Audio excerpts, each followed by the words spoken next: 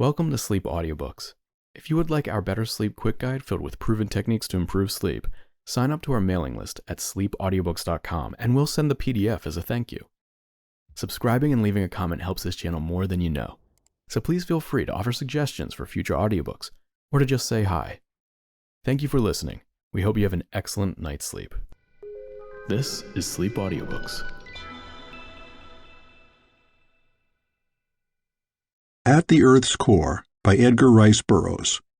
Reading by Mark Nelson. Prologue. In the first place, please bear in mind that I do not expect you to believe this story, nor could you wonder had you witnessed a recent experience of mine when, in the armor of blissful and stupendous ignorance, I gaily narrated the gist of it to a fellow of the Royal Geological Society on the occasion of my last trip to London. You would surely have thought that I had been detected in no less a heinous crime than the purloining of the crown jewels from the Tower, or putting poison in the coffee of His Majesty the King. The erudite gentleman in whom I confided congealed before I was half through. It is all that saved him from exploding. And my dreams of an honorary fellowship, gold medals, and a niche in the Hall of Fame faded into the thin, cold air of his Arctic atmosphere. But I believe the story, and so would you, and so would the learned fellow of the Royal Geological Society, had you and he heard it from the lips of the man who told it to me. Had you seen, as I did, the fire of truth in those grey eyes, had you felt the ring of sincerity in that quiet voice, had you realized the pathos of it all, you too would believe. You would not have needed the final ocular proof that I had, the weird, Ramphorhynchus-like creature which he had brought back with him from the inner world. I came upon him quite suddenly, and no less unexpectedly, upon the rim of the great Sahara Desert. He was standing before a goat-skin tent amidst a clump of date palms within a tiny oasis. Close by was an Arab douar of some 8 or 10 tents. I had come down from the north to hunt lion. My party consisted of a dozen children of the desert. I was the only white man. As we approached the little clump of verdure, I saw the man come from his tent and, with hand-shaded eyes, peer intently at us. At sight of me, he advanced rapidly to meet us. "A white man!" he cried. "May the good Lord be praised! I have been watching you for hours, hoping against hope that this time there would be a white man. Tell me the date. What year is it?" And when I told him, he staggered as though he had been struck full in the face, so that he was compelled to grasp my stirrup leather for support. "It cannot be!" he cried after a moment. "It cannot be! Tell me that you are mistaken, or that you are but joking." "I am telling you the truth, my friend," I replied. "Why should I deceive a stranger, or attempt to in so simple a matter as the date?" For some time he stood in silence, with bowed head. 10 years, he murmured at last. 10 years, and I thought that at the most it could be scarce more than 1. That night he told me his story, the story that I give you here as nearly in his own words as I can recall them. End of Prologue. Chapter 1. Toward the Eternal Fires. I was born in Connecticut about 30 years ago. My name is David Innes. My father was a wealthy mine owner. When I was 19, he died. All his property was to be mine when I had attained my majority, provided that I had devoted the 2 years intervening in close application to the great business I was to inherit. I did my best to fulfill the last wishes of my parent, not because of the inheritance, but because I loved and honored my father. For 6 months I toiled in the mines and in the counting rooms, for I wished to know every minute detail of the business. Then Perry interested me in his invention. He was an old fellow who had devoted the better part of a long life to the perfection of a mechanical subterranean prospector. As relaxation, he studied paleontology. I looked over his plans, listened to his arguments, inspected his working model, and then, convinced, I advanced the funds necessary to construct a full-sized, practical prospector. I shall not go into the details of its construction. It lies out there in the desert now, about 2 miles from here. Tomorrow you may care to ride out and see it. Roughly, it is a steel cylinder 100 feet long, and jointed so that it may turn and twist through solid rock if need be. At one end is a mighty revolving drill operated by an engine which Perry said generated more power to the cubic inch than any other engine did to the cubic foot. I remember that he used to claim that invention alone would make us fabulously wealthy. We were going to make the whole thing public after the successful issue of our first secret trial. But Perry never returned from that trial trip, and I only after 10 years. I recall it as it were but yesterday, the night of that momentous occasion upon which we were to test the practicality of that wondrous invention. It was near midnight when we repaired to the lofty tower in which Perry had constructed his iron mole, as he was wont to call the thing. The great nose rested upon the bare earth of the floor. We passed through the doors into the outer jacket, secured them, and then, passing on into the cabin, which contained the controlling mechanism within the inner tube, switched on the electric lights. Perry looked to his generator, to the great tanks that held the life-giving chemicals with which he was to manufacture fresh air to replace that which we consumed in breathing, to his instruments for recording temperatures, speed, distance, and for examining the materials through which we were to pass. He tested the steering device, and overlooked the mighty cogs which transmitted its marvelous velocity to the giant drill at the nose of his strange craft. Our seats, into which we strapped ourselves, were so arranged upon transverse bars that we would be upright whether the craft were ploughing her way downward into the bowels of the earth, or running horizontally along some great seam of coal, or rising vertically toward the surface again. At length all was ready. Perry bowed his head in prayer. For a moment we were silent, and then the old man's hand grasped the starting lever. There was a frightful roaring beneath us. The giant frame trembled and vibrated. There was a rush of sound as the loose earth passed up through the hollow space between the inner and outer jackets to be deposited in our wake. We were off. The noise was deafening. The sensation was frightful. For a full minute neither of us could do aught but cling with the proverbial desperation of the drowning man to the handrails of our swinging seats. Then Perry glanced at the thermometer. "Gad," he cried, "it cannot be possible. Quick, what does the distance meter read?" That and the speedometer were both on my side of the cabin, and as I turned to take a reading from the former, I could see Perry muttering, 10 degrees rise. It cannot be possible." And then I saw him tug frantically upon the steering wheel. As I finally found the tiny needle in the dim light, I translated Perry's evident excitement, and my heart sank within me. But when I spoke, I hid the fear which haunted me. "It will be 700 feet, Perry," I said, "by the time you can turn her into the horizontal." "You'd better lend me a hand then, my boy," he replied, "for I cannot budge her out of the vertical alone. God gave that our combined strength may be equal to the task, for else we are lost." I wormed my way to the old man's side with never a doubt but that the great wheel would yield on the instant to the power of my young and vigorous muscles. Nor was my belief mere vanity, for always had my physique been the envy and despair of my fellows. And for that very reason it had waxed even greater than nature had intended, since my natural pride in my great strength had led me to care for and develop my body and my muscles by every means within my power. What with boxing, football, and baseball, I had been in training since childhood. And so it was with the utmost confidence that I laid hold of the huge iron rim. But though I threw every ounce of my strength into it, my best effort was as unavailing as Perry's had been. The thing would not budge. The grim, insensate, horrible thing that was holding us upon the straight road to death. At length I gave up the useless struggle, and without a word returned to my seat. There was no need for words, at least none that I could imagine, unless Perry desired to pray. And I was quite sure that he would. for he never left an opportunity neglected where he might sandwich in a prayer. He prayed when he arose in the morning, he prayed before he ate, he prayed when he had finished eating, and before he went to bed at night he prayed again. In between he often found excuses to pray, even when the provocation seemed far-fetched to my worldly eyes.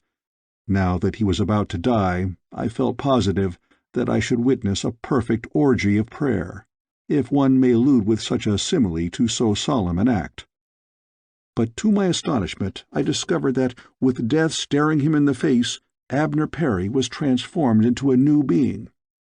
From his lips there flowed, not prayer, but a clear and limpid stream of undiluted profanity, and it was all directed at that quietly stubborn piece of unyielding mechanism.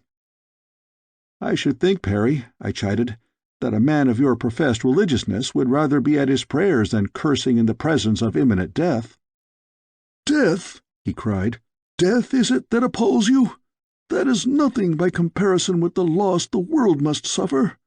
Why, David, within this iron cylinder we have demonstrated possibilities that science has scarce dreamed. We have harnessed a new principle, and with it animated a piece of steel with the power of 10,000 men.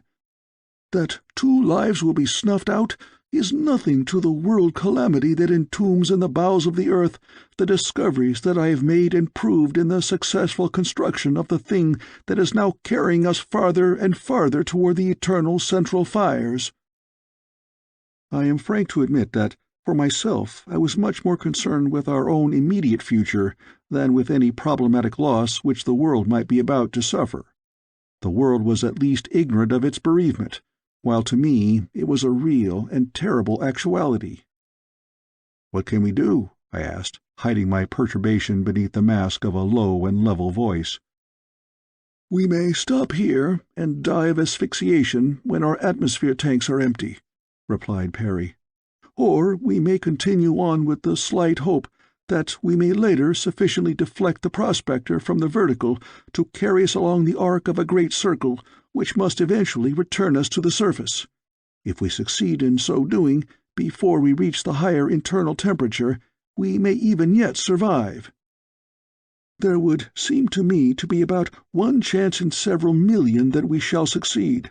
Otherwise we shall die more quickly but no more surely than as though we sat supinely waiting for the torture of a slow and horrible death." I glanced at the thermometer. It registered 110 degrees. While we were talking, the mighty iron mole had bored its way over a mile into the rock of the earth's crust. "Let us continue on, then," I replied. "It should soon be over at this rate. You never intimated that the speed of this thing would be so high, Perry. Didn't you know it?" "No," he answered. "I could not figure the speed exactly, for I had no instrument for measuring the mighty power of my generator. I reasoned, however, that we should make about 500 yards an hour." "And we are making 7 miles an hour," I concluded for him, as I sat with my eyes upon the distance meter. "How thick is the earth's crust, Perry?" I asked. "There are almost as many conjectures as to that as there are geologists," was his answer. "One estimates it 30 miles, because the internal heat, increasing at the rate of about 1 degree to each 60 to 70 feet depth, would be sufficient to fuse the most refractory substances at that distance beneath the surface. Another finds that the phenomena of precession and nutation require that the earth, if not entirely solid, must at least have a shell not less than 800 to 1,000 miles in thickness. So there you are. You may take your choice." "And if it should prove solid?" I asked. "It will be all the same to us in the end, David," replied Perry. "At the best, our fuel will suffice to carry us but 3 or 4 days, while our atmosphere cannot last to exceed 3. Neither, then, is sufficient to bear us in the safety through 8,000 miles of rock to the Antipodes. If the crust is of sufficient thickness, we shall come to a final stop between 600 and 700 miles beneath the earth's surface. But during the last 150 miles of our journey we shall be corpses. Am I correct?" I asked. "Quite correct, David. Are you frightened?" "I do not know. It all has come so suddenly that I scarce believe that either of us realizes the real terrors of our position. I feel that I should be reduced to panic, but yet I am not. I imagine that the shock has been so great as to partially stun our sensibilities." Again I turned to the thermometer. The mercury was rising with less rapidity. It was now but 140 degrees, although we had penetrated to a depth of nearly 4 miles. I told Perry, and he smiled. "We have shattered one theory at least," was his only comment, and then he returned to his self-assumed occupation of fluently cursing the steering wheel. I once heard a pirate swear, but his best efforts would have seemed like those of a tyro alongside of Perry's masterful and scientific imprecations. Once more I tried my hand at the wheel, but I might as well have essayed to swing the earth itself. At my suggestion, Perry stopped the generator, and as we came to rest, I again threw all my strength into a supreme effort to move the thing even a hair's breadth. But the results were as barren as when we had been traveling at top speed. I shook my head sadly and motioned to the starting lever. Perry pulled it toward him, and once again we were plunging downward toward eternity at the rate of 7 miles an hour. I sat with my eyes glued to the thermometer and the distance meter. The mercury was rising very slowly now, though even at 145 degrees it was almost unbearable within the narrow confines of our metal prison. About noon, or 12 hours after our start upon this unfortunate journey, we had bored to a depth of 84 miles, at which point the mercury registered 153 degrees Fahrenheit. Perry was becoming more hopeful, although upon what meagre food he sustained his optimism I could not conjecture. From cursing he had turned to singing. I felt that the strain had at last affected his mind. For several hours we had not spoken, except as he asked me for the readings of the instruments from time to time, and I announced them. My thoughts were filled with vain regrets. I recalled numerous acts of my past life which I should have been glad to have had a few more years to live down. There was the affair in the Latin Commons at Andover, when Calhoun and I had put gunpowder in the stove, and nearly killed one of the masters. And then— but what was the use? I was about to die and atone for all these things and several more. Already the heat was sufficient to give me a foretaste of the hereafter. A few more degrees, and I felt that I should lose consciousness. "What are the readings now, David?" Perry's voice broke in upon my somber reflections. 90 miles and 153 degrees, I replied. "Gad, but we've knocked that 30-mile crust theory into a cocked hat," he cried gleefully. "Precious lot of good it will do us," I growled back. "But, my boy," he continued, "doesn't that temperature reading mean anything to you? Why, it hasn't gone up in 6 miles. Think of it, son." "Yes, I'm thinking of it," I answered. "But what difference will it make when our air supply is exhausted, whether the temperature is 153 degrees or 153,000? We'll be just as dead, and no one will know the difference anyhow." But I must admit that for some unaccountable reason the stationary temperature did renew my waning hope. What I hoped for I could not have explained, nor did I try. The very fact, as Perry took pains to explain, of the blasting of several very exact and learned scientific hypotheses made it apparent that we could not know what lay before us within the bowels of the earth, and so we might continue to hope for the best, at least until we were dead, when hope would no longer be essential to our happiness. It was very good and logical reasoning, and so I embraced it.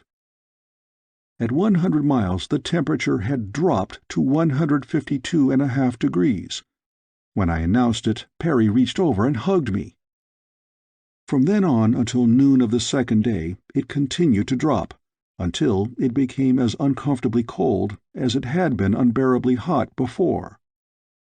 At the depth of 240 miles, our nostrils were assailed by almost overpowering ammonia fumes, and the temperature had dropped to 10 below zero.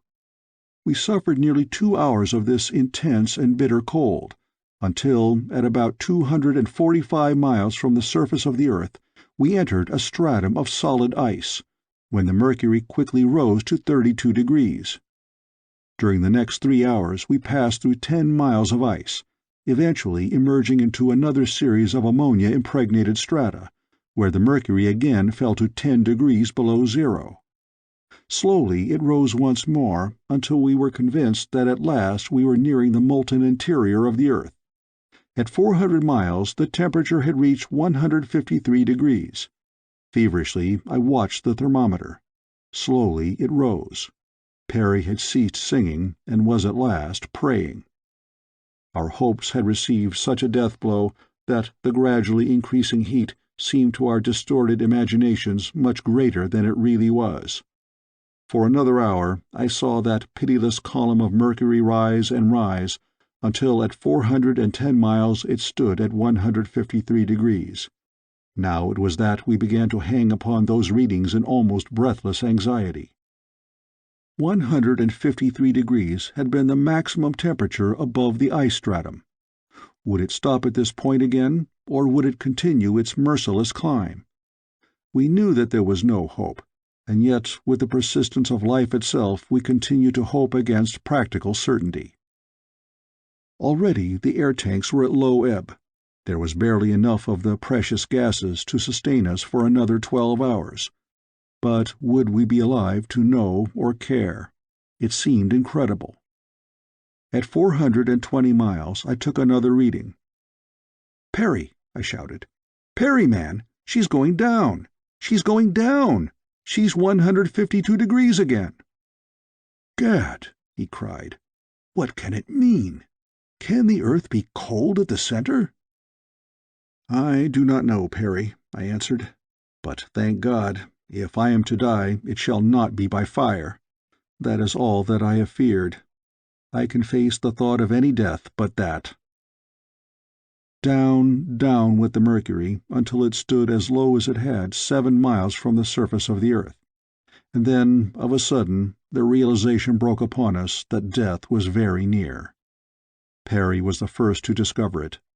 I saw him fussing with the valves that regulate the air supply. At the same time, I experienced difficulty in breathing. My head felt dizzy, my limbs heavy. I saw Perry crumple in his seat. He gave himself a shake and sat erect again. Then he turned toward me. "Goodbye, David," he said. "I guess this is the end." And then he smiled and closed his eyes.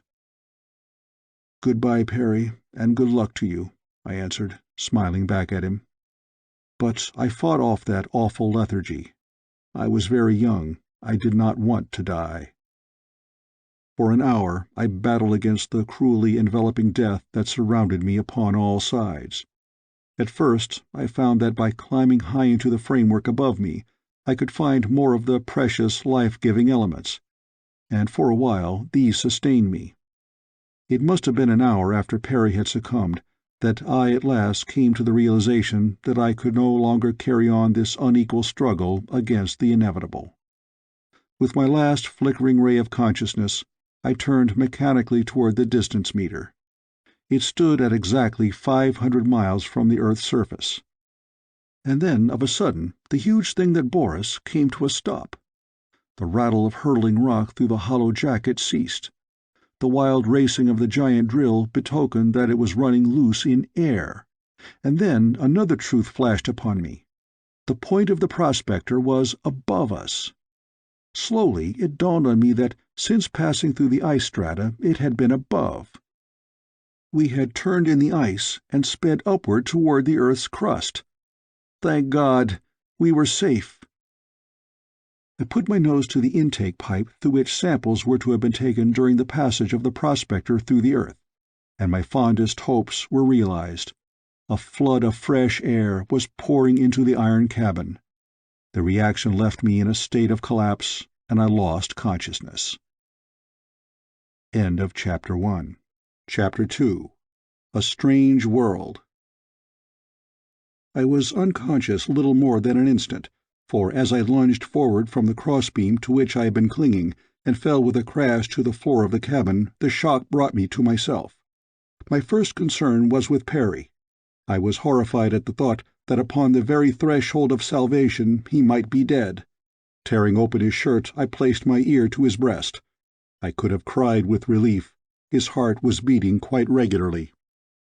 At the water tank, I wetted my handkerchief, slapping it smartly across his forehead and face several times. In a moment I was rewarded by the raising of his lids. For a time he lay wide-eyed and quite uncomprehending. Then his scattered wits slowly foregathered, and he sat up, sniffing the air with an expression of wonderment upon his face. "Why, David," he cried at last, "it's air, as sure as I live. Why, what does it mean? Where in the world are we? What has happened?"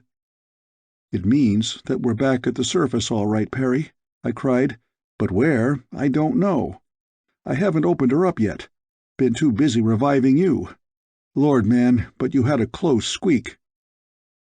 "You say we're back at the surface, David? How can that be? How long have I been unconscious?" "Not long. We turned in the ice stratum. Don't you recall the sudden whirling of our seats? After that, the drill was above you instead of below. We didn't notice it at the time, but I recall it now." "You mean to say that we turned back in the ice stratum, David? That is not possible. The prospector cannot turn unless its nose is deflected from the outside, by some external force or resistance. The steering wheel within would have moved in response. The steering wheel has not budged, David, since we started. You know that." I did know it. But here we were, with our drill racing in pure air, and copious volumes of it pouring into the cabin. "We couldn't have turned in the ice stratum, Perry, I know as well as you," I replied.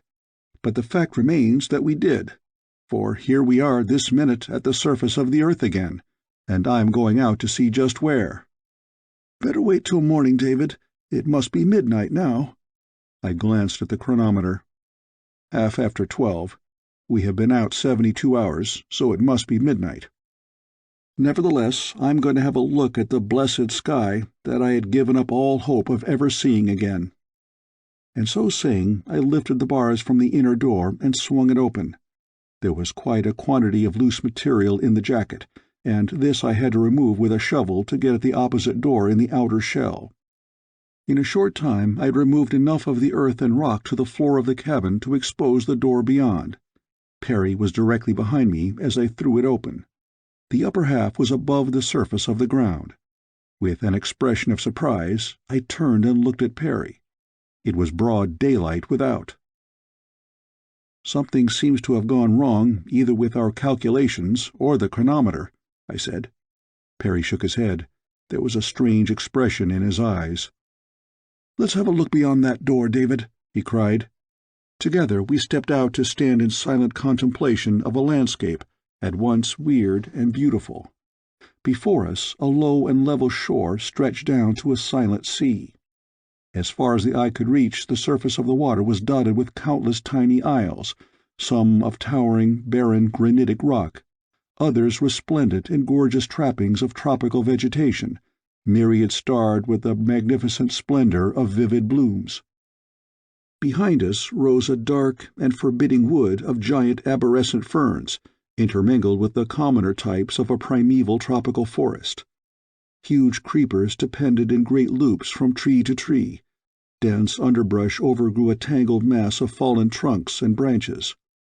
Upon the outer verge we could see the same splendid coloring of countless blossoms that glorified the islands, but within the dense shadows all seemed dark and gloomy as the grave.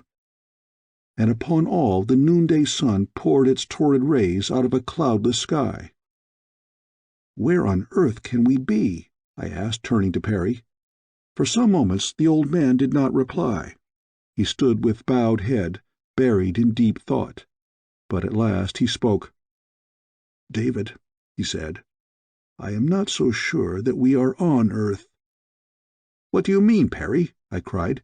"Do you think that we are dead, and this is heaven?" He smiled, and turning, pointing to the nose of the prospector protruding from the ground at our backs. But for that, David, I might believe that we were indeed come to the country beyond the Styx. The prospector renders that theory untenable. It certainly could never have gone to heaven. However, I am willing to concede that we actually may be in another world from that which we have always known. If we are not on Earth, there is every reason to believe that we may be in it. We may have quartered through the Earth's crust and come out upon some tropical island of the West Indies, I suggested. And again Perry shook his head. Let us wait and see, David, he replied, and in the meantime, suppose we do a bit of exploring up and down the coast. We may find a native who can enlighten us. As we walked along the beach, Perry gazed long and earnestly across the water. Evidently, he was wrestling with a mighty problem. David, he said abruptly, do you perceive anything unusual about the horizon? As I looked, I began to appreciate the reason for the strangeness of the landscape that had haunted me from the first, with an elusive suggestion of the bizarre and unnatural. There was no horizon. As far as the eye could reach out, the sea continued, and upon its bosom floated tiny islands, those in the distance reduced to mere specks. But ever beyond them was the sea, until the impression became quite real that one was looking up at the most distant point that the eyes could fathom. The distance was lost in the distance. That was all. There was no clear-cut horizontal line marking the dip of the globe below the line of vision. "A great light is commencing to break on me," continued Perry, taking out his watch. "I believe that I have partially solved the riddle. It is now 2 o'clock. When we emerged from the prospector, the sun was directly above us. Where is it now?" I glanced up to find the great orb still motionless in the center of the heaven. And such a sun! I had scarcely noticed it before, fully thrice the size of the sun I had known throughout my life, and apparently so near that the sight of it carried the conviction that one might almost reach up and touch it. "My God, Perry, where are we?" I exclaimed. "This thing is beginning to get on my nerves." "I think that I may state quite positively, David," he commenced, "that we are—" But he got no further. From behind us, in the vicinity of the prospector, there came the most thunderous, awe-inspiring roar that ever had befallen upon my ears.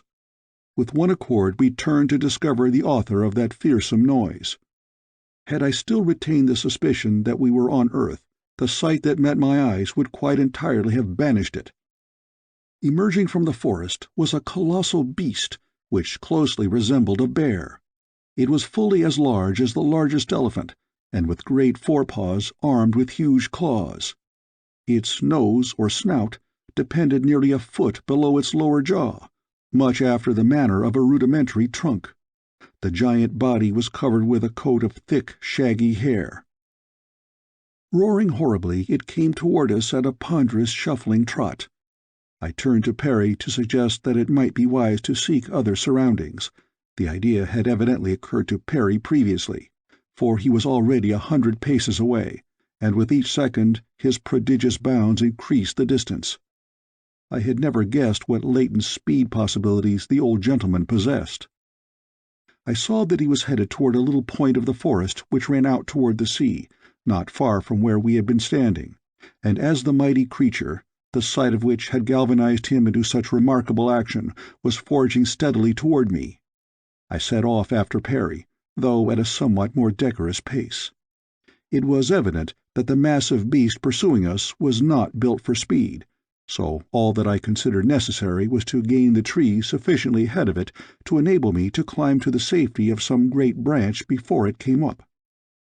Notwithstanding our danger, I could not help but laugh at Perry's frantic capers, as he essayed to gain the safety of the lower branches of the trees he had now reached.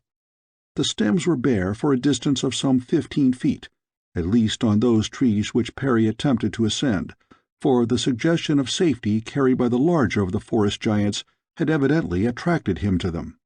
A dozen times he scrambled up the trunks like a huge cat, only to fall back to the ground once more, and with each failure he cast a horrified glance over his shoulder at the oncoming brute, simultaneously emitting terror-stricken shrieks that awoke the echoes of the grim forest. At length he spied a dangling creeper about the bigness of one's wrist, and when I reached the trees he was racing madly up it, hand over hand. He had almost reached the lowest branch of the tree from which the creeper depended, when the thing parted beneath his weight, and he fell sprawling at my feet. The misfortune now was no longer amusing, for the beast was already too close to us for comfort. Seizing Perry by the shoulder, I dragged him to his feet, and rushing to a smaller tree, one that he could easily encircle with his arms and legs, I boosted him as far up as I could, and then left him to his fate, for a glance over my shoulder revealed the awful beast almost upon me. It was the great size of the thing alone that saved me. Its enormous bulk rendered it too slow upon its feet to cope with the agility of my young muscles, and so I was unable to dodge out of its way and run completely behind it before its slow wits could direct it in pursuit. The few seconds of grace that this gave me found me safely lodged in the branches of a tree a few paces from that in which Perry had at last found a haven. Did I say safely lodged? At the time I thought we were quite safe, and so did Perry. He was praying, raising his voice in thanksgiving at our deliverance, and had just completed a sort of paean of gratitude that the thing couldn't climb a tree when, without warning, it reared up beneath him on its enormous tail and hind feet, and reached those fearfully armed paws quite to the branch upon which he crouched. The accompanying roar was all but drowned in Perry's scream of fright, and he came near tumbling headlong into the gaping jaws beneath him, so precipitate was his impetuous haste to vacate the dangerous limb. It was with a deep sigh of relief that I saw him gain a higher branch in safety. And then the brute did that which froze us both anew with horror. Grasping the tree's stem with his powerful paws, he dragged down with all the great weight of his huge bulk and all the irresistible force of those mighty muscles. Slowly but surely the stem began to bend toward him. Inch by inch he worked his paws upward as the tree leaned more and more from the perpendicular. Perry clung chattering in a panic of terror. Higher and higher into the bending and swaying tree he clambered. More and more rapidly was the tree-top inclining toward the ground. I saw now why the great brute was armed with such enormous paws. The use that he was putting them to was precisely that for which nature had intended them. The sloth-like creature was herbivorous, and to feed that mighty carcass entire trees must be stripped of their foliage. The reason for its attacking us might easily be accounted for on the supposition of an ugly disposition, such as that which the fierce and stupid rhinoceros of Africa possesses. But these were later reflections. At the moment I was too frantic with apprehension on Perry's behalf to consider aught other than a means to save him from the death that loomed so close. Realizing that I could outdistance the clumsy brute in the open, I dropped from my leafy sanctuary, intent only on distracting the thing's attention from Perry long enough to enable the old man to gain the safety of a larger tree. There were many close by which not even the terrific strength of that titanic monster could bend. As I touched the ground, I snatched a broken limb from the tangled mass that matted the jungle-like floor of the forest, and, leaping unnoticed behind the shaggy back, dealt the brute a terrific blow. My plan worked like magic. From the previous slowness of the beast, I had been led to look for no such marvelous agility as he now displayed. Releasing his hold upon the tree, he dropped on all fours, and at the same time swung his great, wicked tail with a force that would have broken every bone in my body had it struck me. But fortunately I had turned to flee at the very instant that I felt my blow land upon the towering back. As it started in pursuit of me, I made the mistake of running along the edge of the forest rather than making for the open beach. In a moment I was knee-deep in rotting vegetation, and the awful thing behind me was gaining rapidly as I floundered and fell in my efforts to extricate myself. A fallen log gave me an instant's advantage, for climbing upon it I leapt to another a few paces farther on, and in this way was able to keep clear of the mush that carpeted the surrounding ground. But the zigzag course that this necessitated was placing such a heavy handicap upon me that my pursuer was steadily gaining upon me. Suddenly, from behind, I heard a tumult of howls and sharp, piercing barks, much the sound that a pack of wolves raises when in full cry. Involuntarily, I glanced backward to discover the origin of this new and menacing note, with the result that I missed my footing and went sprawling once more upon my face in the deep muck. My mammoth enemy was so close by this time that I knew I must feel the weight of one of his terrible paws before I could rise, but to my surprise the blow did not fall upon me. The howling and snapping and barking of the new element which had been infused into the melee now seemed centered quite close behind me. And as I raised myself upon my hands and glanced around, I saw what it was that had distracted the dirith, as I afterward learned the thing is called, from my trail. It was surrounded by a pack of some 100 wolf-like creatures, wild dogs they seemed, that rushed growling and snapping in upon it from all sides, so that they sank their white fangs into the slow brute and were away again before it could reach them with its huge paws or sweeping tail. But these were not all that my startled eyes perceived.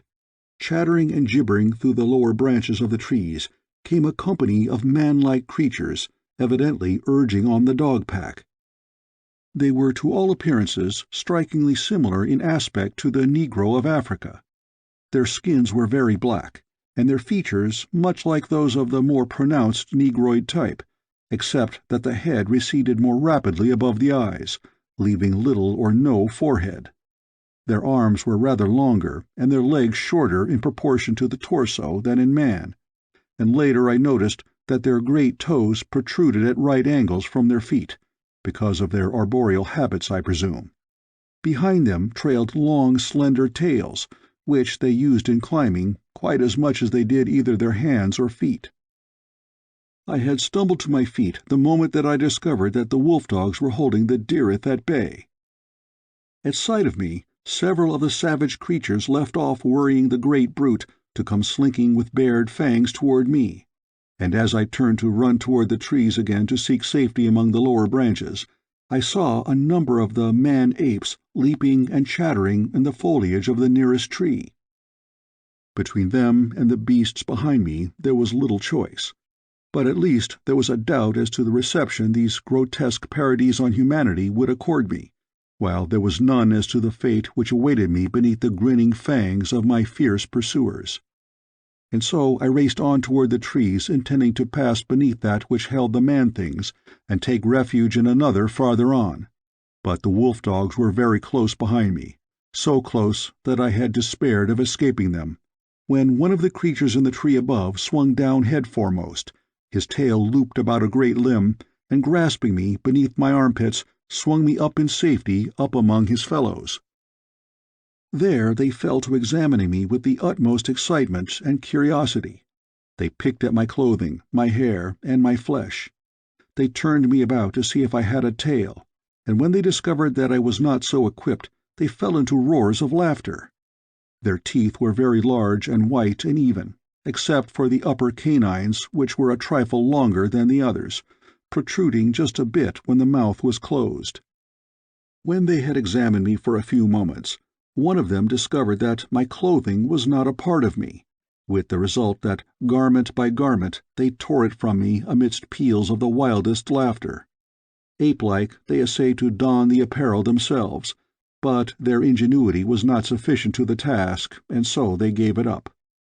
In the meantime I had been straining my eyes to catch a glimpse of Perry, but nowhere about could I see him, although the clump of trees in which he had first taken refuge was in full view. I was much exercised by fear that something had befallen him, and though I called his name aloud several times, there was no response. Tired at last of playing with my clothing, the creatures threw it to the ground, and catching me, one on either side, by an arm, started off at a most terrifying pace through the tree-tops. Never have I experienced such a journey before or since. Even now I oftentimes awake from a deep sleep, haunted by the horrible remembrance of that awful experience. From tree to tree the agile creatures sprang like flying squirrels, while the cold sweat stood upon my brow as I glimpsed the depths beneath, into which a single misstep on the part of either of my bearers would hurl me. As they bore me along, my mind was occupied with 1,000 bewildering thoughts. What had become of Perry? Would I ever see him again? What were the intentions of these half-human things into whose hands I had fallen? Were they inhabitants of the same world into which I had been born? No, it could not be. But yet, where else? I had not left that earth, of that I was sure. Still, neither could I reconcile the things which I had seen to a belief that I was still in the world of my birth. With a sigh, I gave it up. End of Chapter 2. Chapter 3. A Change of Masters. We must have traveled several miles through the dark and dismal wood when we came suddenly upon a dense village built high among the branches of the trees. As we approached it, my escort broke into wild shouting, which was immediately answered from within, and a moment later a swarm of creatures of the same strange race as those who had captured me poured out to meet us. Again I was the center of a wildly chattering horde. I was pulled this way and that, pinched, pounded, and thumped until I was black and blue, yet I do not think that their treatment was dictated by either cruelty or malice. I was a curiosity, a freak, a new plaything, and their childish minds required the added evidence of all their senses to back up the testimony of their eyes. Presently they dragged me within the village, which consisted of several hundred rude shelters of boughs and leaves supported upon the branches of the trees. Between the huts, which sometimes formed crooked streets, were dead branches and the trunks of small trees, which connected the huts upon one tree to those within adjoining trees. The whole network of huts and pathways forming an almost solid flooring a good 50 feet above the ground. I wondered why these agile creatures required connecting bridges between the trees, but later, when I saw the motley aggregation of half-savage beasts which they kept within their village, I realized the necessity for the pathways. There were a number of the same vicious wolf-dogs which we had left worrying the Dirith, and many goat-like animals whose distended udders explained the reasons for their presence. My guard halted before one of the huts into which I was pushed. Then 2 of the creatures squatted down before the entrance, to prevent my escape doubtless. Though where I should have escaped to I certainly had not the remotest conception. I had no more than entered the dark shadows of the interior than there fell upon my ears the tones of a familiar voice in prayer. "Perry!" I cried. "Dear old Perry! Thank the Lord you are safe!" "David, can it be possible that you escaped?" And the old man stumbled toward me and threw his arms about me. He had seen me fall before the Dirith, and then he had been seized by a number of the ape creatures and borne through the tree-tops to their village. His captors had been as inquisitive as to his strange clothing as had mine, with the same result. As we looked at each other, we could not help but laugh. "With a tail, David," remarked Perry, "you would make a very handsome ape." "Maybe we can borrow a couple," I rejoined. "They seem to be quite the thing this season. I wonder what the creatures intend doing with us, Perry. They don't seem really savage. What do you suppose they can be?" "You were about to tell me where we are when that great hairy frigate bore down upon us. Have you really any idea at all?" "Yes, David," he replied. "I know precisely where we are. We have made a magnificent discovery, my boy. We have proved that the earth is hollow. We have passed entirely through its crust to the inner world." "Perry, you are mad." "Not at all, David. For 250 miles our prospector bore us through the crust beneath our outer world. At that point it reached the center of gravity of the 500-mile thick crust. Up to that point we have been descending. Direction is, of course, merely relative. Then, at the moment that our seats revolved, the thing that made you believe that we had turned about and were speeding upward, we passed the center of gravity, and though we did not alter the direction of our progress, yet we were in reality moving upward, toward the surface of the inner world. Does not the strange fauna and flora which we have seen convince you that you are not in the world of your birth? And the horizon? Could it present the strange aspects which we both noted, unless we were indeed standing upon the inside surface of a sphere? "But the sun, Perry," I urged. "How in the world can the sun shine through 500 miles of solid crust?" "It is not the sun of the outer world that we see here. It is another sun, an entirely different sun, that casts its eternal noonday effulgence upon the face of the inner world. Look at it now, David, if you can see it from the doorway of this hut, and you will see that it is still in the exact center of the heavens. We have been here for many hours, yet it is still noon. And withal it is very simple, David. The earth was once a nebulous mass. It cooled, and as it cooled it shrank. At length a thin crust of solid matter formed upon its outer surface, a sort of shell. But within it was partially molten matter and highly expanded gases. As it continued to cool, what happened? Centrifugal force burrowed the particles of the nebulous center toward the crust as rapidly as they approached a solid state. You have seen the same principle practically applied in the modern cream separator. Presently there was only a small superheated core of gaseous matter remaining within a huge vacant interior left by the contraction of the cooling gases. The equal attraction of the solid crust from all directions maintained this luminous core in the exact center of the hollow globe. What remains of it is the sun you saw today, a relatively tiny thing at the exact center of the earth. Equally to every part of this inner world it diffuses its perpetual noonday light and torrid heat. This inner world must have cooled sufficiently to support animal life long ages after life appeared upon the outer crust, but that the same agencies were at work here is evident from the similar forms of both animal and vegetable creation which we have already seen. Take the great beast which attacked us, for example. Unquestionably a counterpart of the megatherium of the post-Pliocene period of the outer crust, whose fossilized skeleton has been found in South America.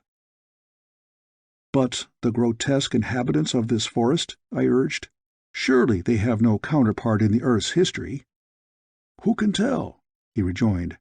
"They may constitute the link between ape and man, all traces of which have been swallowed by the countless convulsions which have racked the outer crust. Or they may be merely the result of evolution along slightly different lines. Either is quite possible." Further speculation was interrupted by the appearance of several of our captors before the entrance of the hut. Two of them entered and dragged us forth. The perilous pathways and the surrounding trees were filled with the black ape-men, their females and their young. There was not an ornament, a weapon, or a garment among the lot. "Quite low in the scale of creation," commented Perry. "Quite high enough to play the deuce with us, though," I replied. "What do you suppose they intend doing with us?" We were not long in learning. As on the occasion of our trip to the village, we were seized by a couple of the powerful creatures and whirled away through the tree-tops, while about us and in our wake raced a chattering, jabbering, grinning horde of sleek, black ape-things. Twice my bearers missed their footing, and my heart ceased beating as we plunged toward instant death among the tangled deadwood beneath. But on both occasions those lithe, powerful tails reached out and found sustaining branches, nor did either of the creatures loosen their grasp upon me. In fact, it seemed that the incidents were of no greater moment to them than would be the stubbing of one's toe at a street crossing in the outer world. They but laughed uproariously and sped on with me. For some time they continued through the forest.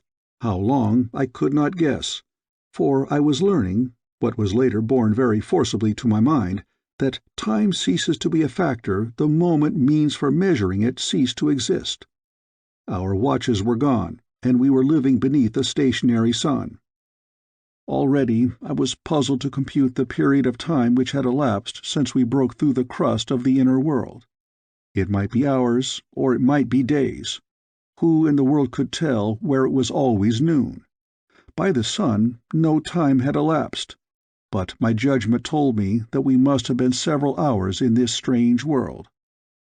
Presently the forest terminated, and we came out upon a level plain.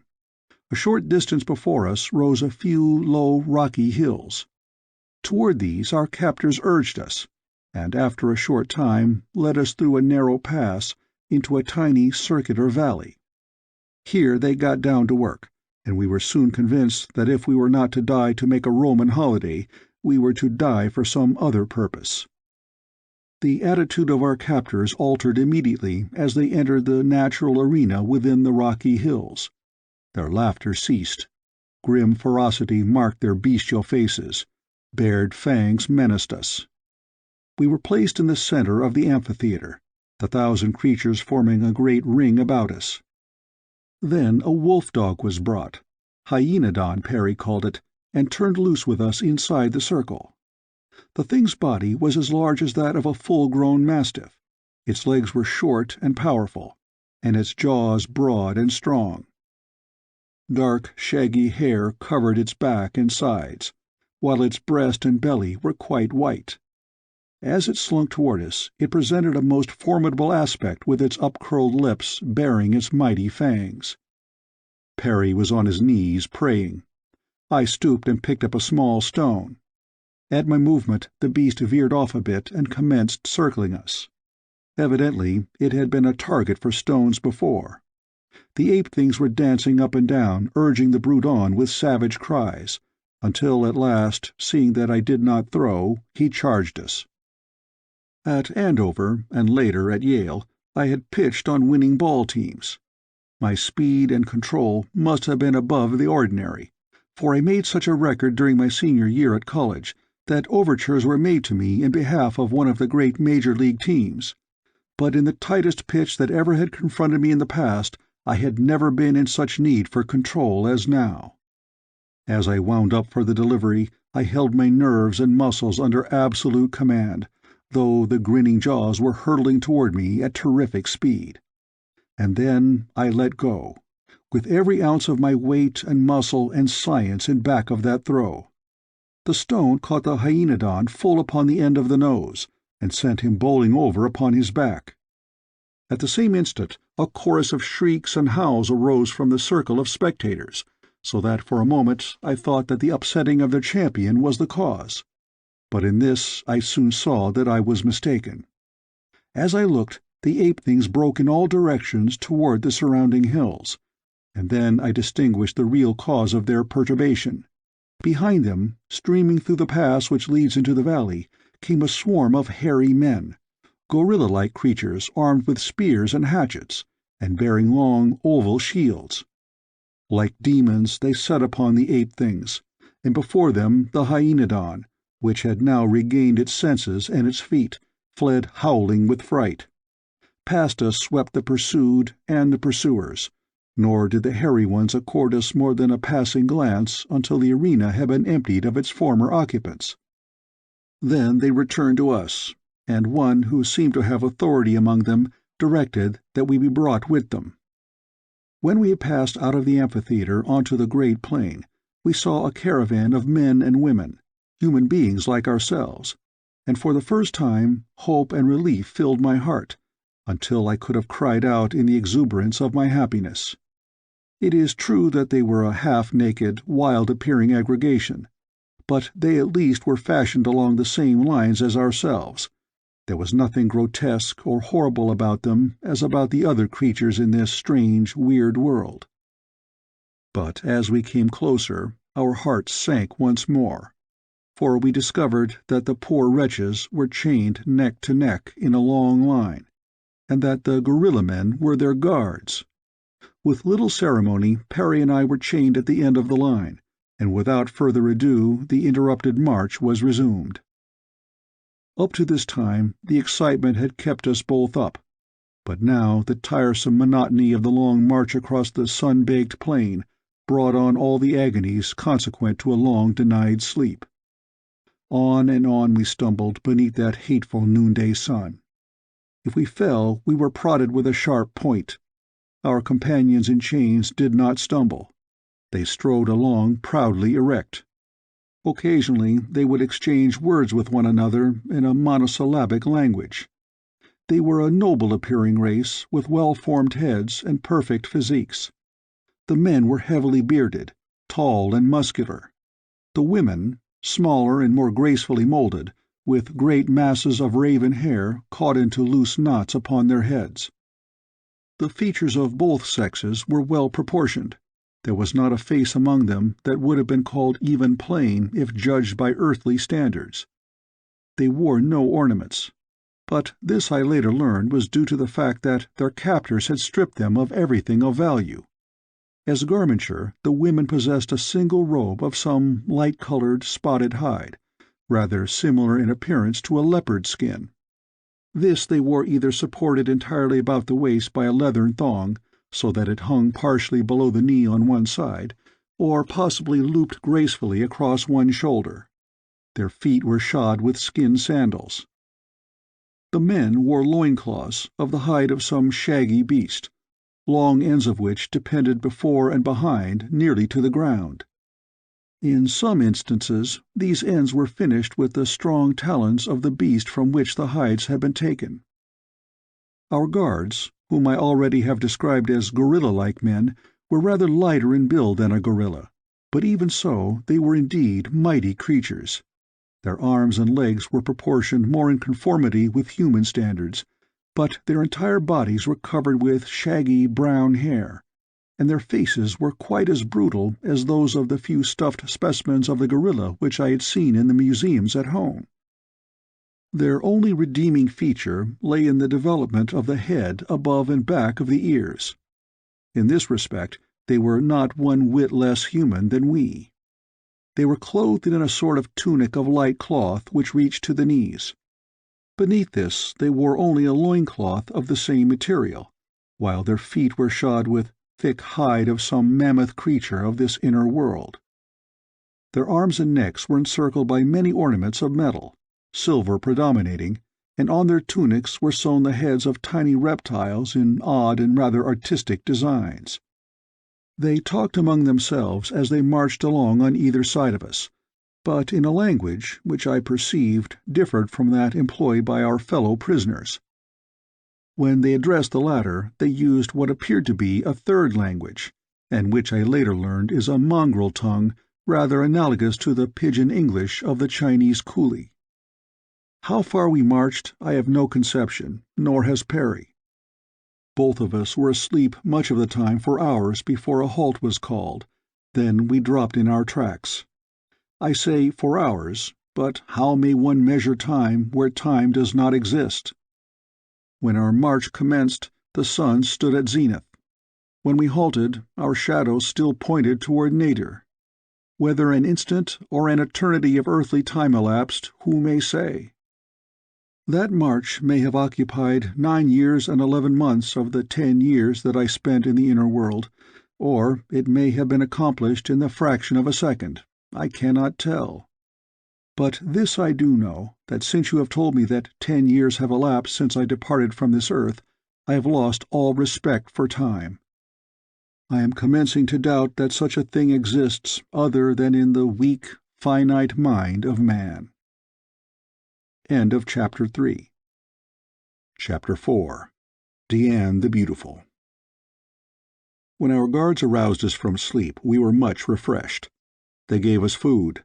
Strips of dried meat it was, but it put new life and strength into us, so that now we too marched with high-held heads, and took noble strides. At least I did, for I was young and proud. But poor Perry hated walking. On earth I had often seen him call a cab to travel a square. He was paying for it now, and his old legs wobbled so that I put my arm about him and half carried him through the balance of those frightful marches. The country began to change at last, and we wound up out of the level plain through mighty mountains of virgin granite. The tropical verdure of the lowlands was replaced by hardier vegetation, but even here the effects of constant heat and light were apparent in the immensity of the trees and the profusion of foliage and blooms. Crystal streams roared through their rocky channels, fed by the perpetual snows which we could see far above us. Above the snow-capped heights hung masses of heavy clouds. It was these, Perry explained, which evidently served the double purpose of replenishing the melting snows and protecting them from the direct rays of the sun. By this time we had picked up a smattering of the bastard language in which our guards addressed us, as well as making good headway in the rather charming tongue of our co-captives. Directly ahead of me in the chain gang was a young woman. 3 feet of chain linked us together in a forced companionship, which I, at least, soon rejoiced in. For I found her a willing teacher, and from her I learned the language of her tribe, and much of the life and customs of the inner world, at least that part of it with which she was familiar. She told me that she was called Dian the Beautiful, and that she belonged to the tribe of Amoz, which dwells in the cliffs above the Darel-Az, or Shallow Sea. "How came you here?" I asked her. "I was running away from Jubal the Ugly One," she answered, as though that was explanation quite sufficient. "Who is Jubal the Ugly One?" I asked, "and why did you run away from him?" She looked at me in surprise. "Why does a woman run away from a man?" She answered my question with another. "They do not, where I come from," I replied. "Sometimes they run after them." But she could not understand, nor could I get her to grasp the fact that I was of another world. She was quite as positive that creation was originated solely to produce her own kind and the world she lived in as are many of the outer world. "But Jubal," I insisted. "Tell me about him, and why you ran away to be chained by the neck and scourged across the face of a world." "Jubal the Ugly One placed his trophy before my father's house. It was the head of a mighty Tandor. It remained there, and no greater trophy was placed beside it, so I knew that Jubal the Ugly One would come and take me as his mate. None other so powerful wished me, or they would have slain a mightier beast and thus have won me from Jubal. My father is not a mighty hunter. Once he was, but a Sadoc tossed him, and never again had he the full use of his right arm. My brother, Dakhor the Strong One, had gone to the land of Sari to steal a mate for himself. Thus there was none, father, brother, or lover, to save me from Jubal the Ugly One, and I ran away and hid among the hills that skirt the land of Amoz, and there the Sagoths found me and made me captive." "What will they do with you?" I asked. "Where are they taking us?" Again she looked her incredulity. "I can almost believe that you are of another world," she said, "for otherwise such ignorance were inexplicable.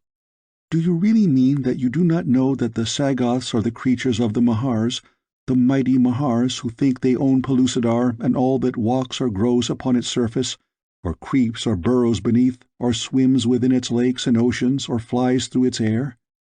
Next, you will be telling me that you never before heard of the Mahars." I was loath to do it, and further incur her scorn, but there was no alternative if I were to absorb knowledge, so I made a clean breast of my pitiful ignorance as to the mighty Mahars.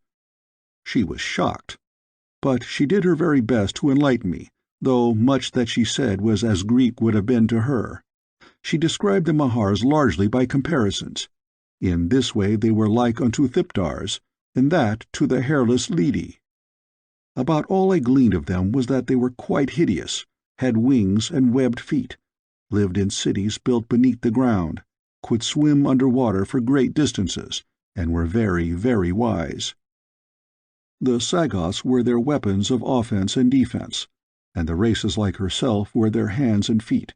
They were the slaves and servants who did all the manual labor. The Mahars were the heads, the brains of the inner world.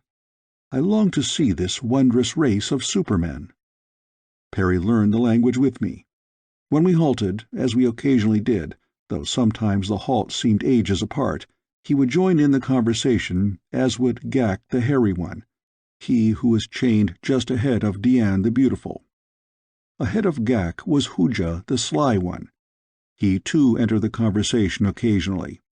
Most of his remarks were directed toward Dian the Beautiful. It didn't take half an eye to see that he had developed a bad case. But the girl appeared totally oblivious to his thinly veiled advances. Did I say thinly veiled? There is a race of men in New Zealand or Australia, I have forgotten which, who indicate their preference for the lady of their affections by banging her over the head with a bludgeon. By comparison with this method, Hooja's love-making might be called thinly veiled. At first it caused me to blush violently, although I have seen several old years out at Rector's, and in other less fashionable places off Broadway and in Vienna and Hamburg. But the girl, she was magnificent. It was easy to see that she considered herself as entirely above and apart from her present surroundings and company. She talked with me and with Perry and with the taciturn Ghak because we were respectful, but she couldn't even see Hooja the Sly One, much less hear him, and that made him furious. He tried to get one of the Sagoths to move the girl up ahead of him in the slave gang, but the fellow only poked him with his spear and told him that he had selected the girl for his own property, that he would buy her from the Mahars as soon as they reached Phutra. Phutra, it seemed, was the city of our destination. After passing over the first chain of mountains, we skirted a salt sea, upon whose bosom swam countless horrid things. Seal-like creatures there were, with long necks stretching 10 and more feet above their enormous bodies, and whose snake heads were split with gaping mouths bristling with countless fangs. There were huge tortoises, too, paddling about among these other reptiles, which Perry said were plesiosaurs of the Lias. I didn't question his veracity. They might have been most anything. Dian told me they were tandorazes, or tandors of the sea, and that the other, the more fearsome reptiles, which occasionally rose from the deep to do battle with them, were asderiths, or sea-deriths. Perry called them ichthyosaurs. They resembled a whale with the head of an alligator. I had forgotten what little geology I had studied at school. About all that remained was an impression of horror that the illustrations of restored prehistoric monsters had made upon me, and a well-defined belief that any man with a pig's shank and a vivid imagination could restore most any sort of Paleolithic monster he saw fit, and take rank as a first-class paleontologist. But when I saw these sleek, shiny carcasses shimmering in the sunlight as they emerged from the ocean shaking their giant heads, when I saw the waters roll from their sinuous bodies in miniature waterfalls as they glided hither and thither, now upon the surface, now half submerged, as I saw them meet, open-mouthed, hissing and snorting, in their titanic and interminable warring, I realized how futile is man's poor, weak imagination by comparison with nature's incredible genius. And Perry, he was absolutely flabbergasted. He said so himself. "David," he remarked after we had marched for a long time beside that awful sea, "David, I used to teach geology, and I thought that I believed what I taught. But now I see that I did not believe it, that it is impossible for man to believe such things as these unless he sees them with his own eyes. We take things for granted, perhaps, because we are told over and over again, and have no way of disproving them, like religions, for example. But we don't believe them. We only think we do. If you ever get back to the outer world, you will find that the geologists and paleontologists will be the first to set you down a liar, for they know that no such creatures as they restore ever existed. It is all right to imagine them as existing in an equally imaginary epoch, but now, poof." At the next halt, Hooja the Sly One managed to find enough slack chain to permit him to worm himself back quite close to Dian. We were all standing, and as he edged near the girl she turned her back upon him in such a truly earthly feminine manner that I could scarce repress a smile. But it was a short-lived smile, for on the instant the Sly One's hand fell upon the girl's bare arm, jerking her roughly toward him. I was not then familiar with the customs or social ethics which prevailed within Pellucidar, but even so I did not need the appealing look which the girl shot to me with her magnificent eyes to influence my subsequent act. What the Sly One's intention was, I paused not to inquire, but instead, before he could lay hold of her with his other hand, I placed a right to the point of his jaw that felled him in his tracks. A roar of approval went up from those of the other prisoners and the Sagoths who had witnessed the brief drama, not, as I later learned, because I had championed the girl, but for the neat and to them astounding method by which I had bested Hooja. And the girl? At first she looked at me with wide, wondering eyes, and then she dropped her head, her face half averted, and a delicate flush suffused her cheek. For a moment she stood thus in silence, and then her head went high, and she turned her back upon me as she had upon Hooja. Some of the prisoners laughed, and I saw the face of Ghak the hairy one go very black as he looked at me searchingly, and what I could see of Dian's cheek went suddenly from red to white. Immediately after we resumed the march, and though I realized that in some way I had offended Dian the Beautiful, I could not prevail upon her to talk with me that I might learn wherein I had erred. In fact, I might quite as well have been addressing a sphinx for all the attention I got. At last my own foolish pride stepped in and prevented my making any further attempts, and thus a companionship that, without my realizing it, had come to mean a great deal to me was cut off. Thereafter I confined my conversation to Perry. Hooja did not renew his advances toward the girl, nor did he again venture near me. Again the weary and apparently interminable marching became a perfect nightmare of horrors to me. The more firmly fixed became the realization that the girl's friendship had meant so much to me, the more I came to miss it, and the more impregnable the barrier of silly pride. But I was very young, and would not ask Ghak for the explanation which I was sure he could give, and that might have made everything all right again. On the march, or during halts, Dian refused consistently to notice me. When her eyes wandered in my direction, she looked either over my head or directly through me. At last I became desperate, and determined to swallow my self-esteem and again beg her to tell me how I had offended, and how I might make reparation. I made up my mind that I should do this at the next halt. We were approaching another range of mountains at the time, and when we reached them, instead of winding across them through some high-flung pass, we entered a mighty natural tunnel, a series of labyrinthine grottos, dark as Erebus. The guards had no torches or light of any description. In fact, we had seen no artificial light or sign of fire since we had entered Pellucidar. In a land of perpetual noon there is no need of light above ground, yet I marveled that they had no means of lighting their way through these dark, subterranean passages. So we crept along at a snail's pace, with much stumbling and falling, the guards keeping up a sing-song chant ahead of us, interspersed with certain high notes which I found always indicated rough places and turns. Halts were now more frequent, but I did not wish to speak to Dian until I could see from the expression of her face how she was receiving my apologies. At last a faint glow ahead forewarned us of the end of the tunnel, for which I, for one, was devoutly thankful. Then, at a sudden turn, we emerged into the full light of the noonday sun. But with it came a sudden realization of what meant to me a real catastrophe. Dian was gone, and with her a half-dozen other prisoners. The guards saw it too, and the ferocity of their rage was terrible to behold. Their awesome, bestial faces were contorted in the most diabolical expressions, as they accused each other of responsibility for the loss. Finally they fell upon us, beating us with their spear shafts and hatchets. They had already killed 2 near the head of the line, and were like to have finished the balance of us, when their leader finally put a stop to the brutal slaughter.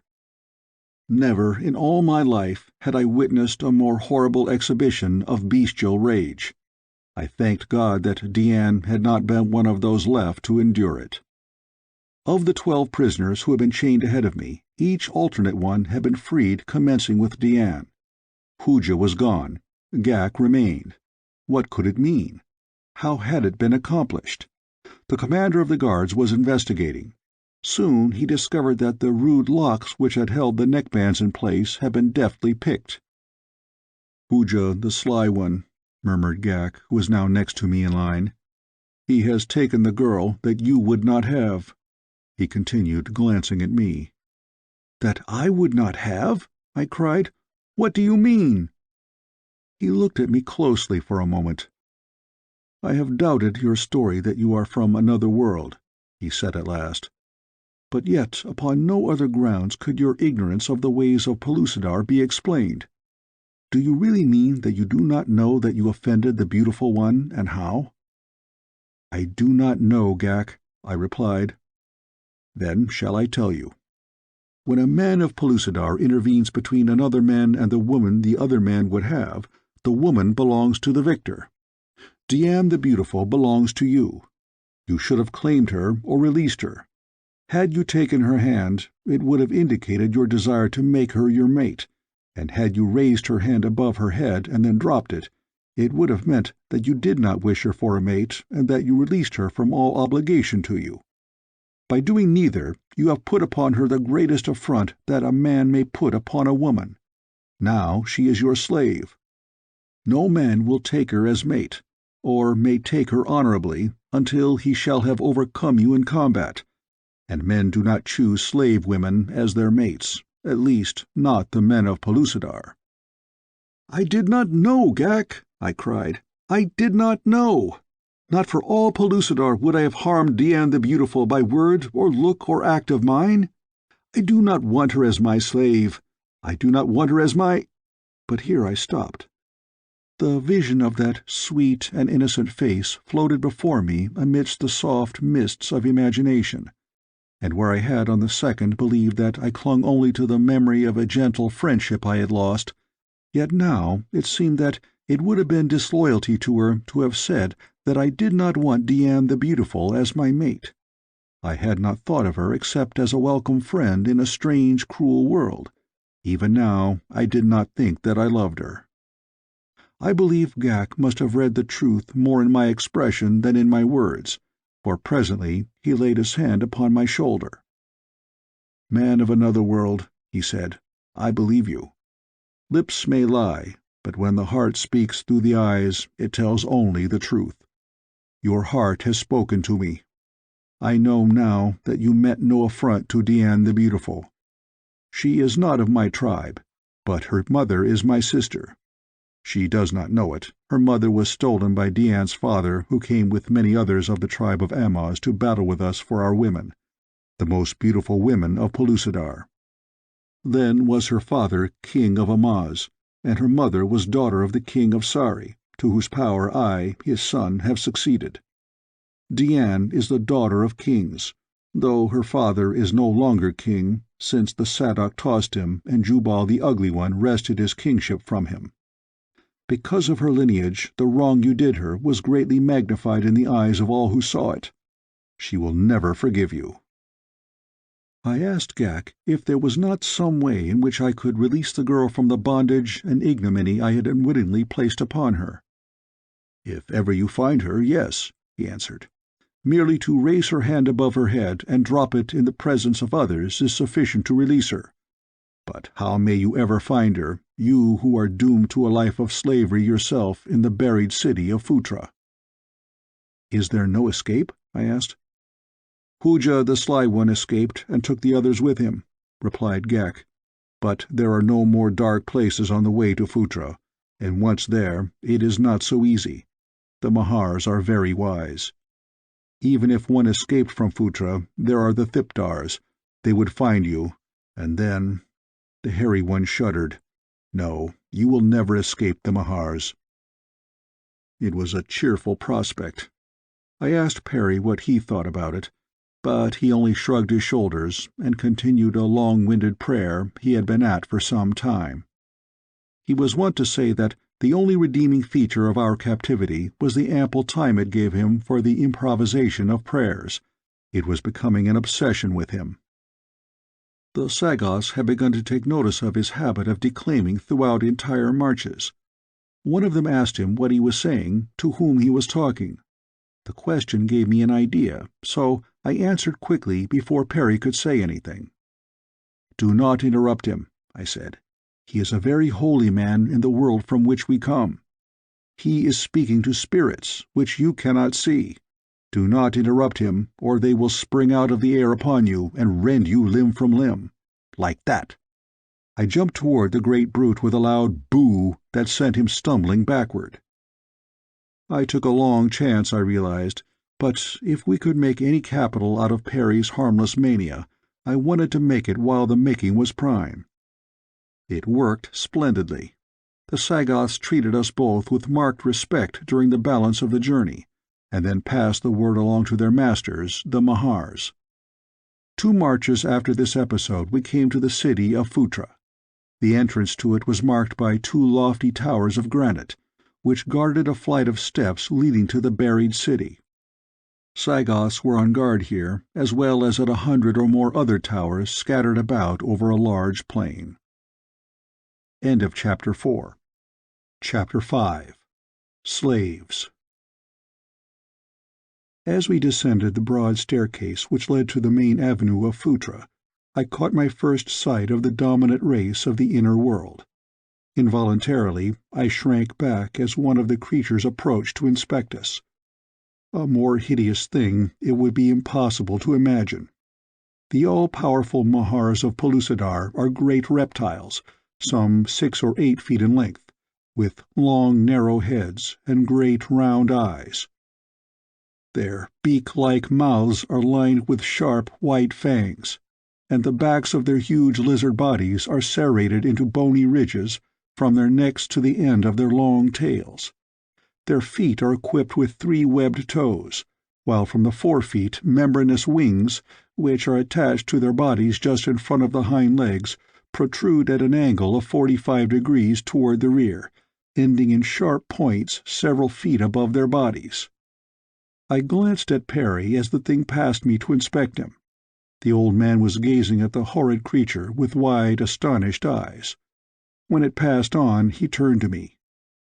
"A Ramphorhynchus of the Middle Oolitic, David," he said. "But gad, how enormous! The largest remains we ever have discovered have never indicated a size greater than that attained by an ordinary crow." As we continued on through the main avenue of Phutra, we saw many thousands of the creatures coming and going upon their daily duties. They paid but little attention to us. Phutra is laid out underground with a regularity that indicates remarkable engineering skill. It is hewn from solid limestone strata. The streets are broad and of a uniform height of 20 feet. At intervals, tubes pierce the roof of this underground city, and by means of lenses and reflectors transmit the sunlight, softened and diffused, to dispel what would otherwise be Cimmerian darkness. In like manner, air is introduced. Perry and I were taken, with Ghak, to a large public building, where one of the Sagoths who had formed our guard explained to a Maharan official the circumstances surrounding our capture. The method of communication between these two was remarkable, in that no spoken words were exchanged. They employed a species of sign language. As I was to learn later, the Mahars have no ears, not any spoken language. Among themselves they communicate by means of what Perry says must be a 6th sense which is cognizant of a 4th dimension. I never did quite grasp him, though he endeavored to explain it to me upon numerous occasions. I suggested telepathy, but he said no, that it was not telepathy, since they could only communicate when in each other's presence, nor could they talk with the Sagoths or the other inhabitants of Pellucidar by the same method they use to converse with one another. "What they do," said Perry, "is to project their thoughts into the 4th dimension, when they become appreciable to the 6th sense of their listener. Do I make myself quite clear?" "You do not, Perry," I replied. He shook his head in despair and returned to his work. They had set us to carrying a great accumulation of Maharan literature from one apartment to another, and there arranging it upon shelves. I suggested to Perry that we were in the public library of Phutra. But later, as he commenced to discover the key to their written language, he assured me that we were handling the ancient archives of the race. During this period my thoughts were continually upon Dian the Beautiful. I was, of course, glad that she had escaped the Mahars, and the fate that had been suggested by the Sagoth who had threatened to purchase her upon our arrival at Phutra. I often wondered if the little party of fugitives had been overtaken by the guards who had returned to search for them. Sometimes I was not so sure but that I should have been more contented to know that Dian was here in Phutra, than to think of her at the mercy of Hooja the Sly One. Ghak, Perry, and I often talked together of possible escape, but the Sarian was so steeped in his lifelong belief that no one could escape from the Mahars except by a miracle, that he was not much aid to us. His attitude was of one who waits for the miracle to come to him. At my suggestion, Perry and I fashioned some swords of scraps of iron, which we discovered among some rubbish in the cells where we slept, for we were permitted almost unrestrained freedom of action within the limits of the building to which we had been assigned. So great were the number of slaves who waited upon the inhabitants of Phutra, that none of us was apt to be overburdened with work, nor were our masters unkind to us. We hid our new weapons beneath the skins which formed our beds, and when Perry conceived the idea of making bows and arrows, weapons apparently unknown within Pellucidar. Next came shields, but these I found it easier to steal from the walls of the outer guardroom of the building. We had completed these arrangements for our protection after leaving Phutra, when the Sagoths who had been sent to recapture the escaped prisoners returned with 4 of them, of whom Hooja was one. Dian and the 2 others had eluded them. It so happened that Hooja was confined in the same building with us. He told Ghak that he had not seen Dian or the others after releasing them within the dark grotto. What had become of them he had not the faintest conception. They might be wandering yet, lost within the labyrinthine tunnel, if not dead from starvation. I was now still further apprehensive as to the fate of Dian, and at this time, I imagine, came the first realization that my affection for the girl might be prompted by more than friendship. During my waking hours she was constantly the subject of my thoughts, and when I slept her dear face haunted my dreams. More than ever was I determined to escape the Mahars. "Perry," I confided to the old man, "if I have to search every inch of this diminutive world, I am going to find Dian the Beautiful and right the wrong I unintentionally did her." That was the excuse I made for Perry's benefit. "Diminutive world?" he scoffed. "You don't know what you're talking about, my boy." And then he showed me a map of Pellucidar which he had recently discovered among the manuscript he was arranging. "Look," he cried, pointing to it. "This is evidently water, and all this land. Do you notice the general configuration of the 2 areas? Where the oceans are upon the outer crust is land here. These relatively small areas of ocean follow the general lines of the continents of the outer world. We know that the crust of the globe is 500 miles in thickness. Then the inside diameter of Pellucidar must be 7,000 miles, and the superficial area 165,480,000 square miles. 3/4 of this is land. Think of it, a land area of 124,110,000 square miles. Our own world contains but 53 million square miles of land, the balance of its surface being covered by water. Just as we often compare nations by their relative land areas, so if we compare these 2 worlds in the same way, we have the strange anomaly of a larger world within a smaller one. Where within the vast Pellucidar would you search for your Dian?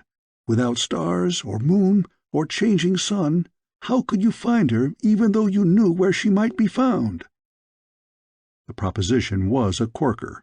It quite took my breath away, but I found that it left me all the more determined to attempt it. "If Ghak will accompany us, we may be able to do it," I suggested. Perry and I sought him out and put the question straight to him. "Ghak," I said, "we are determined to escape from this bondage. Will you accompany us?" "They will set the Thipdars upon us," he said, "and then we shall be killed. But," he hesitated, "I would take the chance if I thought that I might possibly escape and return to my own people." "Could you find your way back to your own land?" asked Perry. "And could you aid David in his search for Dian?" "Yes." "But how," persisted Perry, "could you travel to strange country without heavenly bodies or a compass to guide you?" Ghak didn't know what Perry meant by heavenly bodies or a compass, but he assured us that you might blindfold any man of Pellucidar and carry him to the farthermost corner of the world, yet he would be able to come directly to his own home again by the shortest route. He seemed surprised to think that we found anything wonderful in it. Perry said it must be some sort of homing instinct, such as is possessed by certain breeds of earthly pigeons. I didn't know, of course, but it gave me an idea. "Then Dian could have found her way directly to her own people?" I asked. "Surely," replied Ghak, "unless some mighty beast of prey killed her." I was for making the attempted escape at once, but both Perry and Ghak counseled waiting for some propitious accident, which would ensure us some small degree of success. I didn't see what accident could befall a whole community in a land of perpetual daylight, where the inhabitants had no fixed habits of sleep. Why, I am sure that some of the Mahars never sleep, while others may, at long intervals, crawl into the dark recesses beneath their dwellings and curl up in protracted slumber. Perry says that if a Mahar stays awake for 3 years, he will make up all his lost sleep in a long year's snooze. That may be all true, but I never saw but 3 of them asleep, and it was the sight of these 3 that gave me a suggestion for our means of escape. I had been searching about far below the levels that we slaves were supposed to frequent, possibly 50 feet beneath the main floor of the building, among a network of corridors and apartments, when I came suddenly upon 3 Mahars curled up upon a bed of skins. At first I thought they were dead, but later their regular breathing convinced me of my error. Like a flash, the thought came to me of the marvelous opportunity these sleeping reptiles offered, as a means of eluding the watchfulness of our captors and the Sagoth guards. Hastening back to Perry, where he pored over a musty pile of, to me, meaningless hieroglyphics, I explained my plan to him. To my surprise, he was horrified. "It would be murder, David," he cried. "Murder to kill a reptilian monster?" I asked in astonishment. "Here they are not monsters, David," he replied. "Here they are the dominant race. We are the monsters, the lower orders. In Pellucidar, evolution has progressed along different lines than upon the outer earth. These terrible convulsions of nature, time and time again, wiped out the existing species. But for this fact, some monster of the Saurozoic epoch might rule today upon our own world. We see here what might well have occurred in our own history had conditions been what they have been here. Life within Pellucidar is far younger than upon the outer crust. Here, man has but reached a stage analogous to the Stone Age of our own world's history, but for countless millions of years these reptiles have been progressing. Possibly it is the 6th sense which I am sure they possess that has given them an advantage over the other and more frightfully armed of their fellows, but this we may never know. They look upon us as we look upon the beasts of our fields, and I learn from their written records that other races of Mahars feed upon men. They keep them in great droves, as we keep cattle. They breed them most carefully, and when they are quite fat, they kill and eat them." I shuddered. "What is there horrible about it, David?" the old man asked. "They understand us no better than we understand the lower animals of our own world. Why, I have come across here very learned discussions of the question as to whether Ghaks, that is men, have any means of communication. One writer claims that we do not even reason, that our every act is mechanical or instinctive. The dominant race of Pellucidar, David, have not yet learned that men converse among themselves or reason. Because we do not converse as they do, it is beyond them to imagine that we converse at all. It is thus that we reason in relation to the brutes of our own world. They know that the Sagoths have a spoken language, but they cannot comprehend it, or how it manifests itself, since they have no auditory apparatus. They believe that the motion of the lips alone convey the meaning. That the Sagoths can communicate with us is incomprehensible to them. Yes, David," he concluded, "it would entail murder to carry out your plan." "Very well, then, Perry," I replied. "I shall become a murderer." He got me to go over the plan again most carefully, and for some reason, which was not at the time clear to me, insisted upon a very careful description of the apartments and corridors I had just explored. "I wonder, David," he said at length, "as you are determined to carry out your wild scheme, if we could not accomplish something of very real and lasting benefit for the human race of Pellucidar at the same time. Listen, I have learned much of a most surprising nature from these archives of the Mahars. That you may not appreciate my plan, I shall briefly outline the history of the race. Once the males were all-powerful, but ages ago the females, little by little, assumed the mastery. For other ages, no noticeable change took place in the race of Mahars. It continued to progress under the intelligent and beneficent rule of the ladies. Science took vast strides. This was especially true of the sciences which we know as biology and eugenics. Finally, a certain female scientist announced the fact that she had discovered a method whereby eggs might be fertilized by chemical means after they were laid. All true reptiles, you know, are hatched from eggs. What happened? Immediately the necessity for males ceased to exist. The race was no longer dependent upon them. More ages elapsed until at the present time we find a race consisting exclusively of females. But here is the point. The secret of this chemical formula is kept by a single race of Mahars. It is in the city of Phutra, and unless I am greatly in error, I judge from your description of the vaults through which you passed today that it lies hidden in the cellar of this building. For two reasons they hide it away and guard it jealously. First, because upon it depends the very life of the race of Mahars, and second, owing to the fact that when it was public property as at first, so many were experimenting with it that the danger of overpopulation became very grave. David, if we can escape, and at the same time take with us this great secret, what will we not have accomplished for the human race within Pellucidar?" The very thought of it fairly overpowered me. Why, we too would be the means of placing the men of the inner world in their rightful place among created things. Only the Sagoths would then stand between them and absolute supremacy, and I was not quite sure but that the Sagoths owed all their power to the greater intelligence of the Mahars. I could not believe that these gorilla-like beasts were the mental superiors of the human race of Pellucidar. "Why, Perry," I exclaimed, "you and I may reclaim a whole world. Together we can lead the races of men out of the darkness of ignorance into the light of advancement and civilization. At one step we may carry them from the age of stone to the 20th century. It's marvelous, absolutely marvelous, just to think about it." "David," said the old man, "I believe that God sent us here for just that purpose. It shall be my life work to teach them His word, to lead them into the light of His mercy while we are training their hearts and hands in the ways of culture and civilization."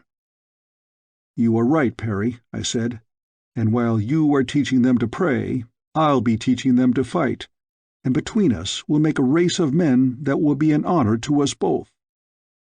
Ghak had entered the apartment some time before we concluded our conversation, and now he wanted to know what we were so excited about. Perry thought we had best not tell him too much, and so I only explained that I had a plan for escape.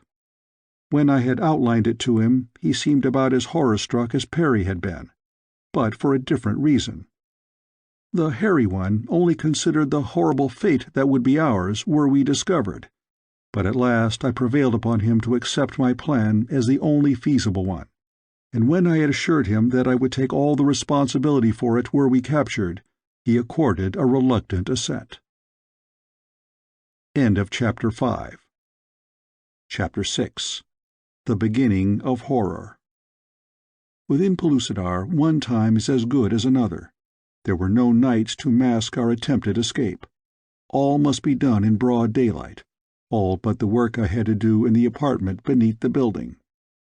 So we determined to put our plan to an immediate test, lest the Mahars who made it possible should awake before I reached them.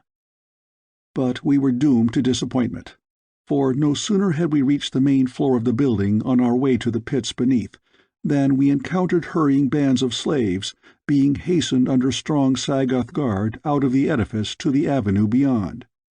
Other Sagoths were darting hither and thither in search of other slaves, and the moment that we appeared we were pounced upon and hustled into the line of marching humans. What the purpose or nature of the general exodus we did not know, but presently through the line of captives ran the rumor that 2 escaped slaves had been recaptured, a man and a woman, and that we were marching to witness their punishment, for the man had killed a Sagoth of the detachment that had pursued and overtaken them. At the intelligence my heart sprang to my throat, for I was sure that the 2 were of those who escaped in the dark grotto with Hooja the Sly One, and that Dian must be the woman. Ghak thought so too, as did Perry. "Is there naught that we may do to save her?" I asked Ghak. "Naught," he replied. Along the crowded avenue we marched, the guards showing unusual cruelty toward us, as though we too had been implicated in the murder of their fellow. The occasion was to serve as an object lesson to all other slaves of the danger and futility of attempted escape, and the fatal consequences of taking the life of a superior being, and so I imagine that Sagoths felt amply justified in making the entire proceeding as uncomfortable and painful to us as possible. They jabbed us with their spears and struck at us with the hatchets at the least provocation, and at no provocation at all. It was a most uncomfortable half-hour that we spent before we were finally herded through a low entrance into a huge building, the center of which was given up to a good-sized arena. Benches surrounding this open space were upon 3 sides, and along the 4th were heaped huge boulders which rose in receding tiers toward the roof. At first I could make out the purpose of this mighty pile of rock, unless it were intended as a rough and picturesque background for the scenes which were enacted in the arena before it. But presently, after the wooden benches had been pretty well filled by slaves and Sagoths, I discovered the purpose of the boulders, for then the Mahars began to file into the enclosure. They marched directly across the arena toward the rocks upon the opposite side, where, spreading their bat-like wings, they rose above the high wall of the pit, settling down upon the boulders above. These were the reserved seats, the boxes of the elect. Reptiles that they were, the rough surface of a great stone is to them as plush as upholstery is to us. Here they lolled, blinking their hideous eyes, and doubtless conversing with one another in their sixth-sense fourth-dimension language. For the first time I beheld their queen. She differed from the others in no feature that was appreciable to my earthly eyes. In fact, all Mahars look alike to me. But when she crossed the arena after the balance of her female subjects had found their boulders, she was preceded by a score of huge Sagoths, the largest I had ever seen, and on either side of her waddled a huge Thipdar, while behind came another score of Sagoth guardsmen. At the barrier, the Sagoths clambered up the steep side with truly ape-like agility, while behind them the haughty queen rose upon her wings with her 2 frightful dragons close beside her, and settled down upon the largest boulder of them all in the exact center of that side of the amphitheater which is reserved for the dominant race. Here she squatted, a most repulsive and uninteresting queen, though doubtless quite as well assured of her beauty and divine right to rule as the proudest monarch of the outer world. And then the music started, music without sound. The Mahars cannot hear, so the drums and fifes and horns of earthly bands are unknown among them. The band consists of a score or more of Mahars. It filled out in the center of the arena where the creatures upon the rocks might see it, and there it performed for 15 or 20 minutes. Their technique consisted in waving their tails and moving their heads in a regular succession of measured movements, resulting in a cadence which evidently pleased the eye of the Mahar, as the cadence of our own instrumental music pleases our ears. Sometimes the band took measured steps in unison to one side or the other, or backward and again forward. It all seemed very silly and meaningless to me. but at the end of the first piece the Mahars upon the rocks showed the first indications of enthusiasm that I had seen displayed by the dominant race of Pellucidar. They beat their great wings up and down and smote their rocky perches with their mighty tails until the ground shook. Then the band started another piece, and all was again as silent as the grave. That was one great beauty about Mahar music. If you didn't happen to like a piece that was being played, all you had to do was shut your eyes. When the band had exhausted its repertory, it took wing and settled upon the rocks above and behind the queen. Then the business of the day was on. A man and woman were pushed into the arena by a couple of Sagoth guardsmen. I leaned forward in my seat to scrutinize the female, hoping against hope that she might prove to be another than Dian the Beautiful. Her back was toward me for a while, and the sight of the great mass of raven hair piled high upon her head filled me with alarm. Presently, a door in one side of the arena wall was opened to admit a huge, shaggy, bull-like creature. "A bos," whispered Perry excitedly. "His kind roamed the outer crust with the cave bear and the mammoth ages and ages ago. We have been carried back 1,000,000 years, David, to the childhood of a planet. Is it not wondrous?" But I saw only the raven hair of a half-naked girl, and my heart stood still in dumb misery at the sight of her, nor had I any eyes for the wonders of natural history. But for Perry and Ghak, I should have leapt to the floor of the arena and shared whatever fate lay in store for this priceless treasure of the Stone Age. With the advent of the bos, they called the thing a thag within Pellucidar, 2 spears were tossed into the arena at the feet of the prisoners. It seemed to me that a bean-shooter would have been as effective against the mighty monster as these pitiful weapons. As the animal approached the two, bellowing and pawing the ground with the strength of many earthly bulls, another door directly beneath us was opened, and from it issued the most terrific roar that ever had fallen upon my outraged ears. I could not at first see the beast from which emanated this fearsome challenge, but the sound had the effect of bringing the 2 victims around with a sudden start, and then I saw the girl's face. She was not Dian. I could have wept for relief. And now, as the 2 stood frozen in terror, I saw the author of that fearsome sound creeping stealthily into view. It was a huge tiger, such as hunted the great bos through the jungles primeval when the world was young. In contour and markings it was not unlike the noblest of the Bengals of our own world, but as its dimensions were exaggerated to colossal proportions, so too were its colorings exaggerated. Its vivid yellows fairly screamed aloud. Its whites were as eider down, its blacks glossy as the finest anthracite coal, and its coat long and shaggy as a mountain goat. That it is a beautiful animal there is no gainsaying. But if its size and colors are magnified here within Pellucidar, so is the ferocity of its disposition. It is not the occasional member of its species that is a man-hunter. All are man-hunters. But they do not confine their foraging to man alone, for there is no flesh or fish within Pellucidar that they will not eat with relish in the constant efforts which they make to furnish their huge carcasses with sufficient sustenance to maintain their mighty thews. Upon one side of the doomed pair the thag bellowed and advanced, and upon the other Tarag the Frightful crept toward them with gaping mouth and dripping fangs. The man seized the spears, handing one of them to the woman. At the sound of the roaring of the tiger, the bull's bellowing became a veritable frenzy of rageful noise. Never in my life had I heard such an infernal din as the 2 brutes made, and to think it was all lost upon the hideous reptiles for whom the show was staged. The thag was charging now from one side and the tarag from the other. The 2 puny things standing between them seemed already lost, but at the very moment that the beasts were upon them, the man grasped his companion by the arm, and together they leapt to one side, while the frenzied creatures came together like locomotives in collision.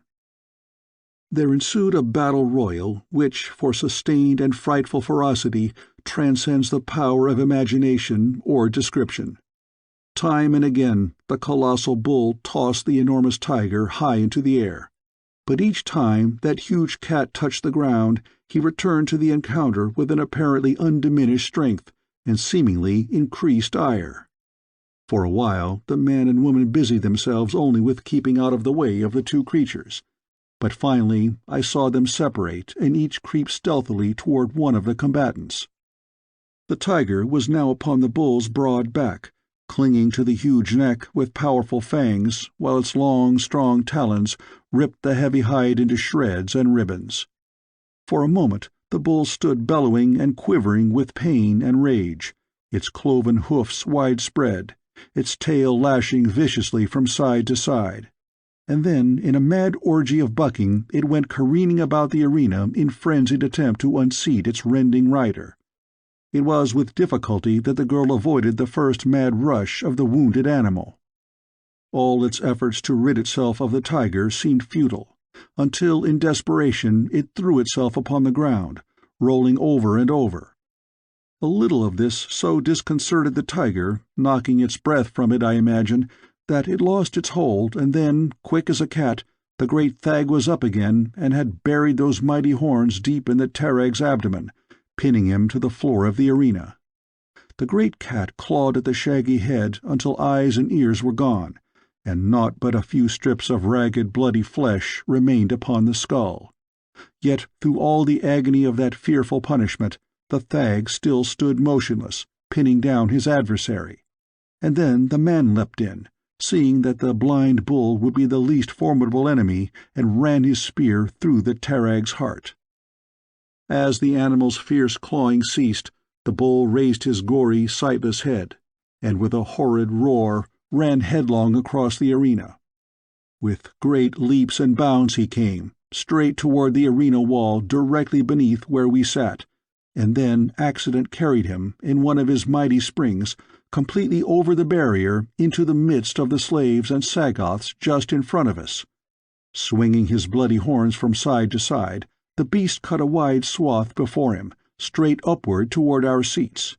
Before him, slaves and gorilla-men fought in mad stampede to escape the menace of the creature's death agonies, for such only could that frightful charge have been. Forgetful of us, our guards joined in the general rush for the exits, many of which pierced the wall of the amphitheater behind us. Perry, Ghak, and I became separated in the chaos which reigned for a few moments after the beast cleared the wall of the arena, each intent upon saving his own hide. I ran to the right, passing several exits choked with the fear-mad mob that were battling to escape. One would have thought that an entire herd of thags was loose behind them, rather than a single blinded, dying beast. But such is the effect of panic upon a crowd. End of Chapter 6. Chapter 7. Freedom. Once out of the direct path of the animal, fear of it left me, but another emotion as quickly gripped me, hope of escape that the demoralized condition of the guards made possible for the instant. I thought of Perry, but for the hope that I might better encompass his release if myself free, I should have put the thought of freedom from me at once. As it was, I hastened on toward the right, searching for an exit toward which no Sagoths were fleeing, and at last I found it, a long, narrow aperture leading into a dark corridor. Without thought of the possible consequence, I darted into the shadows of the tunnel, feeling my way along through the gloom for some distance. The noises of the amphitheater had grown fainter and fainter, until now all was as silent as the tomb about me.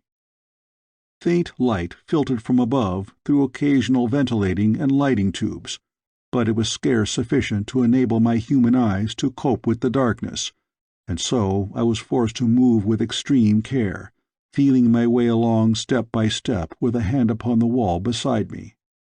Presently the light increased, and a moment later, to my delight, I came upon a flight of steps leading upward, at the top of which the brilliant light of the noonday sun shone through an opening in the ground. Cautiously I crept up the stairway to the tunnel's end, and peering out saw the broad plain of Phutra before me. The numerous lofty granite towers which marked the several entrances to the subterranean city were all in front of me. Behind, the plain stretched level and unbroken to the nearby foothills. I had come to the surface then beyond the city, and my chances for escape seemed much enhanced. My first impulse was to await darkness before attempting to cross the plain, so deeply implanted are habits of thought. But of a sudden I recollected the perpetual noonday brilliance which envelops Pellucidar, and with a smile I stepped forth into the daylight. Rank grass, waist-high, grows upon the plain of Phutra, the gorgeous flowering grass of the inner world, each particular blade of which is tipped with a tiny, five-pointed blossom, brilliant little stars of varying colors that twinkle in the green foliage, to add still another charm to the weird yet lovely landscape. But then the only aspect which attracted me was the distant hills in which I hoped to find sanctuary, and so I hastened on, trampling the myriad beauties beneath my hurrying feet. Perry says that the force of gravity is less upon the surface of the inner world than upon that of the outer. He explained it all to me once, but I was never particularly brilliant in such matters, and so most of it has escaped me. As I recall it, the difference is due in some part to the counter-attraction of that portion of the earth's crust directly opposite the spot upon the face of Pellucidar at which one's calculations are being made.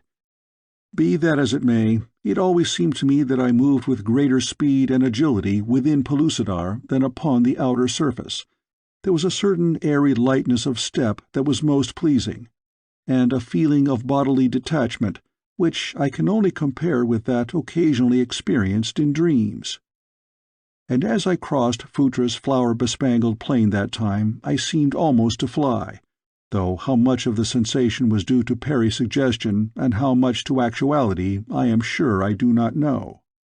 The more I thought of Perry, the less pleasure I took in my new-found freedom. There could be no liberty for me within Pellucidar unless the old man shared it with me, and only the hope that I might find some way to encompass his release kept me from turning back to Phutra. Just how I was to help Perry I could scarce imagine, but I hoped that some fortuitous circumstance might solve the problem for me. It was quite evident, however, that little less than a miracle could aid me, for what could I accomplish in this strange world, naked and unarmed?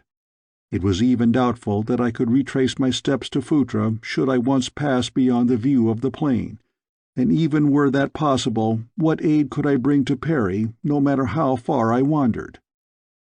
The case looked more and more hopeless the longer I viewed it, yet with a stubborn persistency I forged ahead toward the foothills. Behind me no sign of pursuit developed. Before me I saw no living thing. It was as though I moved through a dead and forgotten world. I have no idea, of course, how long it took me to reach the limit of the plain, but at last I entered the foothills, following a pretty little canyon upward toward the mountains. Beside me frolicked a laughing brooklet, hurrying upon its noisy way down to the silent sea. In its quieter pools I discovered many small fish, of 4 or 5 pound weight I should imagine. In appearance, except as to size and color, they were not unlike the whale of our own seas. As I watched them playing about, I discovered not only that they suckled their young, but that at intervals they rose to the surface to breathe as well as to feed upon certain grasses and a strange scarlet lichen which grew upon the rocks just above the waterline. It was this last habit that gave me the opportunity I craved to capture one of these herbivorous cetaceans, that is what Perry calls them, and make as good a meal as one can on raw, warm-blooded fish. But I had become rather used by this time to the eating of food in its natural state, though I still balked on the eyes and entrails, much to the amusement of Ghak, to whom I always passed these delicacies.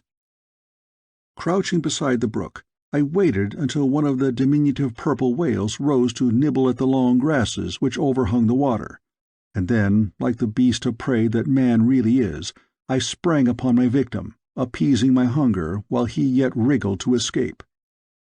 Then I drank from the clear pool, and after washing my hands and face, continued my flight. Above the source of the brook, I encountered a rugged climb to the summit of a long ridge. Beyond was a steep declivity to the shore of a placid inland sea, upon the quiet surface of which lay several beautiful islands. The view was charming in the extreme, and as no man or beast was to be seen that might threaten my new-found liberty, I slid over the edge of the bluff and, half sliding, half falling, dropped into the delightful valley, the very aspect of which seemed to offer a haven of peace and security. The gently sloping beach along which I walked was thickly strewn with strangely shaped, colored shells, some empty, others still housing as varied a multitude of mollusks as ever might have drawn out their sluggish lives along the silent shores of the antediluvian seas of the outer crust. As I walked, I could not but compare myself with the first man of that other world, so complete the solitude which surrounded me, so primal and untouched the virgin wonders and beauties of adolescent nature. I felt myself a second Adam, wending my lonely way through the childhood of a world, searching for my Eve, and at the thought there rose before my mind's eye the exquisite outlines of a perfect face surmounted by a loose pile of wondrous raven hair. As I walked, my eyes were bent upon the beach, so that it was not until I had come quite upon it that I discovered that which shattered all my beautiful dream of solitude and safety and peace and primal overlordship. The thing was a hollowed log drawn upon the sands, and in the bottom of it lay a crude paddle. The rude shock of awakening to what doubtless might prove some new form of danger was still upon me when I heard a rattling of loose stones from the direction of the bluff, and turning my eyes in that direction, I beheld the author of the disturbance, a great copper-colored man, running rapidly toward me. There was that in the haste with which he came which seemed quite sufficiently menacing, so that I did not need the added evidence of brandishing spear and scowling face to warn me that I was in no safe position, but whither to flee was indeed a momentous question. The speed of the fellow seemed to preclude the possibility of escaping him upon the open beach. There was but a single alternative, the rude skiff, and with a celerity which equaled his, I pushed the thing into the sea, and as it floated, gave a final shove and clambered in over the end. A cry of rage rose from the owner of the primitive craft, and an instant later his heavy, stone-tipped spear grazed my shoulder and buried itself in the bow of the boat beyond. Then I grasped the paddle, and with feverish haste urged the awkward, wobbly thing out upon the surface of the sea. A glance over my shoulder showed me that the copper-colored one had plunged in after me, and was swimming rapidly in pursuit. His mighty strokes bade fair to close up the distance between us in short order, for at best I could make but slow progress with my unfamiliar craft, which nosed stubbornly in every direction but that which I desired to follow, so that fully half my energy was expended in turning its blunt prow back into the course. I had covered some 100 yards from shore when it became evident that my pursuer must grasp the stern of the skiff within the next half-dozen strokes. In a frenzy of despair, I bent to the grandfather of all paddles in a hopeless effort to escape, and still the copper giant behind me gained and gained. His hand was reaching upward for the stern when I saw a sleek, sinuous body shoot from the depths below. The man saw it too, and the look of terror that overspread his face assured me that I need have no further concern as to him, for the fear of certain death was in his look. And then about him coiled the great, slimy folds of a hideous monster of that prehistoric deep, a mighty serpent of the sea, with fanged jaws and darting forked tongue, with bulging eyes and bony protuberances upon head and snout that formed short, stout horns.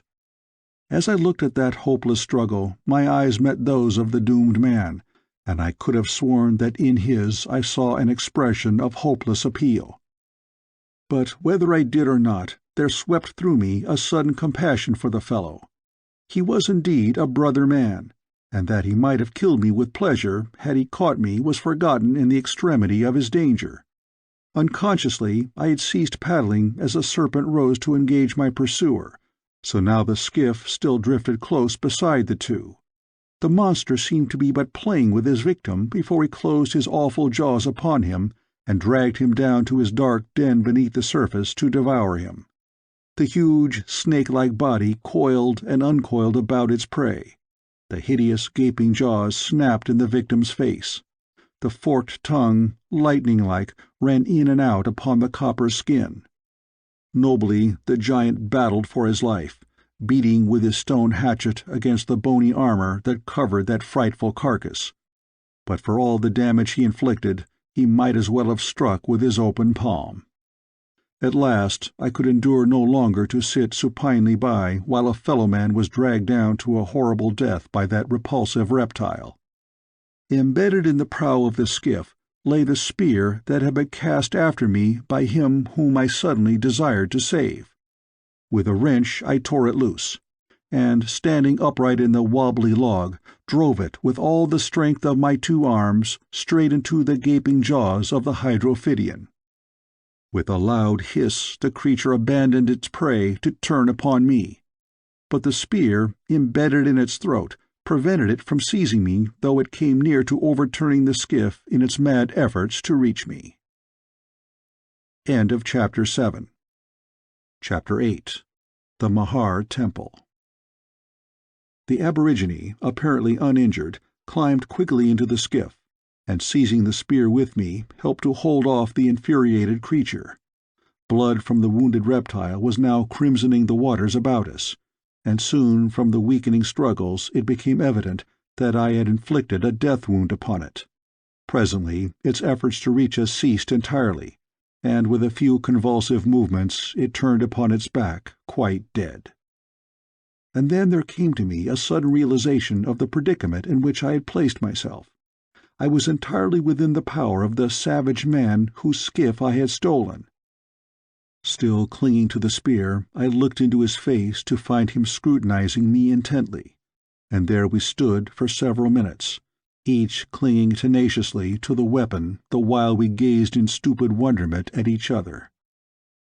What was in his mind I do not know, but in my own was merely the question as to how soon the fellow would recommence hostilities. Presently he spoke to me, but in a tongue which I was unable to translate. I shook my head in an effort to indicate my ignorance of his language, at the same time addressing him in the bastard tongue that the Sagoths used to converse with the human slaves of the Mahars. To my delight he understood and answered me in the same jargon. "What do you want of my spear?" he asked. "Only to keep you from running it through me," I replied. "I would not do that," he said, "for you have just saved my life." And with that he released his hold upon it and squatted down in the bottom of the skiff. "Who are you?" he continued, "and from what country do you come?"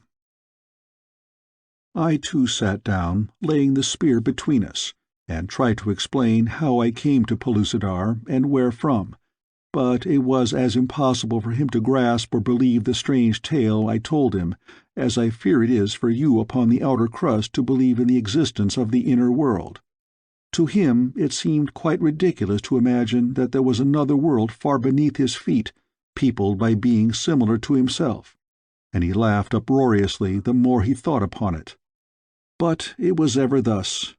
That which has never come within the scope of our really pitifully meagre world experience cannot be. Our finite minds cannot grasp that which may not exist in accordance with the conditions which obtain about us upon the outside of the insignificant grain of dust which wends its tiny way among the boulders of the universe, the speck of moist dirt we so proudly call the world. So I gave it up and asked him about himself. He said he was a Mezop and that his name was Ja. "Who are the Mezops?" I asked. "Where do they live?" He looked at me in surprise. "I might indeed believe that you were from another world," he said. "For who of Pellucidar could be so ignorant? The Mezops live upon the islands of the seas. In so far as I ever have heard, no Mezop lives elsewhere, and no others than Mezops dwell upon islands. But, of course, it may be different in other far distant lands. I do not know. At any rate, in this sea and those nearby it is true that only people of my race inhabit the islands. We are fishermen, though we be great hunters as well, often going to the mainland in search of the game that is scarce upon all but the larger islands. And we are warriors also," he added proudly. "Even the Sagoths of the Mahars fear us. Once, when Pellucidar was young, the Sagoths were wont to capture us for slaves, as they do the other men of Pellucidar. It is handed down from father to son among us that this is so. But we fought so desperately and slew so many Sagoths that those of us that were captured killed so many Mahars in their own cities that at last they learned that it were better to leave us alone, and later came the time that the Mahars became too indolent even to catch their own fish, except for amusement, and then they needed us to supply their wants, and so a truce was made between the races. Now they give us certain things which we are unable to produce in return for the fish that we catch, and the Mesops and the Mahars live in peace. The great ones even come to our islands. It is there, far from the prying eyes of their own Sagoths, that they practice their religious rites in the temples they have builded there with our assistance. If you live among us, you will doubtless see the manner of their worship, which is strange indeed, and most unpleasant for the poor slaves they bring to take part in it." As Ja talked, I had an excellent opportunity to inspect him more closely. He was a huge fellow, standing, I should say, 6 feet 6 or 7 inches, well developed and of a coppery red, not unlike that of our own North American Indian, nor were his features dissimilar to theirs. He had the aquiline nose found among many of the higher tribes, the prominent cheekbones and black hair and eyes, but his mouth and lips were better molded. All in all, Ja was an impressive and handsome creature, and he talked well too, even in the miserable makeshift language we were compelled to use. During our conversation, Ja had taken the paddle and was propelling the skiff with vigorous strokes toward a large island that lay some half-mile from the mainland. The skill with which he handled his crude and awkward craft elicited my deepest admiration, since it had been so short a time before that I had made such pitiful work of it. As we touched the pretty level beach, Ja leapt out and I followed him. Together we dragged the skiff far up into the bushes that grew beyond the sand.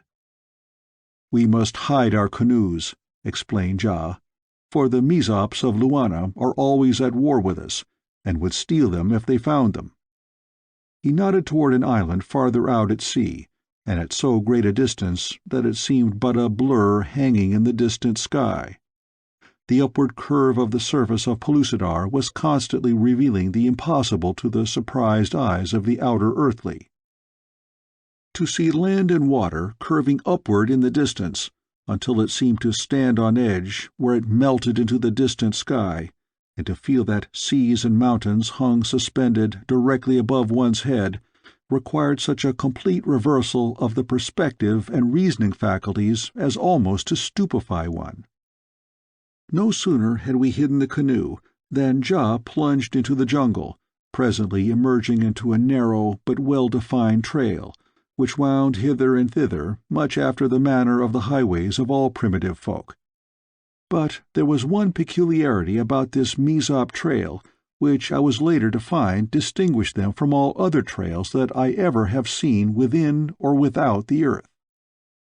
It would run on, plain and clear and well-defined, to end suddenly in the midst of a tangle of matted jungle.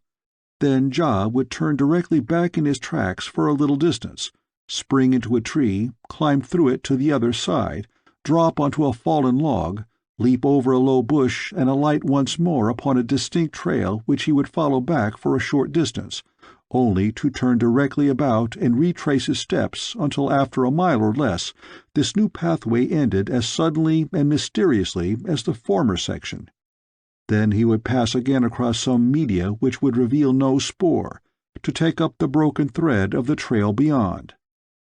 As the purpose of this remarkable avenue dawned upon me, I could not but admire the native shrewdness of the ancient progenitor of the Mesops, who hit upon this novel plan to throw his enemies from his track, and delay or thwart them in their attempts to follow him to his deep-buried cities.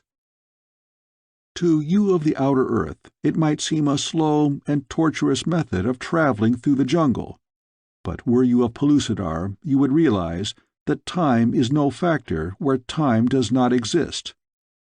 So labyrinthine are the windings of these trails, so varied the connecting links and the distances which one must retrace one's steps from the path's ends to find them, that a Mezop often reaches man's estate before he is familiar even with those which lead from his own city to the sea. In fact, 3/4 of the education of the young male Mezop consists in familiarizing himself with these jungle avenues, and the status of an adult is largely determined by the number of trails which he can follow upon his own island. The females never learn them, since from birth to death they never leave the clearing in which the village of their nativity is situated, except that they be taken to mate by a male from another village or captured in war by the enemies of their tribe. After proceeding through the jungle for what must have been upward of 5 miles, we emerged suddenly into a large clearing in the exact center of which stood as strange an appearing village as one might well imagine. Large trees had been chopped down 15 or 20 feet above the ground, and upon the tops of them spherical habitations of woven twigs, mud-covered, had been built. Each ball-like house was surmounted by some manner of carven image, which, Ja told me, indicated the identity of the owner. Horizontal slits, 6 inches high and 2 or 3 feet wide, served to admit light and ventilation. The entrances to the house were through small apertures in the bases of the trees, and thence upward by rude ladders through the hollow trunks to the rooms above. The houses varied in size from 2 to several rooms. The largest that I entered was divided into 2 floors and 8 apartments.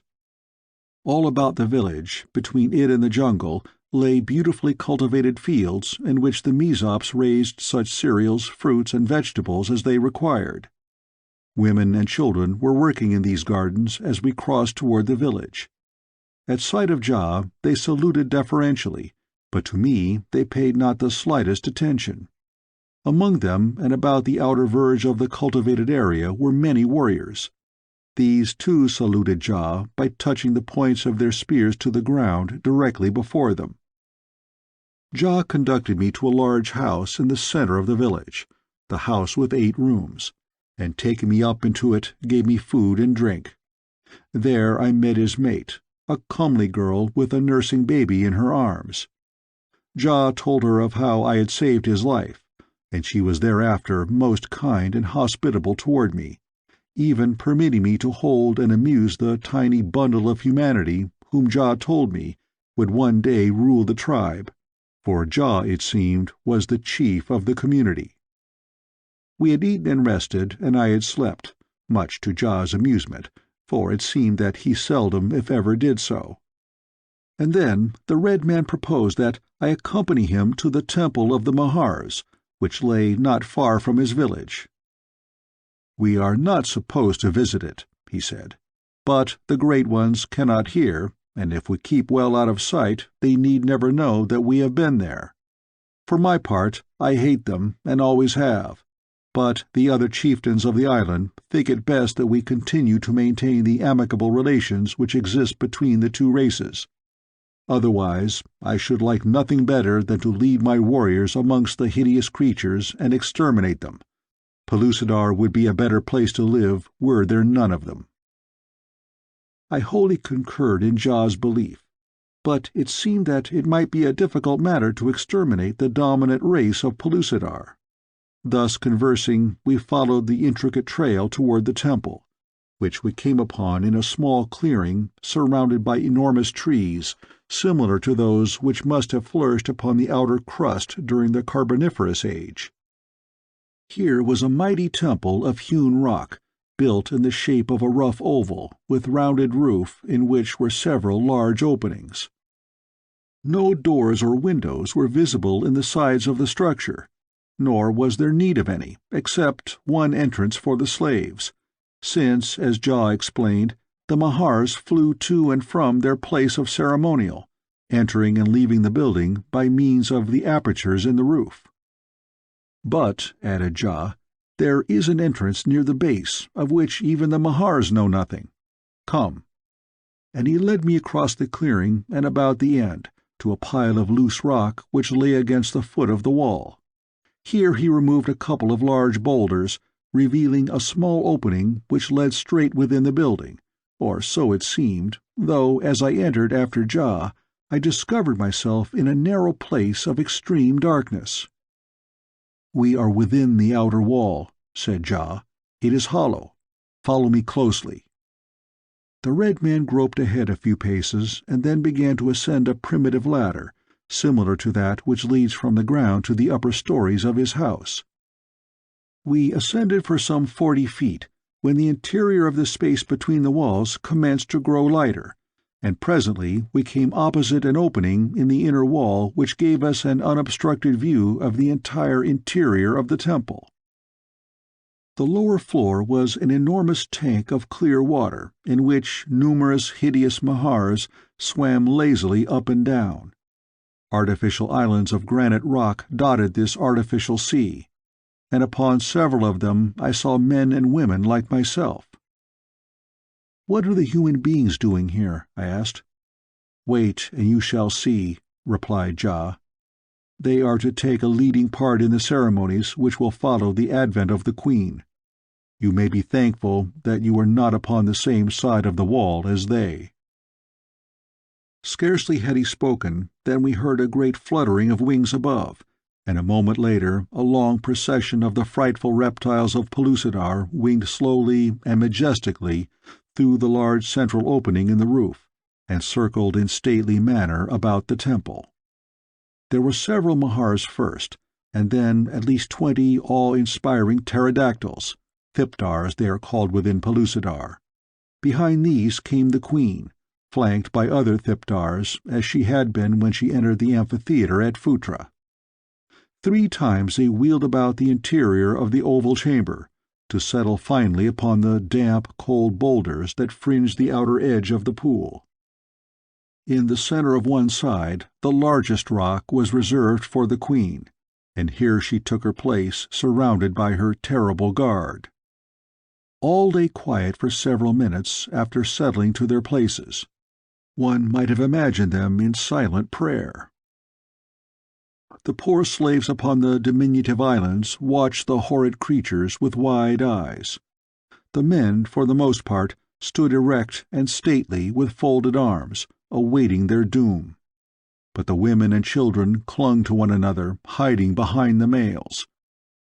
They are a noble-looking race, these cave-men of Pellucidar, and if our progenitors were as they, the human race of the outer crust has deteriorated rather than improved with the march of ages. All they lack is opportunity. We have opportunity and little else. Now the Queen moved. She raised her ugly head, looking about. Then, very slowly, she crawled to the edge of her throne and slid noiselessly into the water. Up and down the long tank she swam, turning at ends as you have seen captive seals turn in their tiny tanks, turning upon their backs and diving below the surface. Nearer and nearer to the island she came, until at last she remained at rest before the largest, which was directly opposite her throne. Raising her hideous head from the water, she fixed her great round eyes upon the slaves.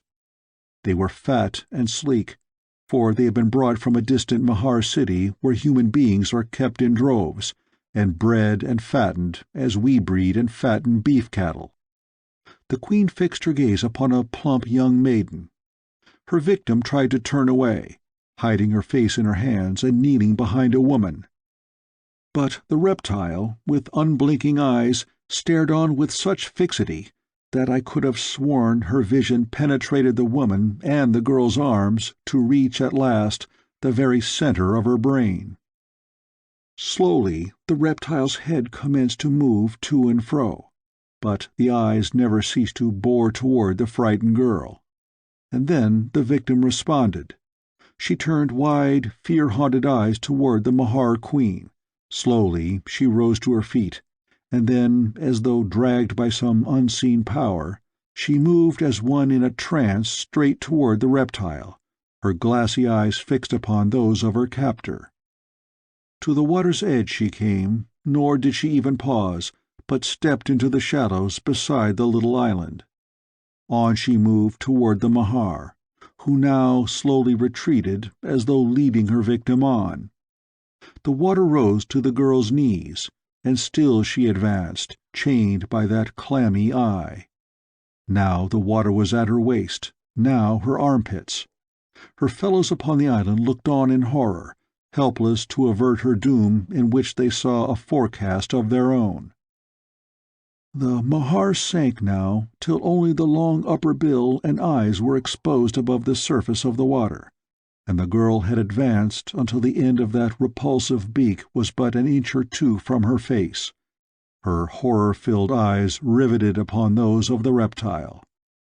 Now the water passed above the girl's mouth and nose, her eyes and forehead all that showed, yet still she walked on after the retreating Mahar.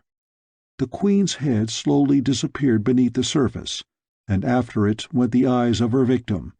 Only a slow ripple widened toward the shores to mark where the two had vanished.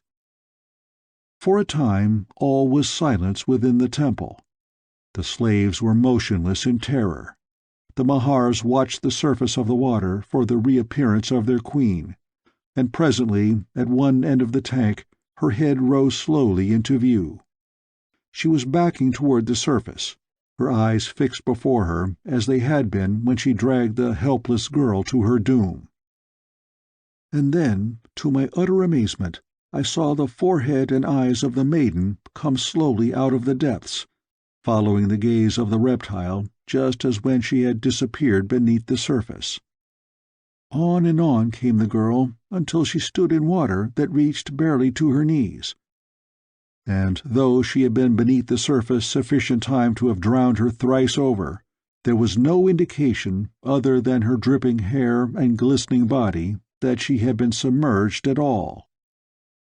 Again and again the queen led the girl into the depths and out again, until the uncanny weirdness of the thing got on my nerves, so that I could have leapt into the tank to the child's rescue had I not taken a firm hold of myself. Once they were below much longer than usual, and when they came to the surface I was horrified to see that one of the girl's arms was gone, gnawed completely off at the shoulder. But the poor thing gave no indication of realizing pain, only the horror in her set eyes seemed intensified. The next time they appeared the other arm was gone, and then the breasts, and then a part of the face. It was awful. The poor creatures on the islands awaiting their fate tried to cover their eyes with their hands to hide the fearful sight. But now I saw that they too were under the hypnotic spell of the reptiles, so that they could only crouch in terror with their eyes fixed upon the terrible thing that was transpiring before them.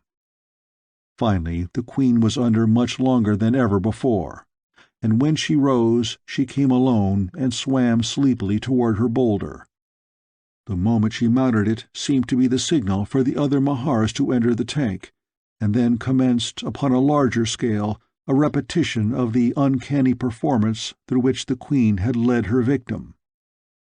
Only the women and children fell prey to the Mahars, they being the weakest and most tender, and when they had satisfied their appetite for human flesh, some of them devouring 2 and 3 of the slaves, there were only a score of full-grown men left, and I thought for some reason these were to be spared, but such was far from the case. For as the last Mahar crawled to a rock, the queen's thiptars darted into the air, circled the temple once, and then, hissing like steam engines, swooped down upon the remaining slaves. There was no hypnotism here, just the plain, brutal ferocity of the beast of prey, tearing, rending, and gulping its meat. But at that it was less horrible than the uncanny method of the Mahars.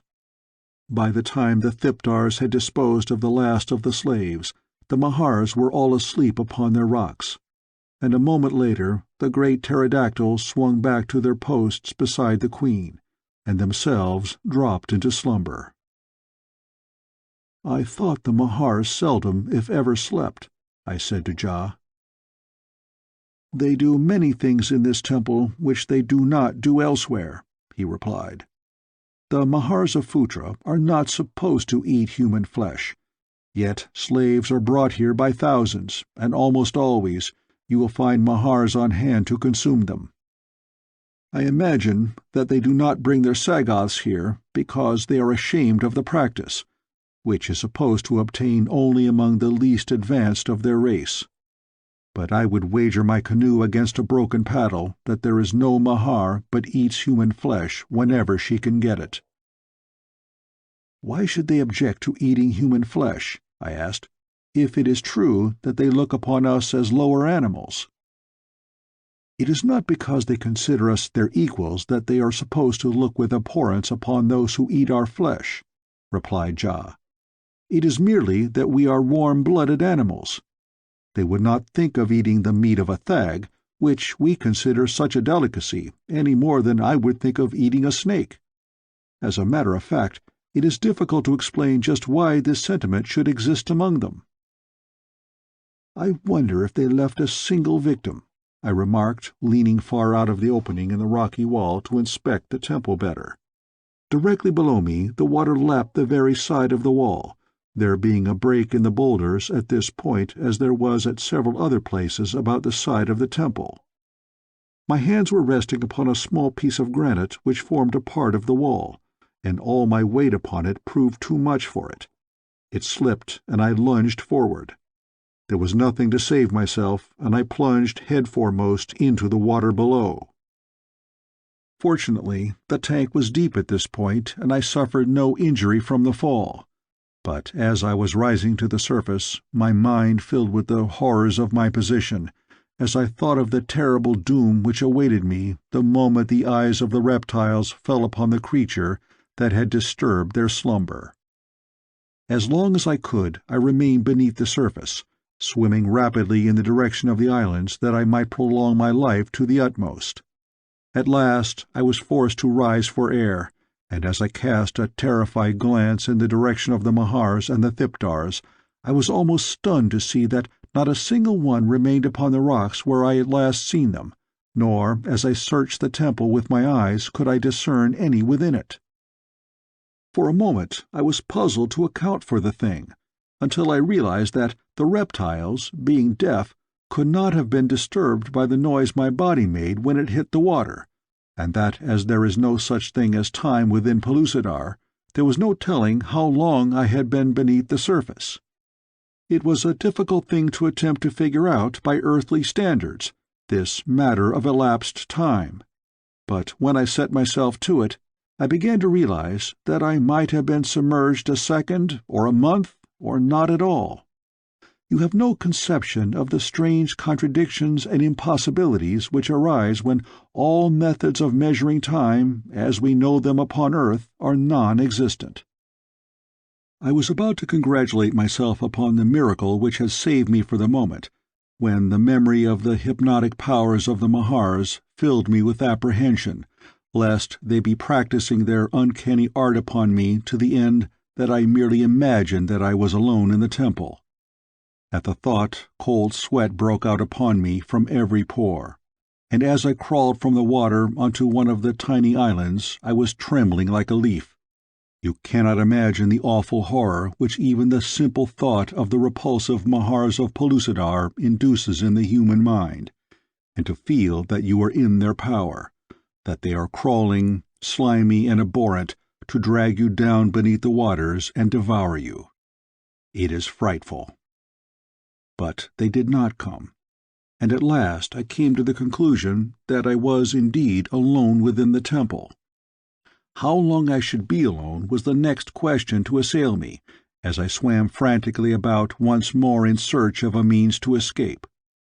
Several times I called to Jah, but he must have left after I tumbled into the tank, for I received no response to my cries. Doubtless he had felt as certain of my doom when he saw me topple from our hiding-place as I had, and lest he too should be discovered, had hastened from the temple and back to his village.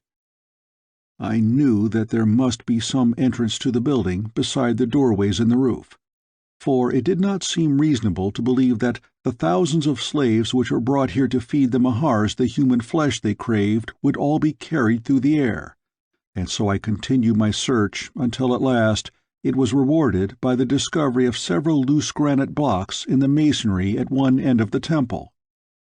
A little effort proved sufficient to dislodge enough of these stones to permit me to crawl through into the clearing, and a moment later I had scurried across the intervening space to the dense jungle beyond.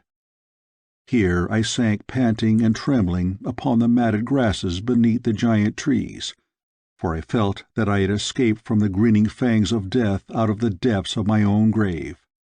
Whatever dangers lay hidden in this island jungle, there could be none so fearsome as those which I had just escaped. I knew that I could meet death bravely enough if it but came in the form of some familiar beast or man, anything other than the hideous and uncanny Mahars. End of Chapter 8. Chapter 9. The Face of Death. I must have fallen asleep from exhaustion. When I awoke, I was very hungry, and after busying myself searching for fruit for a while, I set off through the jungle to find the beach. I knew that the island was not so large but that I could easily find the sea if I did but move in a straight line. But there came the difficulty, as there was no way in which I could direct my course and hold it, the sun, of course, being always directly above my head, and the trees so thickly set that I could see no distant object which might serve to guide me in a straight line. As it was, I must have walked for a great distance, since I ate 4 times and slept twice before I reached the sea. But at last I did so, and my pleasure at the sight of it was greatly enhanced by the chance discovery of a hidden canoe among the bushes, the which I had stumbled just prior to coming upon the beach. I can tell you that it did not take me long to pull that awkward craft down to the water and shove it far out from shore. My experience with Jah had taught me that if I were to steal another canoe, I must be quick about it and get far beyond the owner's reach as soon as possible. I must have come out upon the opposite side of the island from that at which Jah and I had entered it, for the mainland was nowhere in sight. For a long time I paddled around the shore, though well out, before I saw the mainland in the distance. At the sight of it I lost no time in directing my course toward it, for I had long since made up my mind to return to Phutra and give myself up, that I might be once more with Perry and Ghak the hairy one. I felt that I was a fool ever to have attempted to escape alone, especially in view of the fact that our plans were already well formulated to make a break for freedom together. Of course, I realized that the chances of the success of our proposed venture were slim indeed, but I knew that I never could enjoy freedom without Perry so long as the old man lived, and I had learned that the probability that I might find him was less than slight. Had Perry been dead, I should gladly have pitted my strength and wit against the savage and primordial world in which I found myself. I could have lived in seclusion within some rocky cave until I found the means to outfit myself with the crude weapons of the Stone Age, and then set out in search of her whose image had now become the constant companion of my waking hours, and the central and beloved figure of my dreams. But, to the best of my knowledge, Perry still lived, and it was my duty and wish to be again with him, that we might share the dangers and vicissitudes of the strange world we had discovered. And Ghak, too. The great shaggy man had found a place in the hearts of us both, for he was indeed every inch a man and a king. Uncouth, perhaps, and brutal, too, if judged too harshly by the standards of effete 20th-century civilization, but withal noble, dignified, chivalrous, and lovable. Chance carried me to the very beach upon which I had discovered Jah's canoe, and a short time later I was scrambling up the steep bank to retrace my steps from the plain of Phutra. But my troubles came when I entered the canyon beyond the summit, for here I found that several of them centered at the point where I crossed the divide, and which one I had traversed to reach the pass I could not for the life of me remember. It was all a matter of chance, So I set off down that which seemed the easiest going, and in this I made the same mistake that many of us do in selecting the path along which we shall follow out the course of our lives, and again learned that it is not always best to follow the line of least resistance. By the time I had eaten 8 meals and slept twice, I was convinced that I was upon the wrong trail, for between Phutra and the inland sea I had not slept at all, and had eaten but once. To retrace my steps to the summit of the divide and explore another canyon seemed the only solution of my problem, but a sudden widening and levelness of the canyon just before me seemed to suggest that it was about to open into a level country. And with the lure of discovery strong upon me, I decided to proceed but a short distance farther before I turned back. The next turn of the canyon brought me to its mouth, and before me I saw a narrow plain leading down to an ocean. At my right, the side of the canyon continued to the water's edge, the valley lying to my left, and the foot of it running gradually to the sea, where it formed a broad, level beach. Clumps of strange trees dotted the landscape here and there, almost to the water, and rank grass and ferns grew between. From the nature of the vegetation I was convinced that the land between the ocean and the foothills was swampy, though directly before me it seemed dry enough all the way to the sandy strip along which the restless waters advanced and retreated. Curiosity prompted me to walk down to the beach, for the scene was very beautiful. As I passed along beside the deep and tangled vegetation of the swamp, I thought that I saw a movement of the ferns at my left, but though I stopped a moment to look, it was not repeated, and if anything lay hid there, my eyes could not penetrate the dense foliage to discern it. Presently I stood upon the beach looking out over the wide and lonely sea, across whose forbidding bosom no human being had yet ventured, to discover what strange and mysterious lands lay beyond, or what its invisible islands held of riches, wonders, or adventure. What savage faces, what fierce and formidable beasts were this very instant watching the lapping of the waves upon its farther shore? How far did it extend? Perry had told me that the seas of Pellucidar were small in comparison with those of the outer crust, but even so, this great ocean might stretch its broad expanse for thousands of miles. For countless ages it had rolled up and down its countless miles of shore, and yet today it remained all unknown beyond the tiny strip that was visible from its beaches.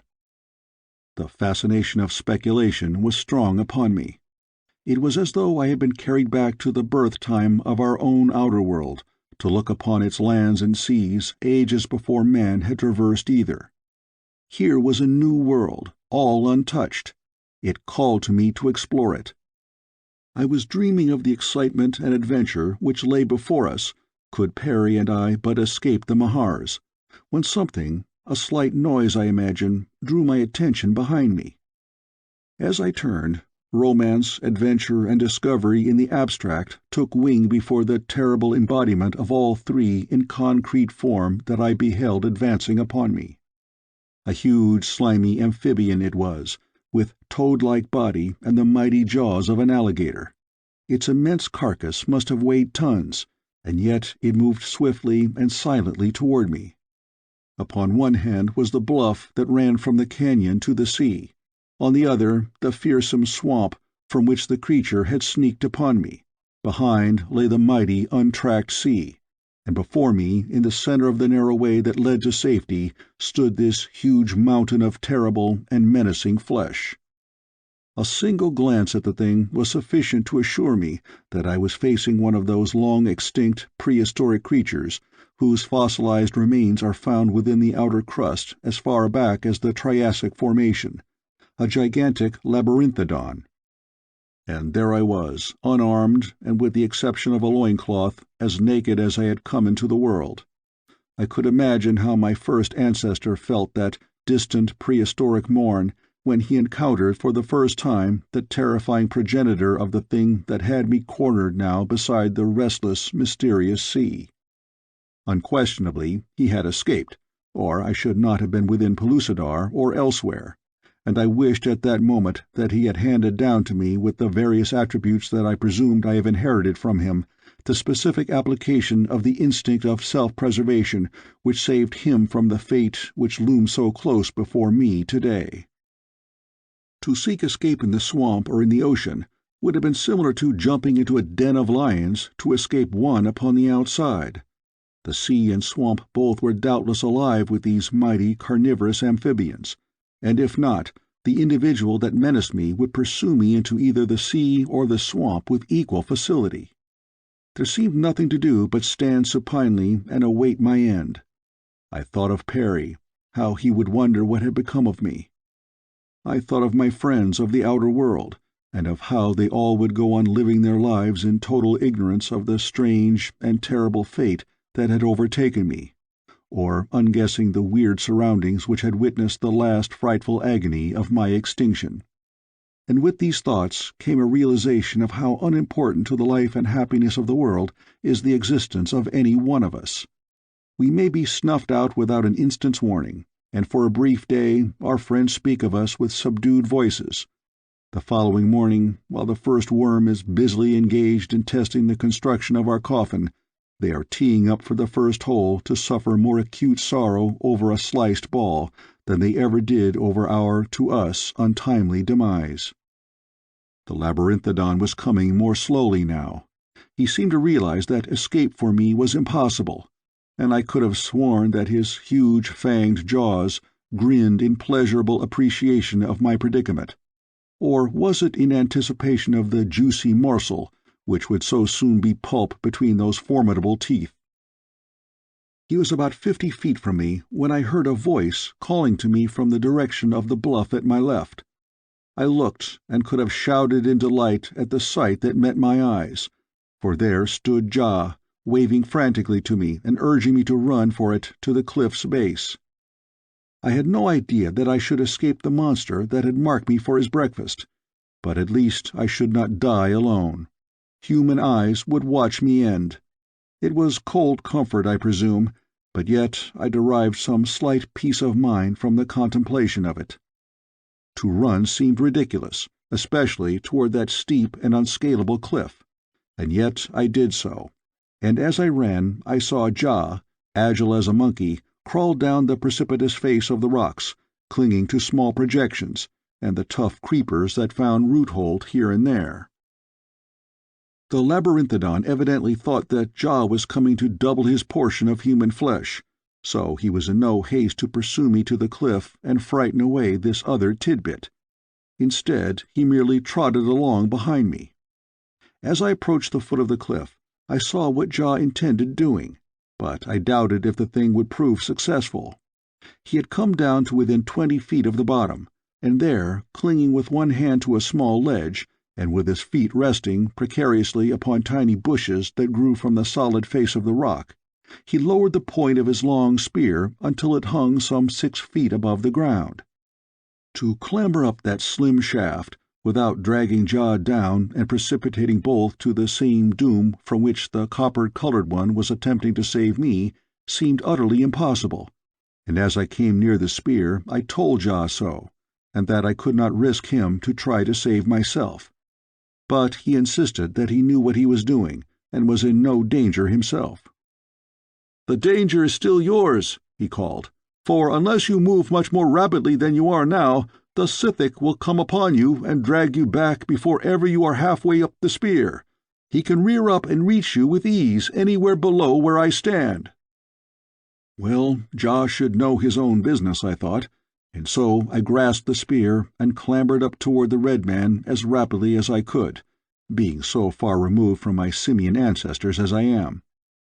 I imagine the slow-witted Scythic, as Jah called him, suddenly realized our intentions, and that he was quite likely to lose all his meal instead of having it doubled as he had hoped. When he saw me clambering up that spear, he let out a hiss that fairly shook the ground, and came charging after me at a terrific rate. I had reached the top of the spear by this time, or almost. Another 6 inches would give me a hold on Jah's hand, when I felt a sudden wrench from below, and glancing fearfully downward, saw the mighty jaws of the monster close on the sharp point of the weapon. I made a frantic effort to reach Jah's hand, The Scythic gave a tremendous tug that came near to jerking Jah from his frail hold on the surface of the rock. The spear slipped from his fingers, and still clinging to it, I plunged feet foremost toward my executioner. At the instant that he felt the spear come away from Jah's hand, the creature must have opened his huge jaws to catch me. For when I came down, still clinging to the butt end of the weapon, the point yet rested in his mouth, and the result was that the sharpened end transfixed his lower jaw. With the pain, he snapped his mouth closed. I fell upon his snout, lost my hold upon the spear, rolled the length of his face and head, across his short neck onto his broad back, and from there to the ground. Scarce had I touched the earth than I was upon my feet, dashing madly for the path by which I had entered this horrible valley. A glance over my shoulder showed me the Scythic engaged in pawing at the spear stuck through his lower jaw, and so busily engaged did he remain in this occupation that I had gained the safety of the cliff top before he was ready to take up the pursuit. When he did not discover me in sight within the valley, he dashed, hissing, into the rank vegetation of the swamp, and that was the last I saw of him. End of Chapter 9. Chapter 10. Phutra Again. I hastened to the cliff edge above Jah and helped him to a secure footing. He would not listen to any thanks for his attempt to save me, which had come so near miscarrying. "I had given you up for lost when you tumbled into the Mahar temple," he said, "for not even I could save you from their clutches, and you may imagine my surprise when, on seeing a canoe dragged up upon the beach of the mainland, I discovered your own footprints in the sand beside it. I immediately set out in search of you, knowing as I did that you must be entirely unarmed and defenseless against the many dangers which lurk upon the mainland, both in the form of savage beasts and reptiles, and men as well. I had no difficulty in tracking you to this point. It is well that I arrived when I did." "But why did you do it?" I asked, puzzled at his show of friendship on the part of a man of another world and a different race and color. "You saved my life," he replied. "From that moment it became my duty to protect and befriend you. I would have been no true Mezop had I evaded my plain duty. But it was a pleasure in this instance, for I like you. I wish that you would come and live with me. You shall become a member of my tribe. Among us there is the best of hunting and fishing, and you shall have, to choose a mate from, the most beautiful girls of Pellucidar. Will you come?" I told him about Perry then, and Dian the Beautiful, and how my duty was to them first. Afterward I should return and visit him, if I could ever find his island. "Oh, that is easy, my friend," he said. "You need merely to come to the foot of the highest peak of the mountains of the clouds. There you will find a river that flows into the Lural Az. Directly opposite the mouth of the river you will see 3 large islands far out, so far that they are barely discernible. The one to the extreme left as you face them from the mouth of the river is Anauroch, where I rule the tribe of Anauroch." "But how am I to find the mountains of the clouds?" I asked. "Men say that they are visible from half Pellucidar," he replied. "How large is Pellucidar?" I asked, wondering what sort of theory these primitive men had concerning the form and substance of their world. "The Mahars say it is round, like the inside of a tola shell," he answered. "But that is ridiculous, since, were it true, we should fall back were we to travel far in any direction, and all the waters of Pellucidar would run to one spot and drown us. No, Pellucidar is quite flat, and extends no man knows how far in all directions. At the edges, so my ancestors have reported and handed down to me, is a great wall that prevents the earth and waters from escaping over into the burning sea whereon Pellucidar floats. But I never have been so far from Anauroch as to have seen this wall with my own eyes. However, it is quite reasonable to believe that this is true, whereas there is no reason at all in the foolish belief of the Mahars. According to them, Pellucidarians who live upon the opposite side walk always with their heads pointed downward." And Jah laughed uproariously at the very thought. It was plain to see that the human folk of this inner world had not advanced far in learning, and the thought that the ugly Mahars had so outstripped them was a very pathetic one indeed. I wondered how many ages it would take to lift these people out of their ignorance, even were it given to Perry and me to attempt it. Possibly we would be killed for our pains, as were those men of the outer world who dared challenge the dense ignorance and superstitions of the earth's younger days. But it was worth the effort if the opportunity ever presented itself.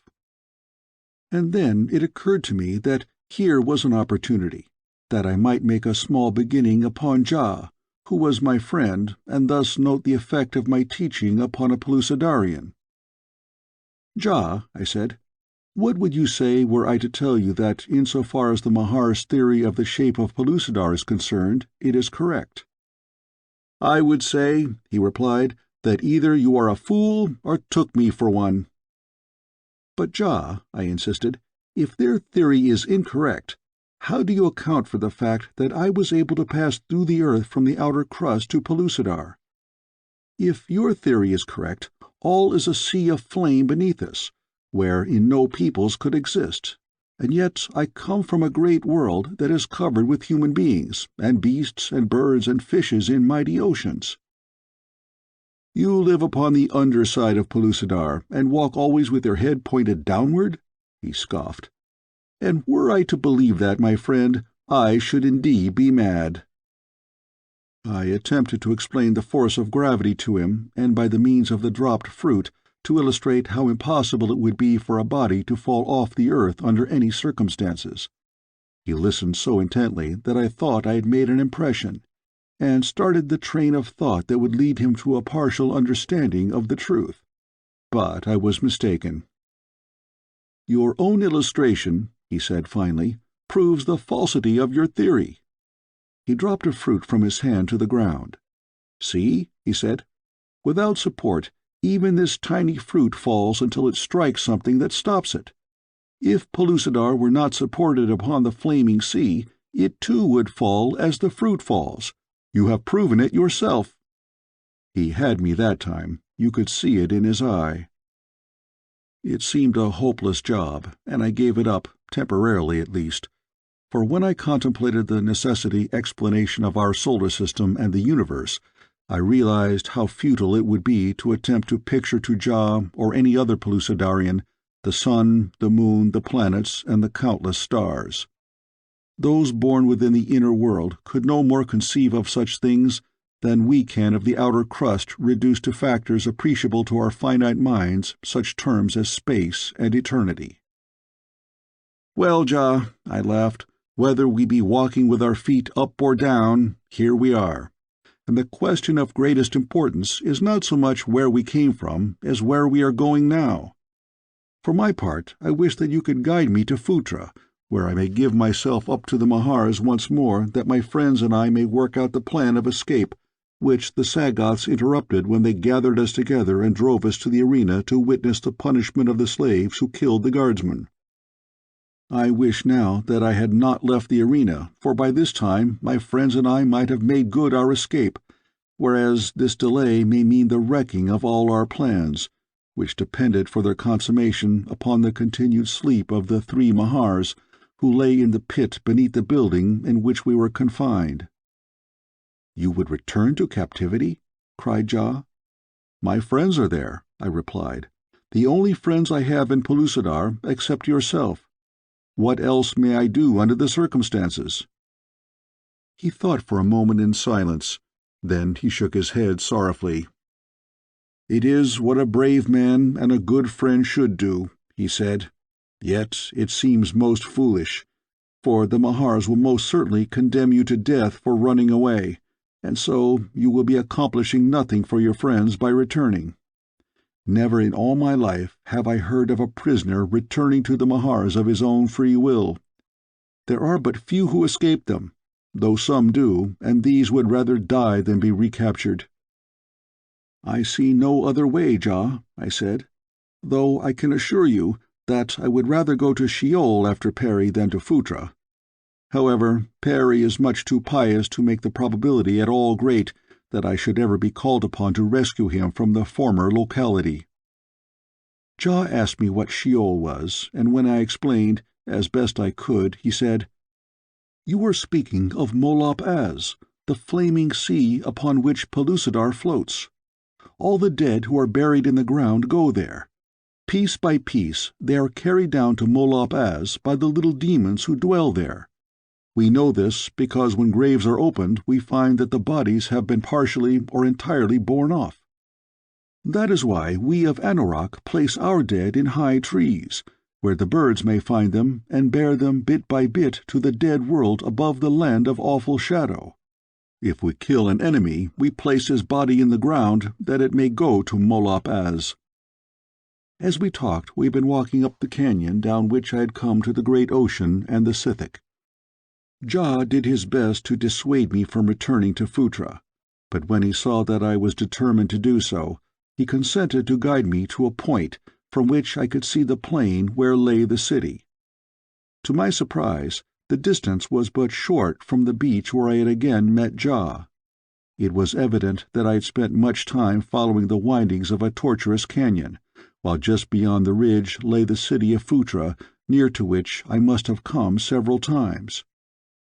As we topped the ridge and saw the granite gate towers dotting the flowering plain at our feet, Jah made a final effort to persuade me to abandon my mad purpose and return with him to Anorak, but I was firm in my resolve, and at last he bid me good-bye, assured in his own mind that he was looking upon me for the last time. I was sorry to part with Jah, for I had come to like him very much indeed. With his hidden city upon the island of Anorak as a base and his savage warriors as escort, Perry and I could have accomplished much in the line of exploration, and I hoped that we were successful in our effort to escape we might return to Anorak later. There was, however, one great thing to be accomplished first. At least it was the great thing to me, the finding of Dian the Beautiful. I wanted to make amends for the affront I had put upon her in my ignorance, and I wanted to see her again, and to be with her. Down the hillside I made my way into the gorgeous field of flowers, and then across the rolling land toward the shadowless columns that guard the ways to buried Phutra. At a quarter-mile from the nearest entrance, I was discovered by the Sagoth guard, and in an instant 4 of the gorilla men were dashing toward me. Though they brandished their long spears and yelled like wild Comanches, I paid not the slightest attention to them, walking quietly toward them as though unaware of their existence. My manner had the effect upon them that I had hoped, and as we came quite near together they ceased their savage shouting. It was evident that they had expected me to turn and flee at sight of them, thus presenting that which they most enjoyed, a moving human target at which to cast their spears.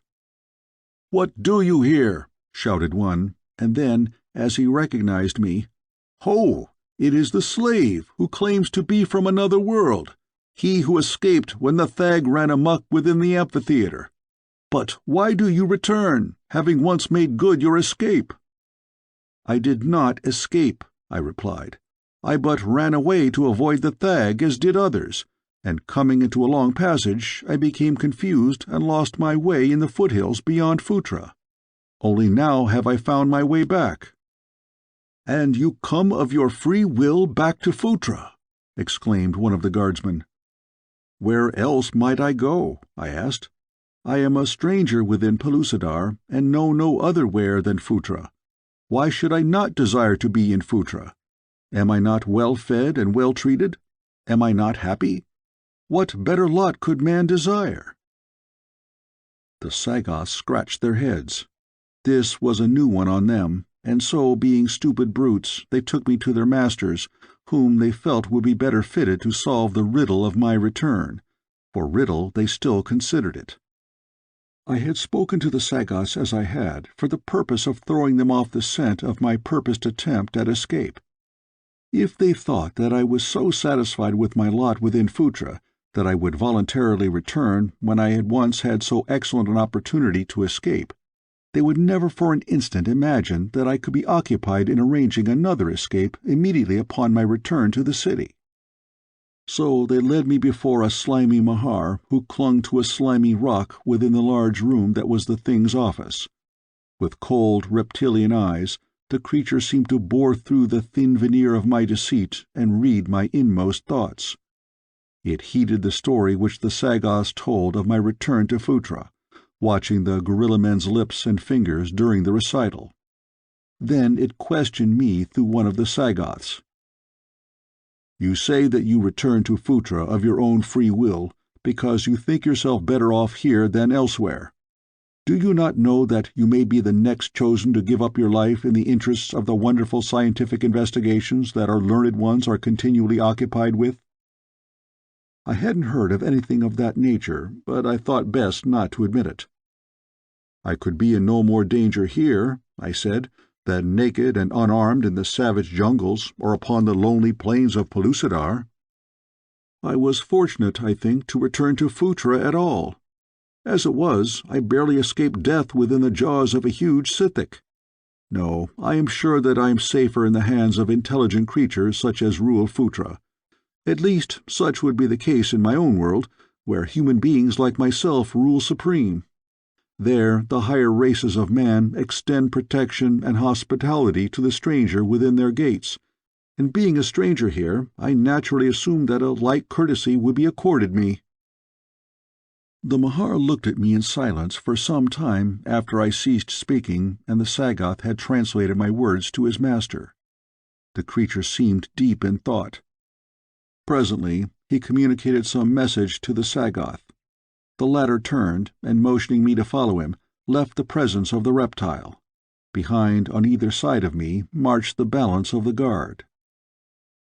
"What are they going to do with me?" I asked the fellow at my right. "You are to appear before the learned ones, who will question you regarding this strange world from which you say you come." After a moment's silence, he turned to me again. "Do you happen to know," he asked, "what the Mahars do to slaves who lie to them?" "No," I replied, "nor does it interest me, as I have no intention of lying to the Mahars." "Then be careful that you don't repeat the impossible tale you told Sol Toto just now. Another world indeed, where human beings rule," he concluded in fine scorn. "But it is the truth," I insisted. "From where else, then, did I come?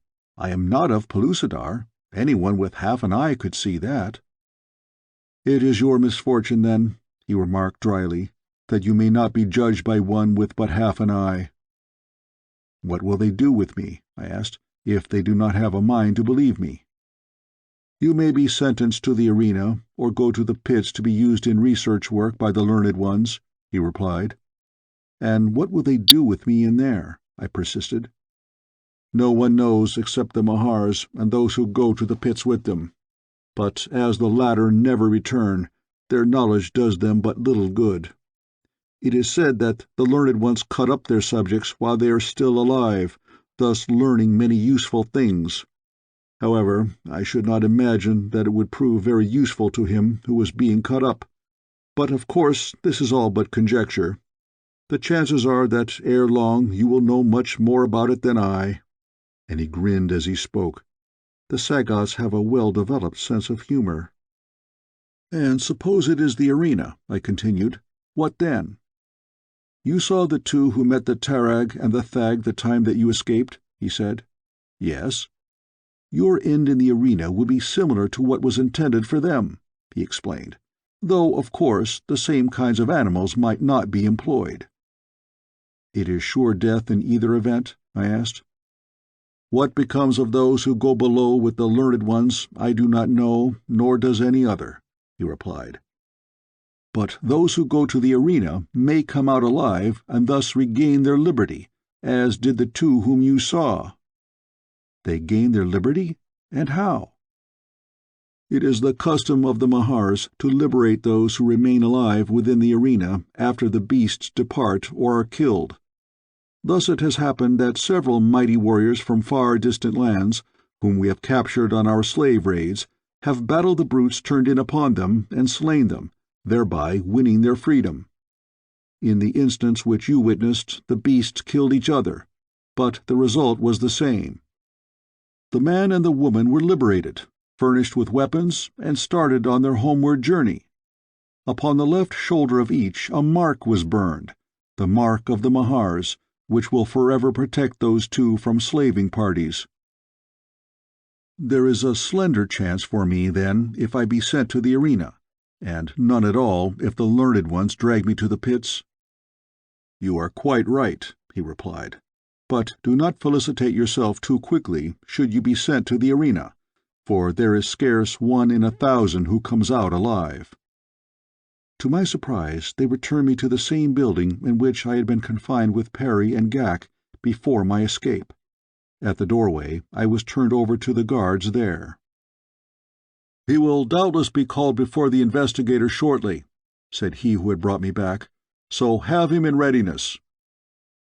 The guards in whose hands I now found myself, upon hearing that I had returned of my own volition to Phutra, evidently felt that it would be safe to give me liberty within the building, as had been the custom before I had escaped, and so I was told to return to whatever duty had been mine formerly.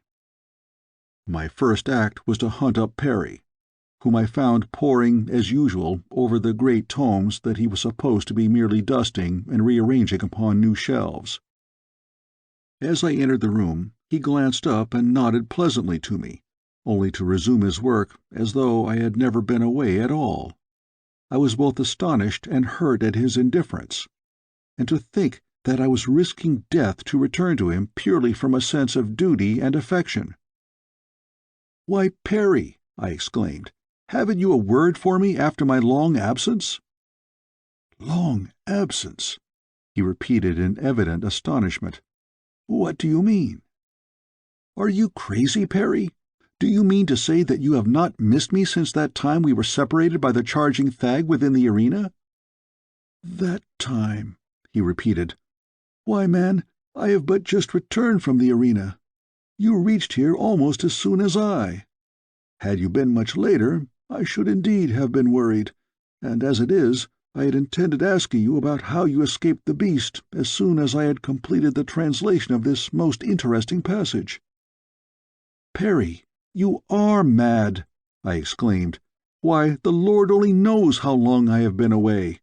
I have been to other lands, discovered a new race of humans within Pellucidar, seen the Mahars at their worship in their hidden temple, and barely escaped with my life from them and from a great labyrinthodon that I met afterward, following my long and tedious wanderings across an unknown world. I must have been away for months, Perry, and now you barely look up from your work when I return and insist that we have been separated but a moment? Is that any way to treat a friend? I am surprised at you, Perry, and if I thought for a moment that you cared no more for me than this, I should not have returned to chance death at the hands of the Mahars for your sake." The old man looked at me for a long time before he spoke. There was a puzzled expression upon his wrinkled face and a look of hurt sorrow in his eyes. "David, my boy," he said, "how could you for a moment doubt my love for you? There is something strange here that I cannot understand. I know that I am not mad, and I am equally sure that you are not. But how in the world are we to account for the strange hallucinations that each of us seems to harbor relative to the passage of time since last we saw each other? You are positive that months have gone by, while to me it seems equally certain that not more than an hour ago I sat beside you in the amphitheater. Can it be that both of us are right, and at the same time both are wrong? First, tell me what time it is, and then maybe I can solve our problem. Do you catch my meaning?" I didn't, and said so. "Yes," continued the old man, "we are both right. To me, bent over my book here, there has been no lapse of time. I have done little or nothing to waste my energies, and so have required neither food nor sleep. But you, on the contrary, have walked and fought and wasted strength and tissue, which must needs be rebuilt by nutriment and food, and so, having eaten and slept many times since you last saw me, you naturally measure the lapse of time largely by these acts. As a matter of fact, David, I am rapidly coming to the conviction that there is no such thing as time, Surely there could be no time here within Pellucidar, where there are no means for measuring or recording time. Why, the Mahars themselves take no account of such a thing as time. I find here in all their literary works but a single tense, the present. There seems to be neither past nor future with them.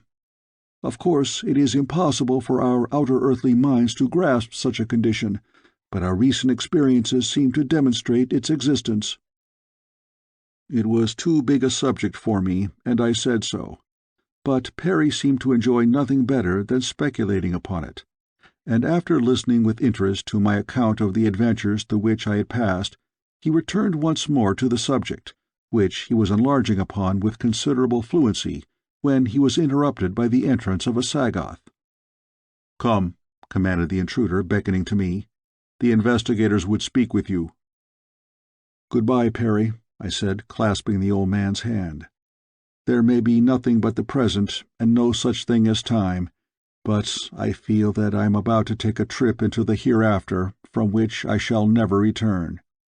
If you and Ghak should manage to escape, I want you to promise me that you will find Dian the Beautiful and tell her that with my last words I asked her forgiveness for the unintentional affront I put upon her, and that my one wish was to be spared long enough to right the wrong that I had done her." Tears came to Perry's eyes. "I cannot believe but that you will return, David," he said. "It would be awful to think of living out the balance of my life without you among these hateful and repulsive creatures. If you are taken away, I shall never escape, for I feel that I am as well off here as I should be anywhere within this buried world. Goodbye, my boy, goodbye." And then his old voice faltered and broke, and as he hid his face in his hands, the Sagoth guardsman grasped me roughly by the shoulder and hustled me from the chamber. End of Chapter 10. Chapter 11. 4 Dead Mahars. A moment later I was standing before a dozen Mahars, the social investigators of Phutra. They asked me many questions, through a Sagoth interpreter. I answered them all truthfully. They seemed particularly interested in my account of the outer earth and the strange vehicle which had brought Perry and me to Pellucidar. I thought that I had convinced them, and after they had sat in silence for a long time following my examination, I expected to be ordered returned to my quarters. During this apparent silence, they were debating through the medium of strange, unspoken language the merits of my tale. At last, the head of the tribunal communicated the result of their conference to the officer in charge of the Sagoth Guard. "Come," he said to me, "you are sentenced to the experimental pits for having dared to insult the intelligence of the mighty ones with the ridiculous tale you have had the temerity to unfold to them." "Do you mean that they do not believe me?" I asked, totally astonished. "Believe you?" he laughed. "Do you mean to say that you expected anyone to believe so impossible a lie?" I was hopeless, and so I walked in silence beside my guard down through the dark corridors and runways toward my awful doom. At a low level we came upon a number of lighted chambers in which we saw many Mahars engaged in various occupations.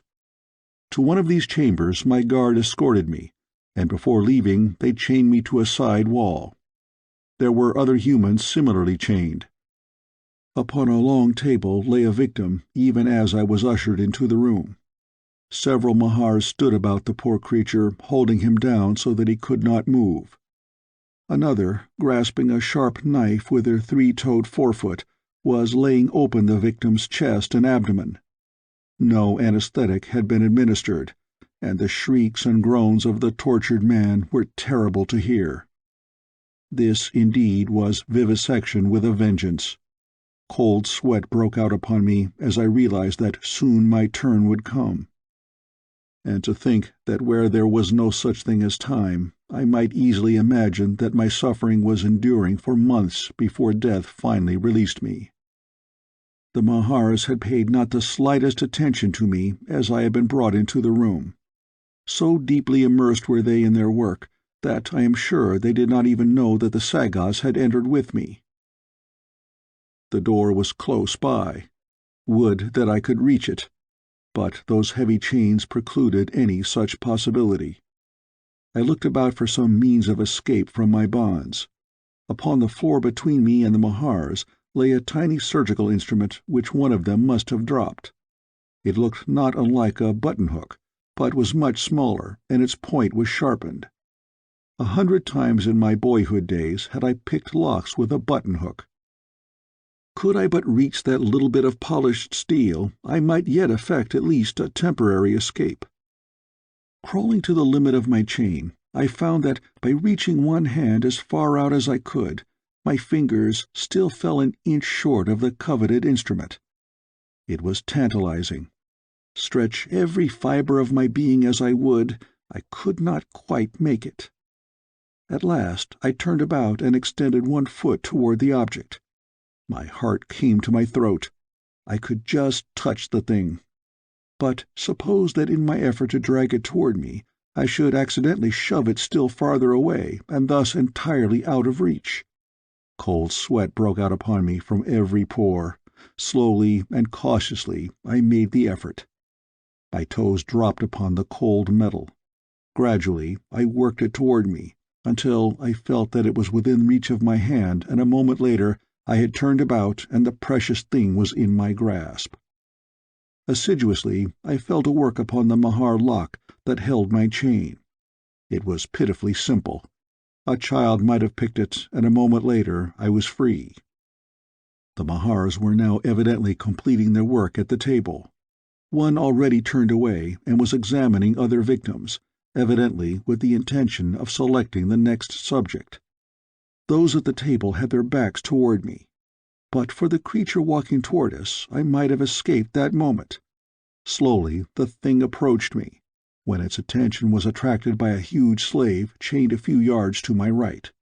Here the reptile stopped and commenced to go over the poor devil carefully, and as it did so its back turned toward me for an instant, and in that instant I gave 2 mighty leaps that carried me out of the chamber into the corridor beyond, down which I raced with all the speed I could command.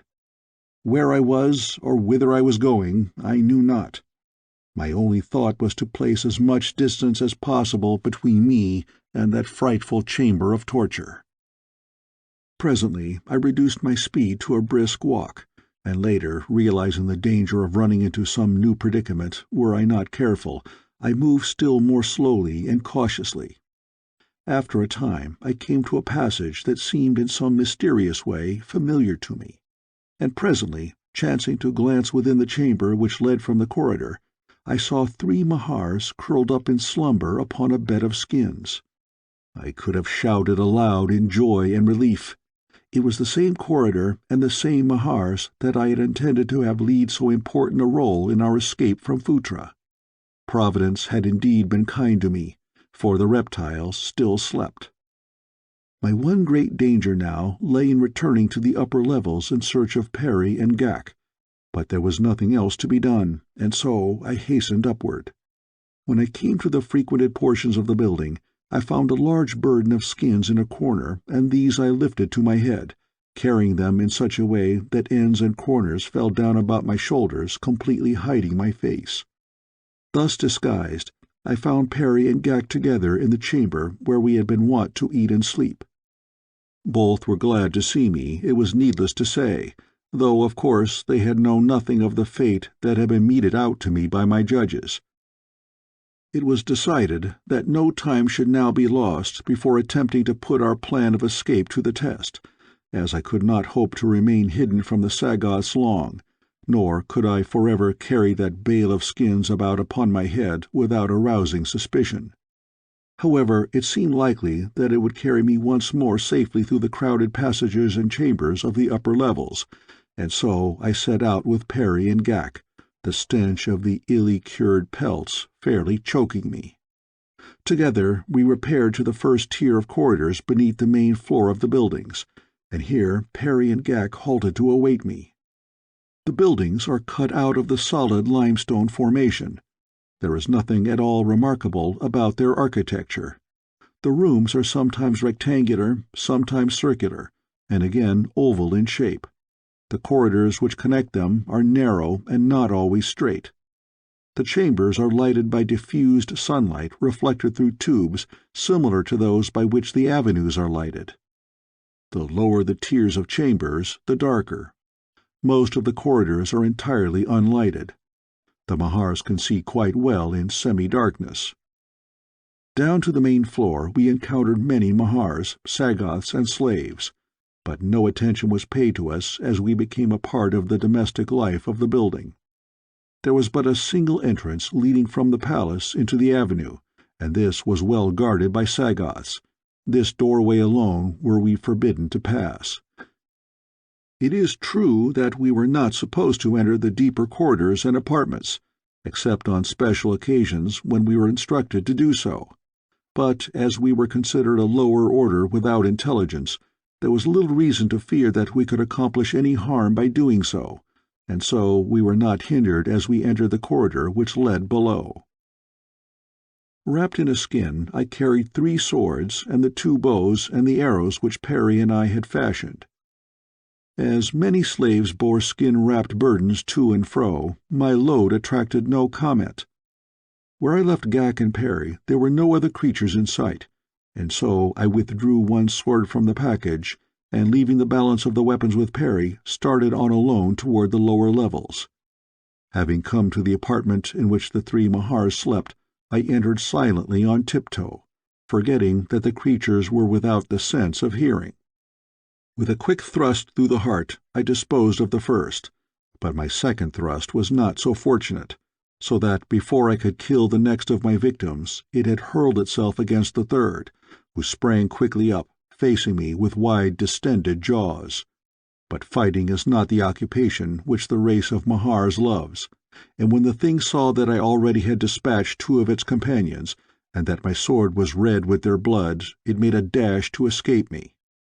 But I was too quick for it, and so, half hopping, half flying, it scurried down another corridor with me close upon its heels. Its escape meant the utter ruin of our plan, and in all probability my instant death.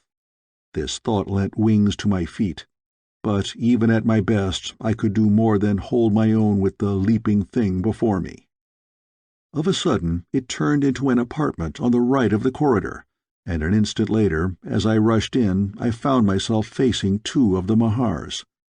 The one who had been there when we entered had been occupied with a number of metal vessels, into which had been put powders and liquids, as I judged from the array of flasks standing about upon the bench where it had been working. In an instant I realized what I had stumbled upon. It was the very room for the finding of which Perry had given me minute directions. It was the buried chamber in which was hidden the great secret of the race of Mahars.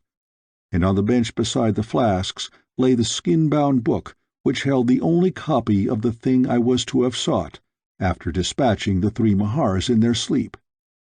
There was no exit from the room other than the doorway in which I now stood facing the 2 frightful reptiles. Cornered, I knew that they would fight like demons, and they were well equipped to fight if fight they must. Together they launched themselves upon me, and though I ran one of them through the heart on the instant, the other fastened its gleaming fangs about my sword-arm above the elbow, and then with their sharp talons commenced to rake me about the body, evidently intent upon disemboweling me. I saw that it was useless to hope that I might release my arm from that powerful vice-like grip which seemed to be severing my arm from my body. The pain I suffered was intense, but it only served to spur me to greater efforts to overcome my antagonist. Back and forth across the floor we struggled, the Mahar dealing me terrific, cutting blows with her forefeet, while I attempted to protect my body with my left hand, at the same time watching for an opportunity to transfer my blade from my now useless sword hand to its rapidly weakening mate. At last I was successful, and with what seemed to me my last ounce of strength, I ran the blade through the ugly body of my foe. Soundless as it had fought, it died, and though weak from pain and loss of blood, it was with an emotion of triumphant pride that I stepped across its convulsively stiffening corpse to snatch up the most potent secret of a world. A single glance assured me it was the very thing that Perry had described to me. And as I grasped it, did I think of what it meant to the human race of Pellucidar? Did there flash through my mind the thought that countless generations of my own kind, yet unborn, would have reason to worship me for the thing that I had accomplished for them? I did not. I thought of a beautiful oval face, gazing out of limpid eyes through a waving mass of jet-black hair. I thought of red lips, God made for kissing. And of a sudden, apropos of nothing, standing there alone in the secret chamber of the Mahars of Pellucidar, I realized that I loved Dian the Beautiful. End of Chapter 11. Chapter 12. Pursuit. For an instant, I stood there thinking of her, and then, with a sigh, I tucked the book in the thong that supported my loincloth and turned to leave the apartment. At the bottom of the corridor which leads aloft from the lower chambers, I whistled in accordance with the prearranged signal which was to announce to Perry and Ghak that I had been successful. A moment later they stood beside me, and to my surprise I saw that Hooja the Sly One accompanied them. "He joined us," explained Perry, "and would not be denied. The fellow is a fox. He scents escape, and rather than be thwarted of our chance now, I told him that I would bring him to you and let you decide whether he might accompany us."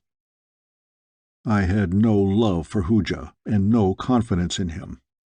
I was sure that if he thought it would profit him, he would betray us.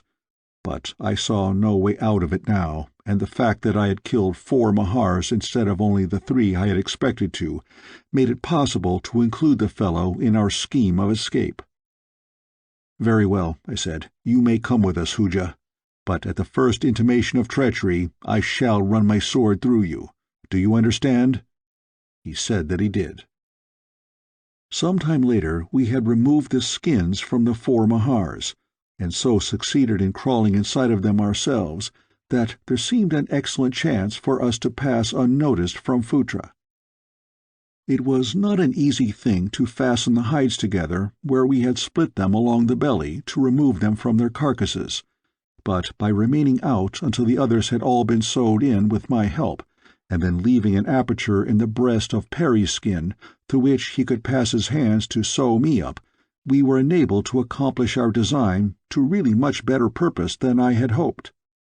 We managed to keep the heads erect by passing our swords up through the necks, and by the same means were enabled to move them about in a lifelike manner. We had our greatest difficulty with the webbed feet, but even that problem was finally solved, so that when we moved about we did so quite naturally. Tiny holes punctured in the baggy throats into which our heads were thrust permitted us to see well enough to guide our progress. Thus we started up toward the main floor of the building. Ghak headed this strange procession. Then came Perry, followed by Hooja, while I brought up the rear, after admonishing Hooja that I had so arranged my sword that I could thrust it through the head of my disguise into his vitals, were he to show any indication of faltering. As the noise of hurrying feet warned me that we were entering the busy corridors of the main level, my heart came up into my mouth. It is with no sense of shame that I admit that I was frightened. Never before in my life, nor since, did I experience any such agony of soul-searing fear and suspense as enveloped me. If it be possible to sweat blood, I sweat it then.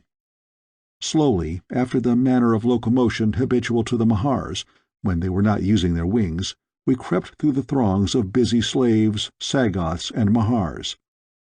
After what seemed an eternity, we reached the outer door which leads into the main avenue of Phutra. Many Sagoths loitered near the opening. They glanced at Ghak as he padded between them. Then Perry passed, and then Hooja. Now it was my turn, and then, in a sudden fit of freezing terror, I realized that the warm blood from my wounded arm was trickling down through the dead foot of the Mahar skin I wore, and leaving its tell-tale mark upon the pavement, for I saw a Sagoth call a companion's attention to it. The guard stepped before me, and pointing to my bleeding foot, spoke to me in the sign language which these two races employ as a means of communication. Even had I known what he was saying, I could not have replied with the dead thing that covered me. I once had seen a great Mahar freeze a presumptuous Sagoth with a look. It seemed my only hope, so I tried it. Stopping in my tracks, I moved my sword so that it made the dead head appear to turn inquiring eyes upon the gorilla man. For a long moment I stood perfectly still, eyeing the fellow with those dead eyes. Then I lowered the head and started slowly on. For a moment all hung in the balance, but before I touched him the guard stepped to one side, and I passed on out into the avenue. On we went up the broad street, but now we were safe for the very numbers of our enemies that surrounded us on all sides. Fortunately, there was a great concourse of Mahars repairing to the shallow lake which lies a mile or more from the city. They go there to indulge their amphibian proclivities in diving for small fish, and enjoying the cool depths of the water. It is a fresh-water lake, shallow, and free from the larger reptiles, which make the use of the great seas of Pellucidar impossible for any but their own kind. In the thick of the crowd we passed up the steps and out onto the plain. For some distance Ghak remained with the stream that was traveling toward the lake. But finally, at the bottom of a little gully he halted, and there we remained until all had passed and we were alone. Then, still in our disguises, we set off directly away from Phutra. The heat of the vertical rays of the sun was fast making our horrible prisons unbearable, so that, after passing a low divide and entering a sheltering forest, we finally discarded the Mahar skins that had brought us thus far in safety. I shall not weary you with the details of that bitter and galling flight, how we traveled at a dogged run until we dropped in our tracks, how we were beset by strange and terrible beasts, how we barely escaped the cruel fangs of lions and tigers the size of which would dwarf into pitiful insignificance the greatest felines of the outer world.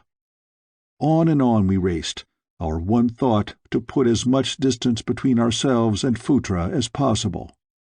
Ghak was leading us to his own land, the land of Sari. No sign of pursuit had developed, and yet we were sure that somewhere behind us relentless Sagoths were dogging our tracks. Ghak said they never failed to hunt down their quarry until they had captured it or themselves been turned back by a superior force. Our only hope, he said, lay in reaching his tribe, which was quite strong enough in their mountain fastness to beat off any number of Sagoths. At last, after what seemed months, and may, I now realize, have been years, we came in sight of the dun escarpment which buttressed the foothills of Sari. At almost the same instant, Hooja, who looked ever quite as much behind as before, announced that he could see a body of men far behind us topping a low ridge in our wake. It was the long-expected pursuit. I asked Ghak if we could make Sari in time to escape them.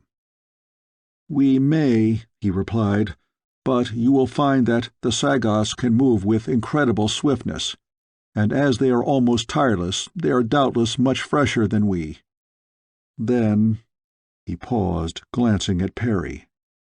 I knew what he meant. The old man was exhausted. For much of the period of our flight either Ghak or I had half supported him on the march.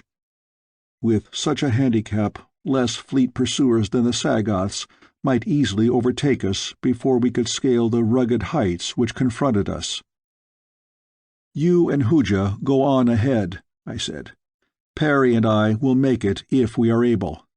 We cannot travel as rapidly as you two, and there is no reason why all should be lost because of that. It can't be helped. We have simply to face it." "I will not desert a companion," was Ghak's simple reply. I hadn't known that this great, hairy, primeval man had any such nobility of character stowed away inside him. I had always liked him, but now to my liking was added honor and respect. Yes, and love. But still I urged him to go on ahead, insisting that if he could reach his people, he might be able to bring out a sufficient force to drive off the Sagoths and rescue Perry and myself. No, he wouldn't leave us, and that was all there was to it. But he suggested that Hooja might hurry on and warn the Sarians of the king's danger. It didn't require much urging to start Hooja. The naked idea was enough to send him leaping on ahead of us into the foothills which we now had reached. Perry realized that he was jeopardizing Ghak's life and mine, and the old fellow fairly begged us to go on without him, although I knew that he was suffering a perfect anguish of terror at the thought of falling into the hands of the Sagoths. Ghak finally solved the problem, in part, by lifting Perry in his powerful arms and carrying him. While the act cut down Ghak's speed, he still could travel faster thus than when half supporting the stumbling old man. End of Chapter 12. Chapter 13. The Sly One. The Sagoths were gaining on us rapidly, for once they had sighted us they had greatly increased their speed. On and on we stumbled up the narrow canyon that Ghak had chosen to approach the heights of Sari. On either side rose precipitous cliffs of gorgeous, party-colored rock, while beneath our feet a thick mountain grass formed a soft and noiseless carpet. Since we had entered the canyon we had had no glimpse of our pursuers, and I was commencing to hope that they had lost our trail and that we would reach the now rapidly nearing cliffs in time to scale them before we should be overtaken. Ahead we neither saw nor heard any sign which might betoken the success of Hooja's mission. By now he should have reached the outposts of the Sarians, and we should at least hear the savage cries of the tribesmen as they swarmed to arms in answer to their king's appeal for succor. In another moment the frowning cliffs ahead should be black with primeval warriors, but nothing of the kind happened. As a matter of fact, the Sly One had betrayed us. At the moment that we expected to see Sarian spearmen charging to our relief at Hooja's back, the craven traitor was sneaking around the outskirts of the nearest Sarian village, that he might come up from the other side when it was too late to save us, claiming that he had become lost among the mountains. Hooja still harbored ill will against me because of the blow I had struck in Dian's protection, and his malevolent spirit was equal to sacrificing us all that he might be revenged upon me. As we drew nearer the barrier cliffs and no sign of rescuing Sarians appeared, Ghak became both angry and alarmed, and presently, as the sound of rapidly approaching pursuit fell upon our ears, he called to me over his shoulder that we were lost. A backward glance gave me a glimpse of the first of the Sagoths at the far end of a considerable stretch of canyon, through which we had just passed, and then a sudden turning shut the ugly creature from my view. But the loud howl of triumphant rage which rose behind us was evidence that the gorilla men had sighted us. Again the canyon veered sharply to the left, but to the right another branch ran on at a lesser deviation from the general direction, so that appeared more like the main canyon than the left-hand branch. The Sagoths were now not over 250 yards behind us, and I saw that it was hopeless for us to expect to escape other than by a ruse. There was a bare chance of saving Ghak and Perry, and as I reached the branching of the canyon, I took the chance. Pausing there, I waited until the foremost Sagoth hove into sight. Ghak and Perry had disappeared around a bend in the left-hand canyon, and as the Sagoth's savage yell announced that he had seen me, I turned and fled up the right-hand branch. My ruse was successful, and the entire party of manhunters raced headlong after me up one canyon, while Ghak bore Perry to safety up the other. Running has never been my particular athletic forte, and now, when my very life depended upon fleetness of foot, I cannot say that I ran any better than on the occasions when my pitiful base running had called down upon my head the rooters' raucous and reproachful cries of "Ice wagon!" and "Call a cab!" The Sagoths were gaining on me rapidly. There was one in particular, fleeter than his fellows, who was perilously close. The canyon had become a rocky slit, rising roughly at a steep angle toward what seemed a pass between two abutting peaks. What lay beyond I could not even guess, possibly a sheer drop of hundreds of feet into the corresponding valley upon the other side. Could it be that I had plunged into a cul-de-sac? Realizing that I could not hope to outdistance the Sagoths to the top of the canyon, I had determined to risk all in an attempt to check them temporarily, and to this end had unslung my rudely made bow and plucked an arrow from the skin quiver which hung behind my shoulder. As I fitted the shaft with my right hand, I stopped and wheeled toward the gorilla man. In the world of my birth, I never had drawn a shaft, but since our escape from Phutra, I had kept the party supplied with small game by means of my arrows, and so, through necessity, had developed a fair degree of accuracy.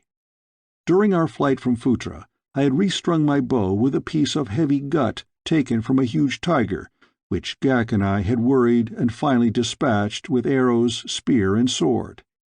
The hard wood of the bow was extremely tough, and this, with the strength and elasticity of my new string, gave me unwonted confidence in my weapon. Never had I greater need of steady nerves than then. Never were my nerves and muscles under better control. I sighted as carefully and deliberately as though at a straw target. The Sagoth had never before seen a bow and arrow, but of a sudden it must have swept over his dull intellect that the thing I held toward him was some sort of engine of destruction, for he too came to a halt, simultaneously swinging his hatchet for a throw. It is one of the many methods in which they employ this weapon, and the accuracy of aim which they achieve, even under the most unfavorable circumstances, is little short of miraculous. My shaft was drawn back its full length. My eye had centered its sharp point upon the left breast of my adversary, and then he launched his hatchet, and I released my arrow. At the instant that our missiles flew, I leapt to one side, but the Sagoth sprang forward to follow up his attack with a spear thrust. I felt the swish of the hatchet as it grazed my head, and at the same instant my shaft pierced the Sagoth's savage heart, and with a single groan he lunged almost at my feet, stone dead.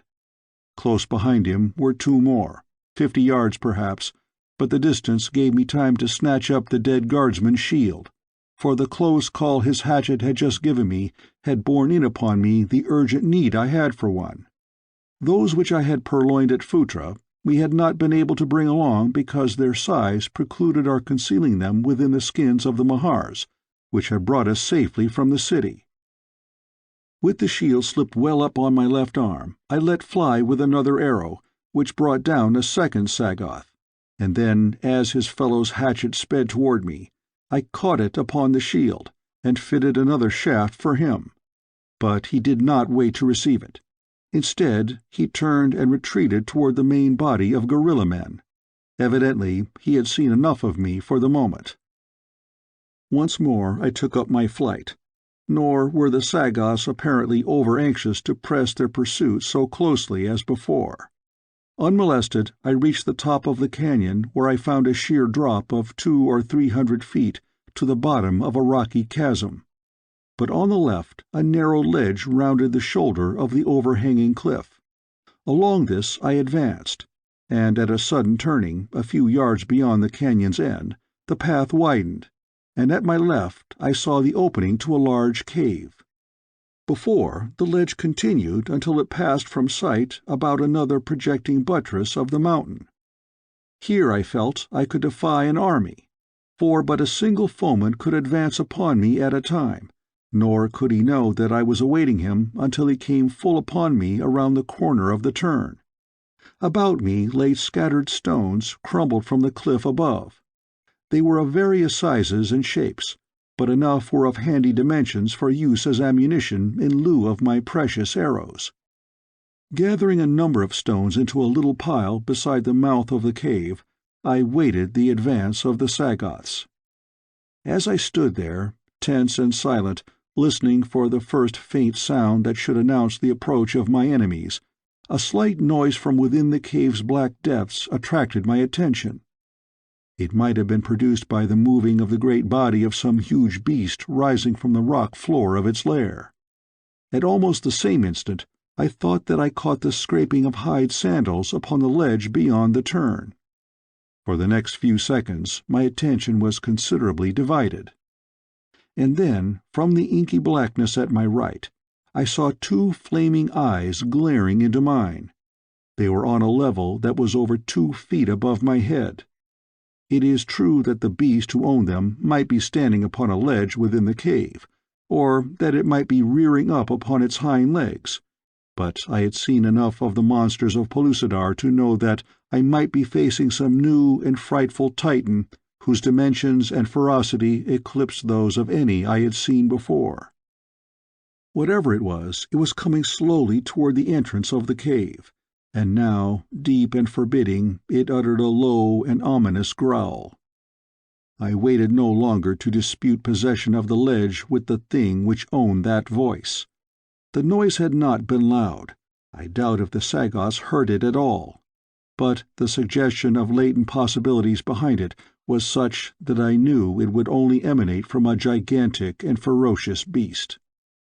As I backed along the ledge, I soon was past the mouth of the cave, where I no longer could see those fearful, flaming eyes. But an instant later I caught sight of the fiendish face of a Sagoth as it warily advanced beyond the cliff's turn on the far side of the cave's mouth. As the fellow saw me, he leapt along the ledge in pursuit, and after him came as many of his companions as could crowd upon each other's heels. At the same time the beast emerged from the cave, so that he and the Sagoths came face to face upon that narrow ledge. The thing was an enormous cave-bear, rearing its colossal bulk fully 8 feet at the shoulder, while from the tip of its nose to the end of its stubby tail it was fully 12 feet in length. As it sighted the Sagoths, it emitted a most frightful roar, and with open mouth charged full upon them. With a cry of terror, the foremost gorilla man turned to escape, but behind him he ran full upon his onrushing companions. The horror of the following seconds is indescribable. The Sagoth nearest the cave-bear, finding his escape blocked, turned and leapt deliberately to an awful death upon the jagged rocks 300 feet below. Then those giant jaws reached out and gathered in the next. There was a sickening sound of crushing bones, and the mangled corpse was dropped over the cliff's edge. Nor did the mighty beast even pause in his steady advance along the ledge. Shrieking Sagoths were now leaping madly over the precipice to escape him, and the last I saw he rounded the turn still pursuing the demoralized remnant of the man-hunters. For a long time I could hear the horrid roaring of the brute intermingled with the screams and shrieks of his victims, until finally the awful sounds dwindled and disappeared in the distance. Later I learned from Ghak, who had finally come to his tribesmen and returned with a party to rescue me, that the Rith, as it is called, pursued the Sagoths until it had exterminated the entire band. Ghak was, of course, positive that I had fallen prey to the terrible creature, which, within Pellucidar, is truly the king of beasts. Not caring to venture back into the canyon, where I might fall prey either to the cave-bear or the Sagoths, I continued on along the ledge, believing that by following around the mountain I could reach the land of Sari from another direction. But I evidently became confused by the twisting and turning of the canyons and gullies, for I did not come to the land of Sari then, nor for a long time thereafter. End of Chapter 13. Chapter 14. The Garden of Eden.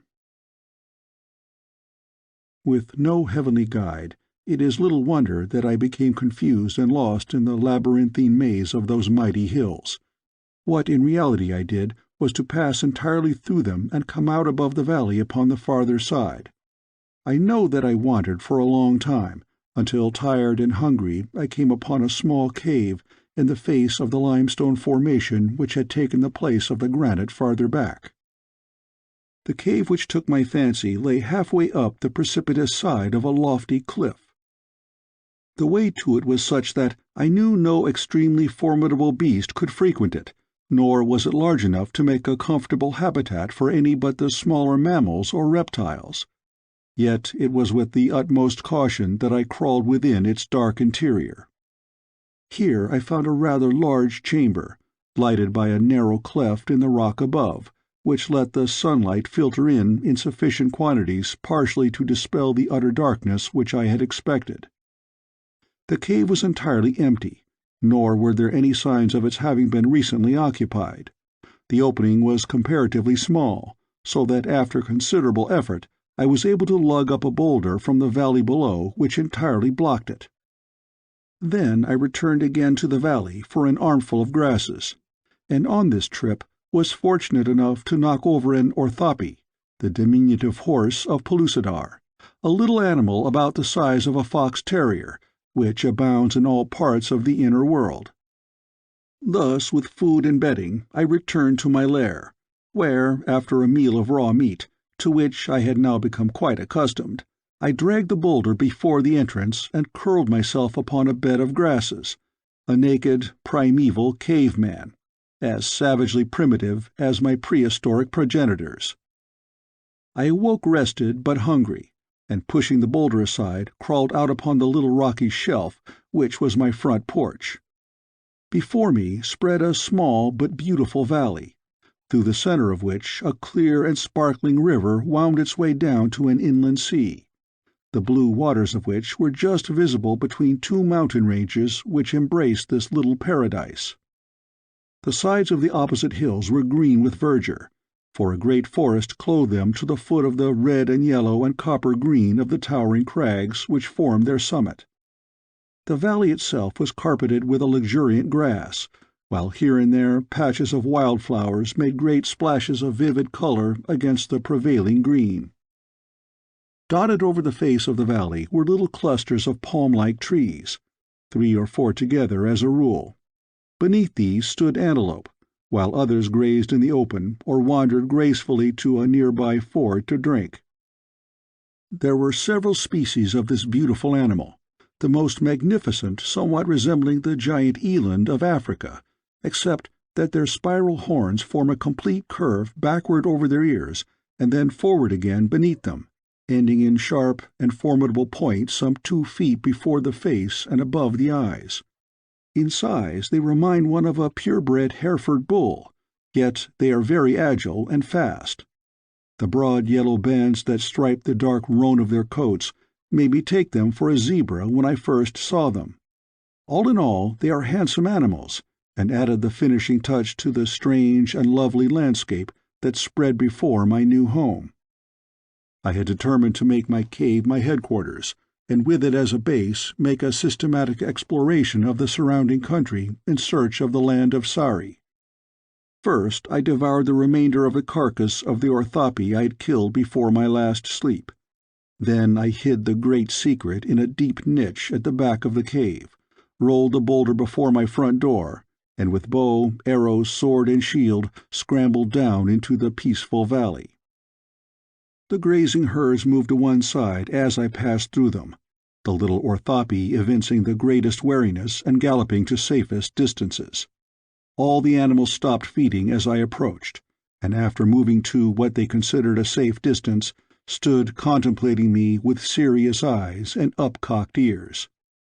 Once one of the old bull antelopes of the striped species lowered his head and bellowed angrily, even after taking a few steps in my direction, so that I thought he meant to charge. But after I had passed, he resumed feeding as though nothing had disturbed him. Near the lower end of the valley I passed a number of tapirs, and across the river saw a great Sagoth, the enormous double-horned progenitor of the modern rhinoceros. At the valley's end, the cliffs upon the left ran out into the sea, so that to pass around them, as I desired to do, it was necessary to scale them in search of a ledge along which I might continue my journey. Some 50 feet from the base, I came upon a projection which formed a natural path along the face of the cliff, and this I followed out over the sea toward the cliff's end. Here the ledge inclined rapidly upward toward the top of the cliffs, the stratum which formed it evidently having been forced up at this steep angle when the mountains behind it were born. As I climbed carefully up the ascent, my attention suddenly was attracted aloft by the sound of strange hissing, and what resembled the flapping of wings. And at the first glance there broke upon my horrified vision the most frightful thing I had ever seen within Pellucidar. It was a giant dragon, such as is pictured in the legends and fairy tales of Earth folk. Its huge body must have measured 40 feet in length, while the bat-like wings that supported it in mid-air had a spread of fully 30. Its gaping jaws were armed with long, sharp teeth, and its claw equipped with horrible talons. The hissing noise which had first attracted my attention was issuing from its throat, and seemed to be directed at something beyond and below me which I could not see. The ledge upon which I stood terminated abruptly a few paces farther on, and as I reached the end I saw the cause of the reptile's agitation. In some time in past ages, an earthquake had produced a fault at this point, so that beyond the spot where I stood the strata had slipped down a matter of 20 feet. The result was that the continuation of my ledge lay 20 feet below me, where it ended as abruptly as did the end upon which I stood. And here, evidently halted in flight by this insurmountable break in the ledge, stood the object of the creature's attack, a girl cowering upon the narrow platform, her face buried in her arms as though to shut out the sight of the frightful death which hovered just above her. The dragon was circling lower, and seemed about to dart in upon its prey. There was no time to be lost, scarce an instant in which to weigh the possible chances that I had against the awfully armed creature. But the sight of that frightened girl below me called out to all that was best in me, and the instinct for protection of the other sex, which nearly must have equaled the instinct of self-preservation in primeval man, drew me to the girl's side like an irresistible magnet. Almost thoughtless of the consequences, I leapt from the edge of the ledge upon which I stood for the tiny shelf 20 feet below. At the same instant the dragon darted in toward the girl, but my sudden advent upon the scene must have startled him, for he veered to one side, and then rose above us once more. The noise I made as I landed beside her convinced the girl that the end had come, for she thought I was the dragon. But finally, when no cruel fangs closed upon her, she raised her eyes in astonishment. As they fell upon me, the expression that came into them would be difficult to describe, but her feelings could scarcely have been one whit more complicated than my own, for the wide eyes that looked into mine were those of Dian the Beautiful. "Dian!" I cried. "Dian! Thank God that I came in time!" "You?" she whispered, and then she hid her face again, nor could I tell whether she were glad or angry that I had come. Once more the dragon was sweeping toward us, and so rapidly that I had no time to unsling my bow. All that I could do was to snatch up a rock and hurl it at the thing's hideous face. Again my aim was true, and with a hiss of pain and rage the reptile wheeled once more and soared away. Quickly I fitted an arrow now that I might be ready at the next attack, and as I did so I looked down at the girl, so that I surprised her in a surreptitious glance which she was stealing at me. But immediately she again covered her face with her hands. "Look at me, Dian," I pleaded. "Are you not glad to see me?" She looked straight into my eyes. "I hate you," she said, and then, as I was about to beg for a fair hearing, she pointed over my shoulder. "The Thipdar comes," she said, and I turned again to meet the reptile. So this was a Thipdar. I might have known it. The cruel bloodhound of the Mahars, the long-extinct pterodactyl of the outer world. But this time I met it with a weapon it never had faced before. I had selected my longest arrow, and with all my strength had bent the bow until the very tip of the shaft rested upon the thumb of my left hand, and then, as the great creature darted toward us, I let it drive straight for that tough breast. Hissing like the escape valve of a steam engine, the mighty creature fell turning and twisting into the sea below, my arrow buried completely in its carcass. I turned toward the girl. She was looking past me. It was evident that she had seen the Thipdar die. "Dian," I said, "won't you tell me that you are not sorry that I have found you?" "I hate you," was her only reply. But I imagined that there was less vehemence in it than before, yet it might have been but my imagination. "Why do you hate me, Dian?" I asked, but she did not answer me. "What are you doing here?" I asked, "and what has happened to you since Hooja freed you from the Sagoths?" At first I thought that she was going to ignore me entirely, but finally she thought better of it. "I was again running away from Jubal the Ugly One," she said. "After I escaped from the Sagoths, I made my way alone back to my own land, but on account of Jubal I did not dare enter the villages or let any of my friends know that I had returned, for fear that Jubal might find out. By watching for a long time, I found that my brother had not yet returned, and so I continued to live in a cave beside a valley which my race seldom frequents, awaiting the time that he should come back and free me from Jubal. But at last one of Jubal's hunters saw me as I was creeping toward my father's cave to see if my brother had yet returned, and he gave the alarm, and Jubal set out after me. He has been pursuing me across many lands. He cannot be far behind me now. When he comes, he will kill you and carry me back to his cave. He is a terrible man. I have gone as far as I can go, and there is no escape." And she looked hopelessly up at the continuation of the ledge 20 feet above us. "But he shall not have me!" she suddenly cried with great vehemence. "The sea is there," she pointed over the edge of the cliff, "and the sea shall have me rather than Jubal." "But I have you now, Dian," I cried, "nor shall Jubal nor any other have you, for you are mine." And I seized her hand, nor did I lift it above her head and let it fall in token of release. She had risen to her feet and was looking straight into my eyes with level gaze. "I do not believe you," she said, "for if you meant it, you would have done this when the others were present to witness it. Then I should truly have been your mate. Now there is no one to see you do it, for you know that without witnesses your act does not bind you to me." And she withdrew her hand from mine and turned away. I tried to convince her that I was sincere, but she simply couldn't forget the humiliation that I had put upon her on that other occasion. "If you meant all that you say, you will have ample chance to prove it," she said. "If Jubal does not catch you and kill you, I am in your power, and the treatment you accord me will be the best proof of your intentions toward me.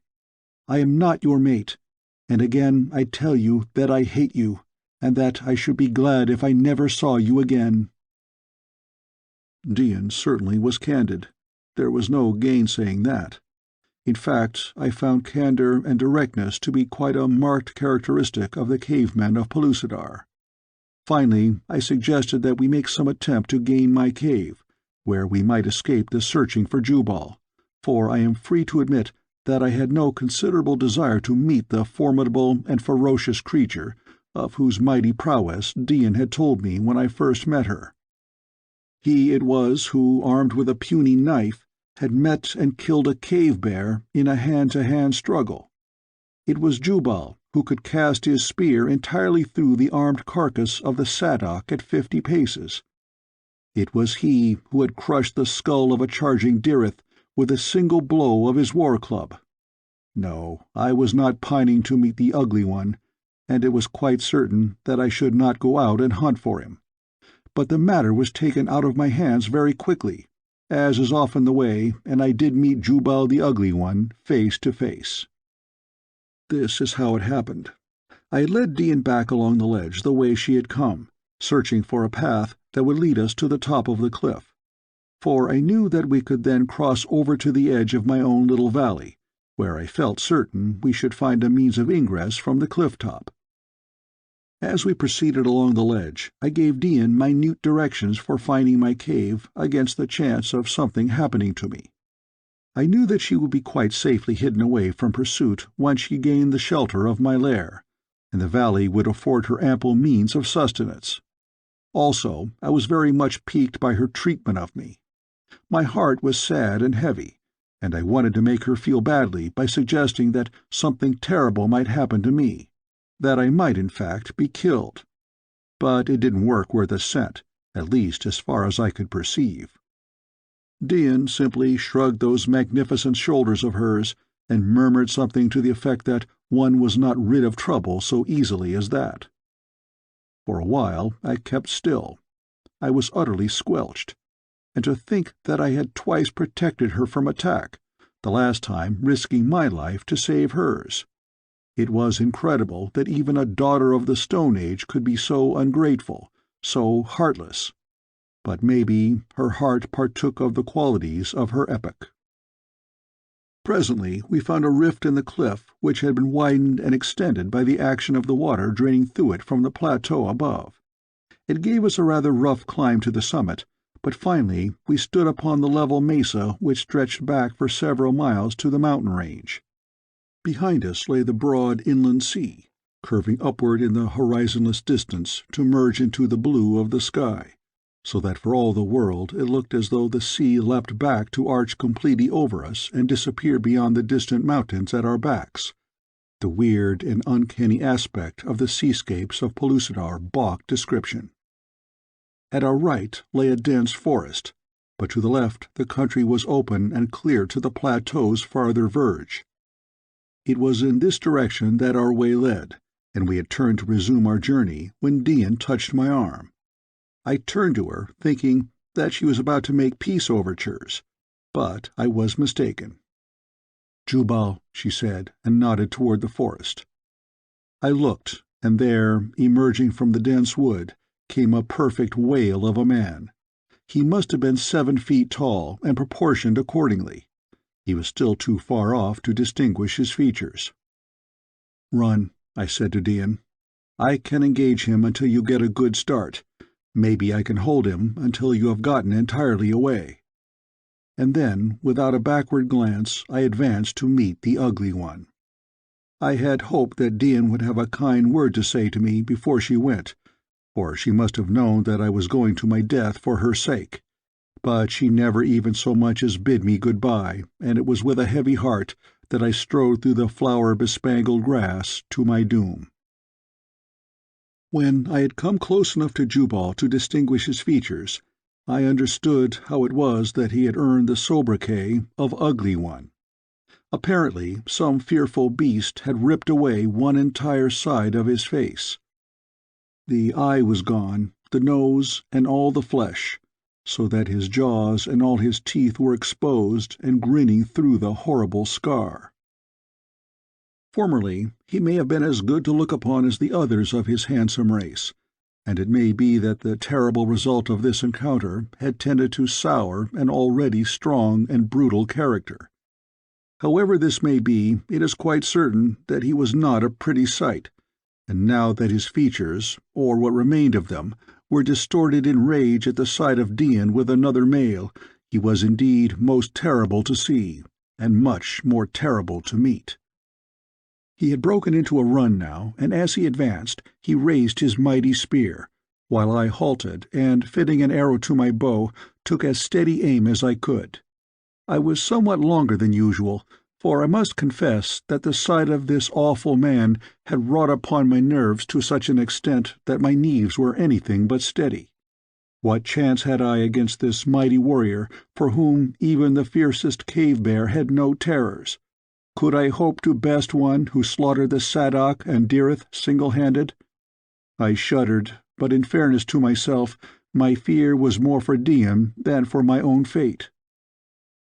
And then the great brute launched his massive stone-tipped spear, and I raised my shield to break the force of its terrific velocity. The impact hurled me to my knees, but the shield had deflected the missile, and I was unscathed. Jubal was rushing upon me now with the only remaining weapon that he carried, a murderous-looking knife. He was too close for a careful bow-shot, but I let drive at him as he came without taking aim. My arrow pierced the fleshy part of his thigh, inflicting a painful but not disabling wound, and then he was upon me. My agility saved me for the instant. I ducked beneath his raised arm, and when he wheeled to come at me again, he found a sword's point in his face. And a moment later he felt an inch or two of it in the muscles of his knife arm, so that thereafter he went more warily. It was a duel of strategy now, the great hairy man maneuvering to get inside my guard where he could bring those giant thews to play, while my wits were directed to the task of keeping him at arm's length. Thrice he rushed me, and thrice I caught his knife blow upon my shield. Each time my sword found his body, once penetrating to his lung. He was covered with blood by this time, and the internal hemorrhage induced paroxysms of coughing that brought the red stream through the hideous mouth and nose, covering his face and breast with bloody froth.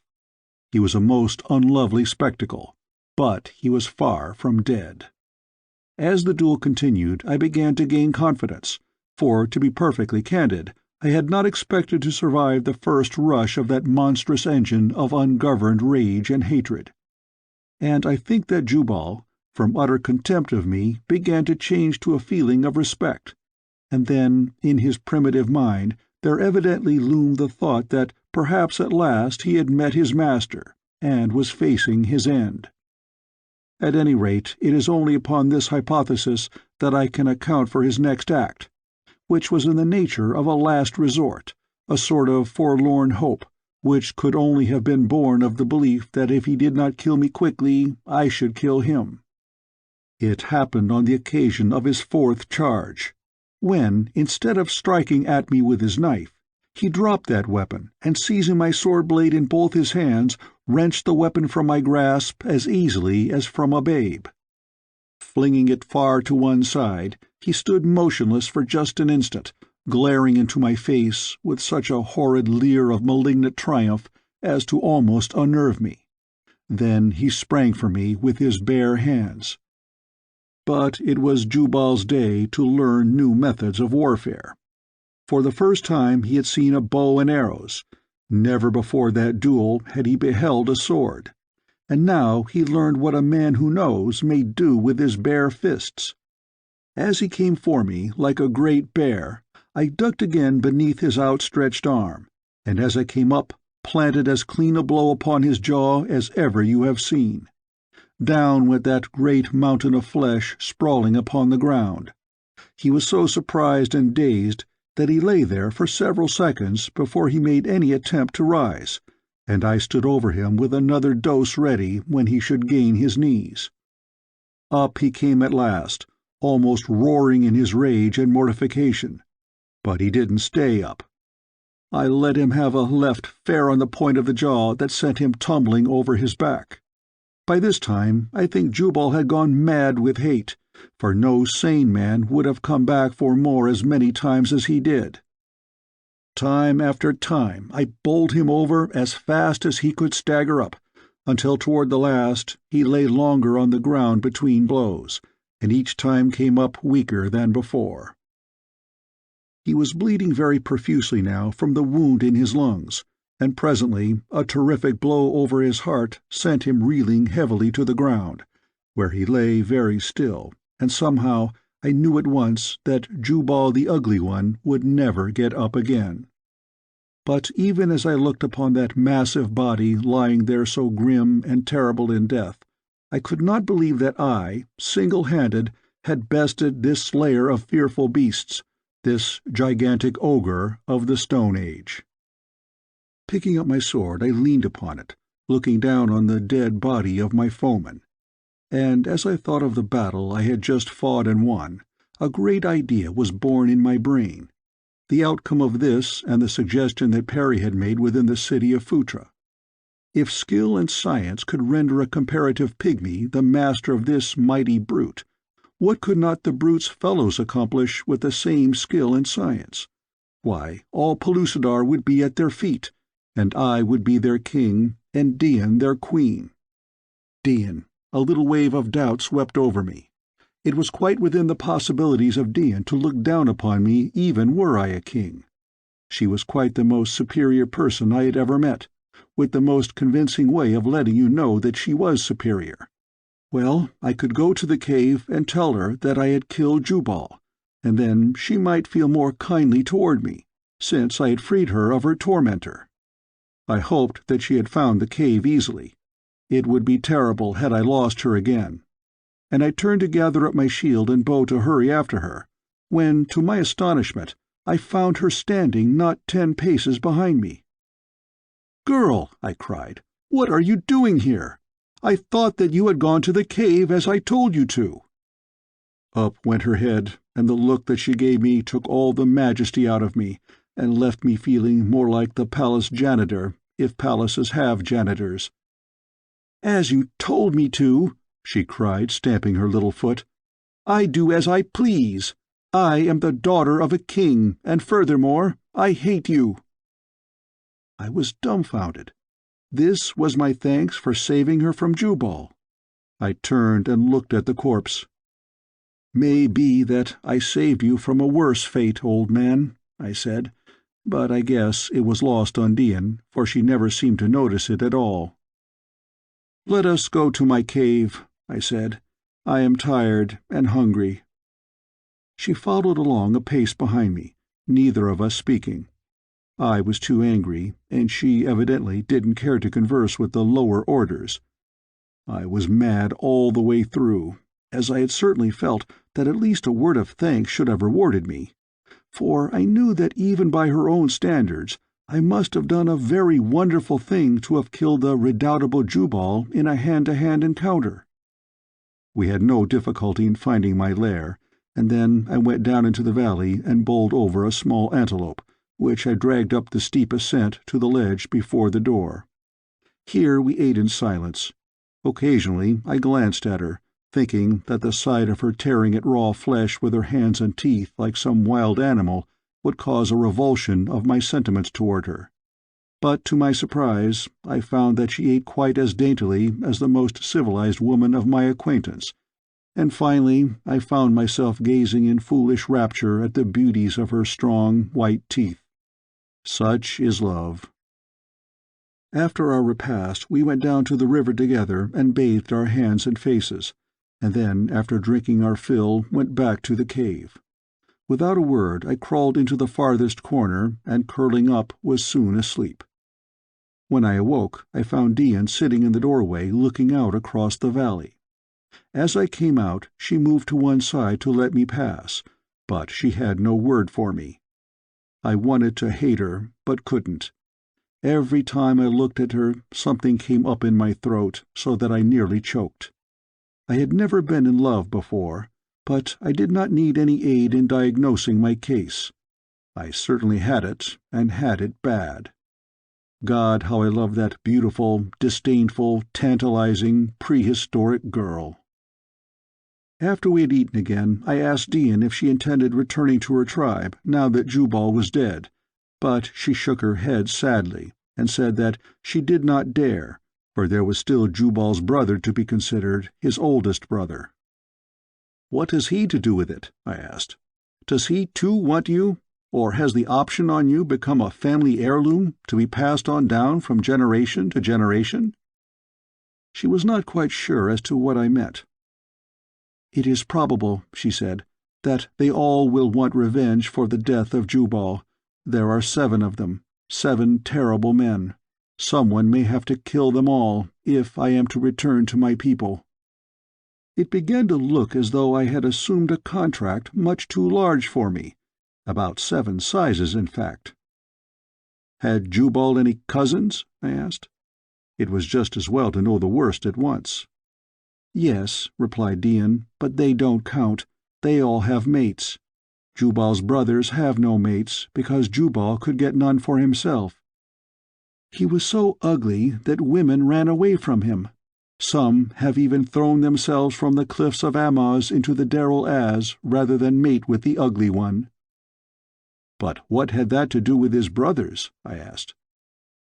"I forget that you are not of Pellucidar," said Dian, with a look of pity mixed with contempt, and the contempt seemed to be laid on a little thicker than the circumstance warranted, as though to make quite certain that I shouldn't overlook it.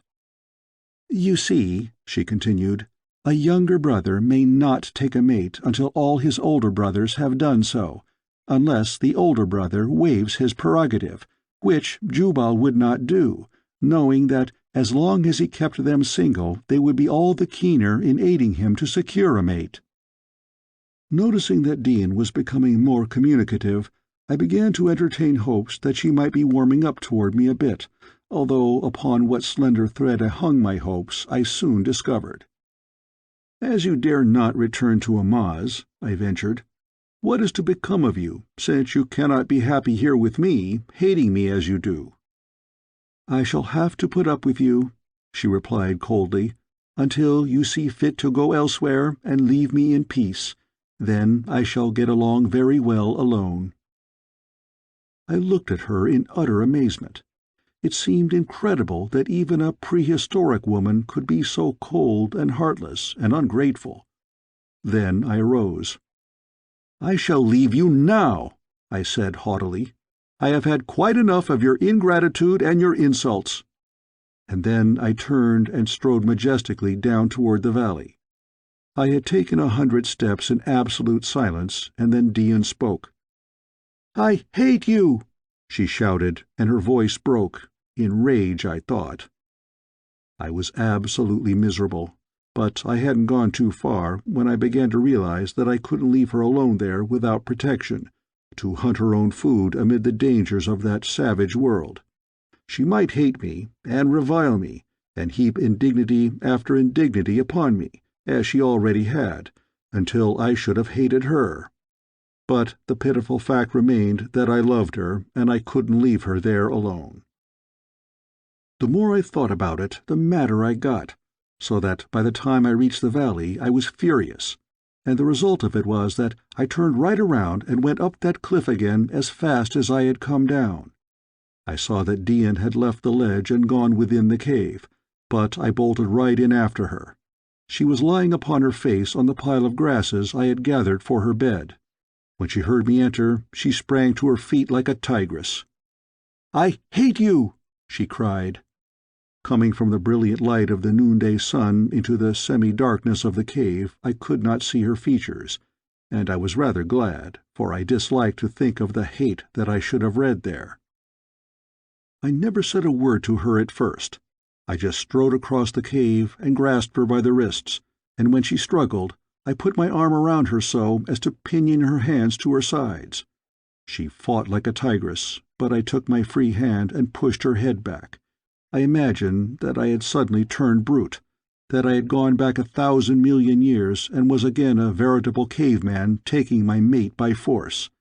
And then I kissed that beautiful mouth again and again. "Dian," I cried, shaking her roughly, "I love you. Can't you understand that I love you? That I love you better than all else in this world or my own? That I am going to have you? That love like mine cannot be denied?" I noticed that she lay very still in my arms now, and as my eyes became accustomed to the light, I saw that she was smiling, a very contented, happy smile. I was thunderstruck. Then I realized that, very gently, she was trying to disengage her arms, and I loosened my grip upon them so that she could do so. Slowly they came up and stole about my neck, and then she drew my lips down to hers once more and held them there for a long time. At last she spoke. "Why didn't you do this at first, David? I have been waiting so long." "What?" I cried. "You said that you hated me." "Did you expect me to run into your arms and say that I loved you before I knew that you loved me?" she asked. "But I have told you right along that I love you," I said. "Love speaks in acts," she replied. "You could have made your mouth say what you wished it to say, but just now, when you came and took me in your arms, your heart spoke to mine in the language that a woman's heart understands. What a silly man you are, David." "Then you haven't hated me at all, Dian?" I asked. "I have loved you always," she whispered, "from the first moment that I saw you. although I did not know it until that time you struck down Hooja the Sly One and then spurned me." "But I didn't spurn you, dear," I cried. "I didn't know your ways. I doubt if I do now. It seems incredible that you could have reviled me so, and yet have cared for me all the time." "You might have known," she said, "when I did not run away from you, that it was not hate which chained me to you. While you were battling with Jubal, I could have run to the edge of the forest, and when I learned the outcome of the combat, it would have been a simple thing to have eluded you and returned to my own people." "But Jubal's brothers and cousins," I reminded her. "How about them?" She smiled and hid her face on my shoulder. "I had to tell you something, David," she whispered. "I must needs have some excuse for remaining near you." "You little sinner!" I exclaimed. "And you have caused me all this anguish for nothing." "I have suffered even more," she answered simply, "for I thought that you did not love me, and I was helpless. I couldn't come to you and demand that my love be returned, as you have just come to me. Just now, when you went away, hope went with you. I was wretched, terrified, miserable, and my heart was breaking. I wept, and I have not done that before since my mother died." And now I saw that there was the moisture of tears about her eyes. It was near to making me cry myself when I thought of all that poor child had been through. Motherless and unprotected, hunted across a savage, primeval world by that hideous brute of a man, exposed to the attacks of the countless fearsome denizens of its mountains, its plains, and its jungles. It was a miracle that she had survived it all. To me, it was a revelation of the things my early forebears must have endured that the human race of the outer crust might survive. It made me very proud to think that I had won the love of such a woman. Of course, she couldn't read or write. There was nothing cultured or refined about her, as you judge culture and refinement. But she was the essence of all that is best in woman, for she was good and brave and noble and virtuous. And she was all these things in spite of the fact that their observance entailed suffering and danger and possible death. How much easier it would have been to have gone to Jubal in the first place. She would have been his lawful mate. She would have been queen in her own land, and it meant just as much to the cave woman to be a queen in the Stone Age as it does to the woman of today to be a queen now. It's all comparative glory any way you look at it, and if there were only half-naked savages on the outer crust today, you'd find that it would be considerable glory to be the wife of a Dahomey chief. I couldn't help but compare Dian's action with that of a splendid young woman I had known in New York. I mean splendid to look at and to talk to. She had been head over heels in love with a chum of mine, a clean, manly chap. But she had married a broken-down, disreputable old debauchee because he was a count in some dinky little European principality that was not even accorded a distinctive color by Rand McNally. Yes, I was mighty proud of Dian.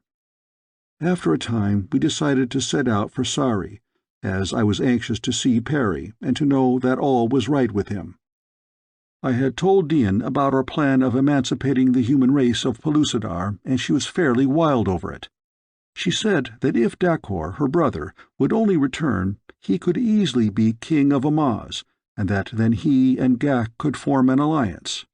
That would give us a flying start, for the Sarians and the Amozites were both powerful tribes.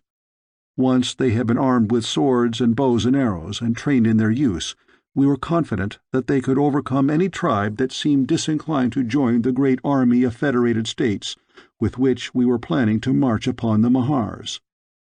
I explained the various destructive engines of war which Perry and I could construct after a little experimentation, gunpowder, rifles, cannon, and the like, and Dian would clap her hands and throw her arms about my neck and tell me what a wonderful thing I was. She was beginning to think that I was omnipotent, although I really hadn't done anything but talk. But that is the way with women when they love. Perry used to say that if a fellow was 1/10 as remarkable as his wife or mother thought him, he would have the world by the tail with a downhill drag. The first time we started for Sari, I stepped into a nest of poisonous vipers before we reached the valley. A little fellow stung me on the ankle, and Dian made me come back to the cave. She said that I mustn't exercise, or it might prove fatal.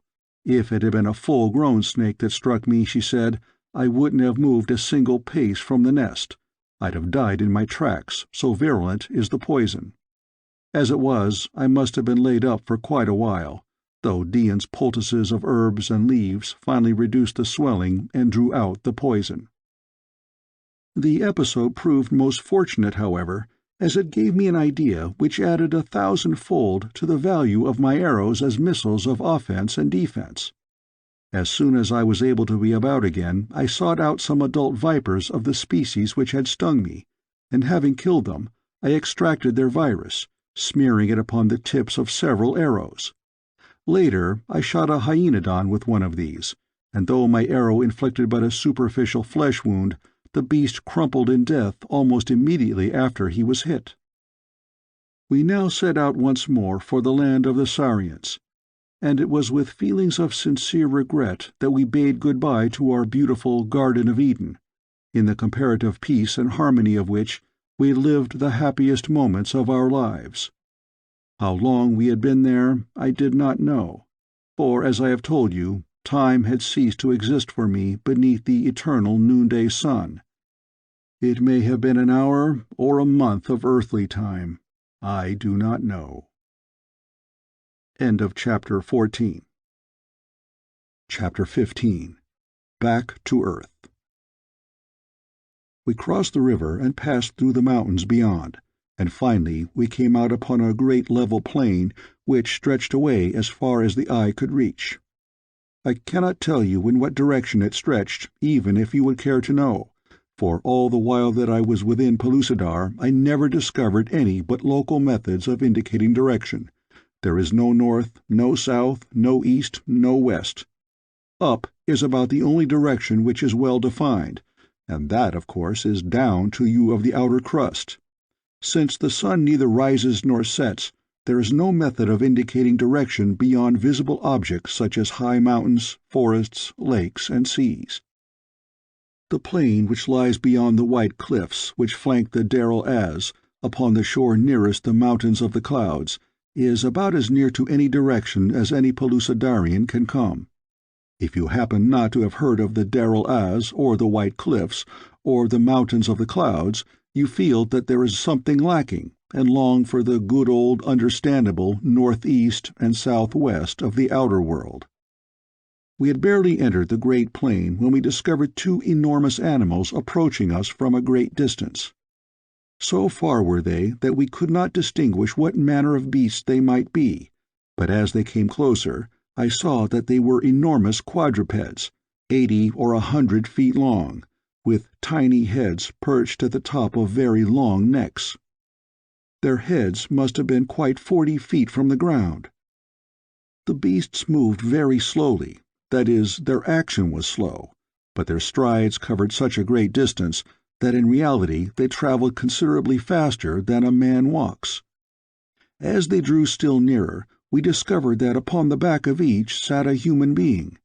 Then Dian knew what they were, though she never before had seen one. "They are Ledes, from the land of the Thorians," she cried. "Thoria lies at the outer verge of the land of awful shadow. The Thorians alone of all the races of Pellucidar ride the Ledi, for nowhere else than beside the dark country are they found." "What is the land of awful shadow?" I asked. "It is the land which lies beneath the dead world," replied Dian. "The dead world which hangs forever between the sun and Pellucidar above the land of awful shadow. It is the dead world which makes the great shadow upon this portion of Pellucidar." I did not fully understand what she meant, nor am I sure that I do yet, for I have never been to that part of Pellucidar from which the dead world is visible.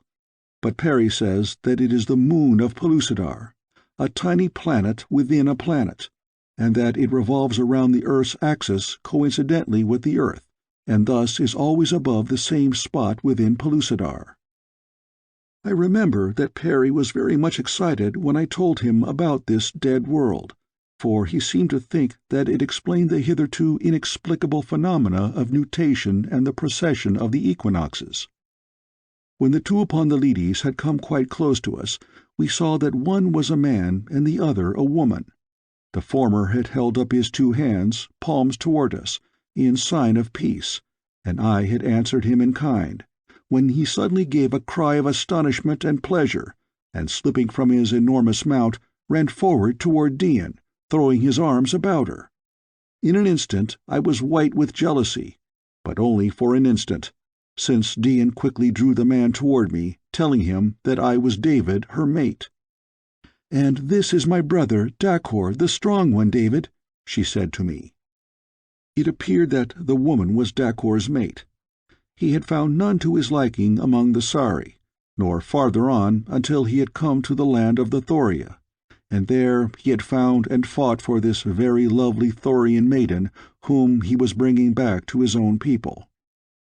When they had heard our story and our plans, they decided to accompany us to Sari, that Dakhor and Ghak might come to an agreement relative to an alliance, as Dakhor was quite as enthusiastic about the proposed annihilation of the Mahars and Sagoths as either Dian or I. After a journey which was, for Pellucidar, quite uneventful, we came to the first of the Sarian villages, which consists of between 100 and 200 artificial caves, cut into the face of a great cliff. Here, to our immense delight, we found both Perry and Ghak. The old man was quite overcome at sight of me, for he had long since given me up as dead. When I introduced Dian as my wife, he didn't quite know what to say, but he afterward remarked that, with the pick of two worlds, I could not have done better.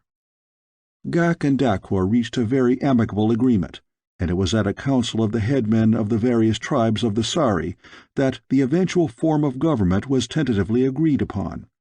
Roughly, the various kingdoms were to remain virtually independent, but there was to be one great overlord or emperor. It was decided that I should be the first of the dynasty of the emperors of Pellucidar. We set about teaching the women how to make bows and arrows and poison pouches. The young men hunted the vipers which provided the virus, and it was they who mined the iron ore and fashioned the swords under Perry's direction. Rapidly the fever spread from one tribe to another, until representatives from nations so far distant that the Sarians had never even heard of them came in to take the oath of allegiance which we required, and to learn the art of making the new weapons and using them. We sent our young men out as instructors to every nation of the Federation, and the movement had reached colossal proportions before the Mahars discovered it. The first intimation they had was when 3 of their great slave caravans were annihilated in rapid succession. They could not comprehend that the lower orders had suddenly developed a power which rendered them really formidable. In one of the skirmishes with slave caravans, some of our Sarians took a number of Sagoth prisoners, and among them were 2 who had been members of the guards within the building where we had been confined at Phutra. They told us that the Mahars were frantic with rage when they discovered what had taken place in the cellars of the buildings.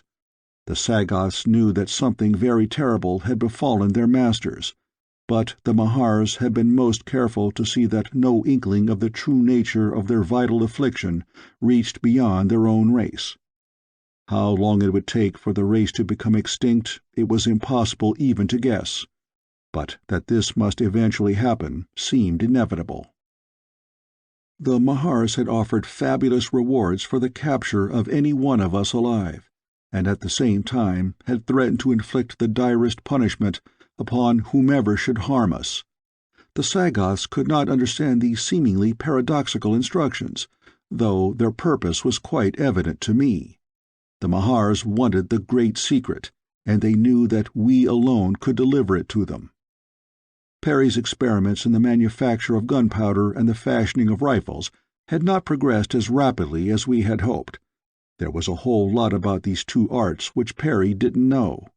We were both assured that the solution of these problems would advance the cause of civilization within Pellucidar thousands of years at a single stroke.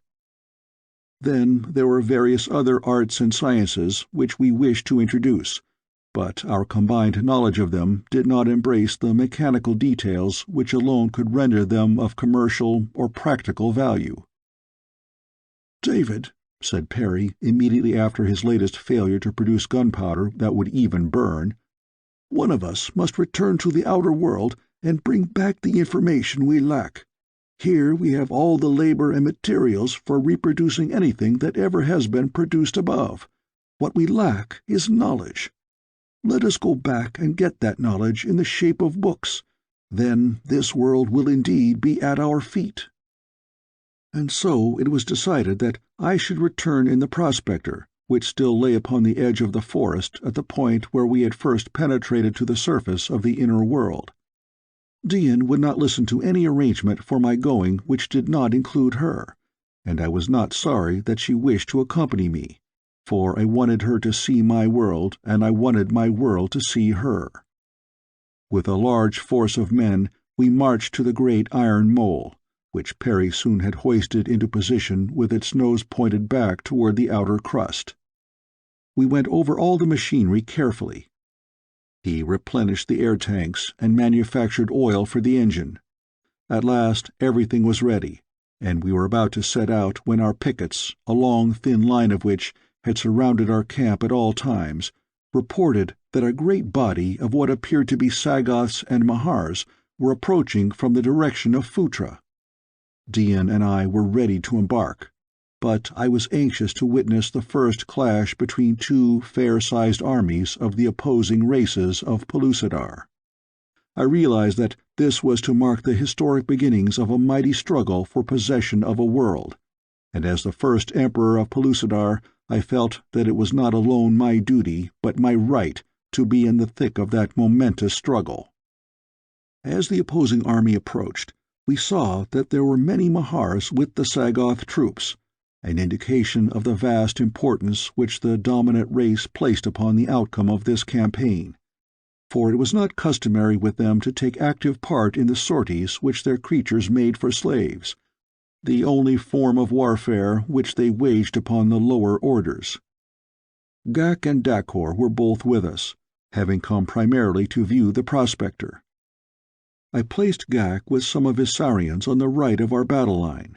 Dakor took the left, while I commanded the center. Behind us I stationed a sufficient reserve under one of Ghak's headmen. The Sagoths advanced steadily with menacing spears, and I let them come until they were within easy bowshot before I gave the word to fire. At the first volley of poison-tipped arrows, the front ranks of the gorilla men crumpled to the ground, but those behind charged over the prostrate forms of their comrades in a wild, mad rush to be upon us with their spears. A second volley stopped them for an instant, and then my reserve sprang through the openings in the firing line to engage them with sword and shield. The clumsy spears of the Sagoths were no match for the swords of the Sarian and Amozite, who turned the spear thrusts aside with their shields and leapt to close quarters with their lighter, handier weapons. Ghak took his archers along the enemy's flank, and while the swordsmen engaged them in front, he poured volley after volley into their unprotected left. The Mahars did little real fighting, and were more in the way than otherwise, though occasionally one of them would fasten its powerful jaw upon the arm or leg of a Sarian. The battle did not last a great while, for when Dakor and I led our men in upon the Sagoths' right with naked swords, they were already so demoralized that they turned and fled before us. We pursued them for some time, taking many prisoners and recovering nearly 100 slaves, among whom was Hooja the Sly One. He told me that he had been captured while on his way to his own land, but that his life had been spared in hope that through him the Mahars would learn the whereabouts of their great secret. Ghak and I were inclined to think that the Sly One had been guiding this expedition to the land of Sari, where he had thought that the book might be found in Perry's possession. But we had no proof of this, and so we took him in and treated him as one of us, although none liked him. And how he rewarded my generosity you will presently learn.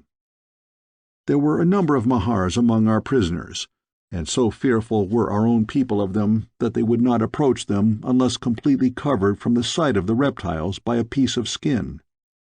Even Dian shared the popular superstition regarding the evil effects of exposure to the eyes of angry Mahars. And though I laughed at her fears, I was willing enough to humor them if it would relieve her apprehension in any degree, and so she sat apart from the prospector, near which the Mahars had been chained, while Perry and I again inspected every portion of the mechanism.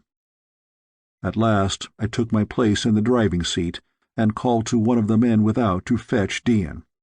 It happened that Hooja stood quite close to the doorway of the prospector, so that it was he who, without my knowledge, went to bring her.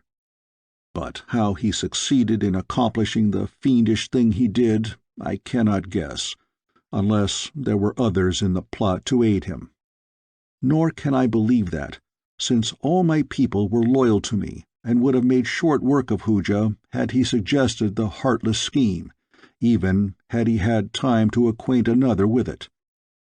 It was all done so quickly that I may only believe that it was the result of sudden impulse, aided by a number of, to Hooja, fortuitous circumstances occurring at precisely the right moment. All I know is that it was Hooja who brought Dian to the prospector, still wrapped from head to toe in the skin of an enormous cave lion, which covered her since the Mahar prisoners had been brought into camp. He deposited his burden in the seat beside me. I was all ready to get under way. The goodbyes had been said. Perry had grasped my hand in the last long farewell. I closed and barred the outer and inner doors, took my seat again at the driving mechanism, and pulled the starting lever. As before, on that far-gone night that had witnessed our first trial of the iron monster, there was a frightful roaring beneath us. The giant frame trembled and vibrated. There was a rush of sound as the loose earth passed up through the hollow space between the inner and outer jackets to be deposited in our wake. Once more the thing was off. But on the instant of departure I was nearly thrown from my seat by the sudden lurching of the prospector.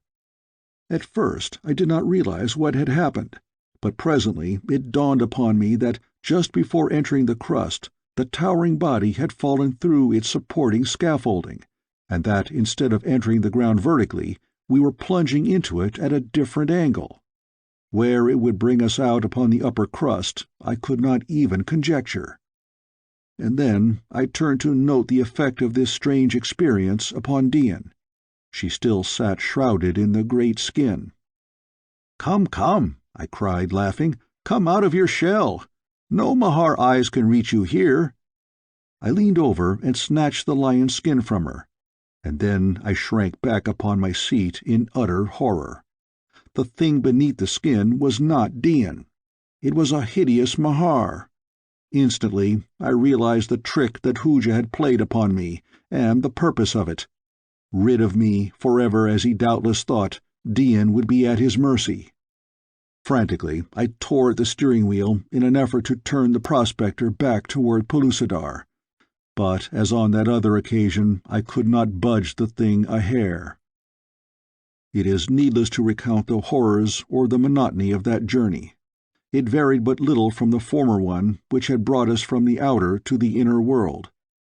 Because of the angle at which we had entered the ground, the trip required nearly a day longer, and brought me out here upon the sand of the Sahara instead of in the United States as I had hoped. For months I had been waiting here for a white man to come. I dared not leave the prospector for fear I should never be able to find it again. The shifting sands of the desert would soon cover it, and then my only hope of returning to my Dian and her Pellucidar would be gone forever.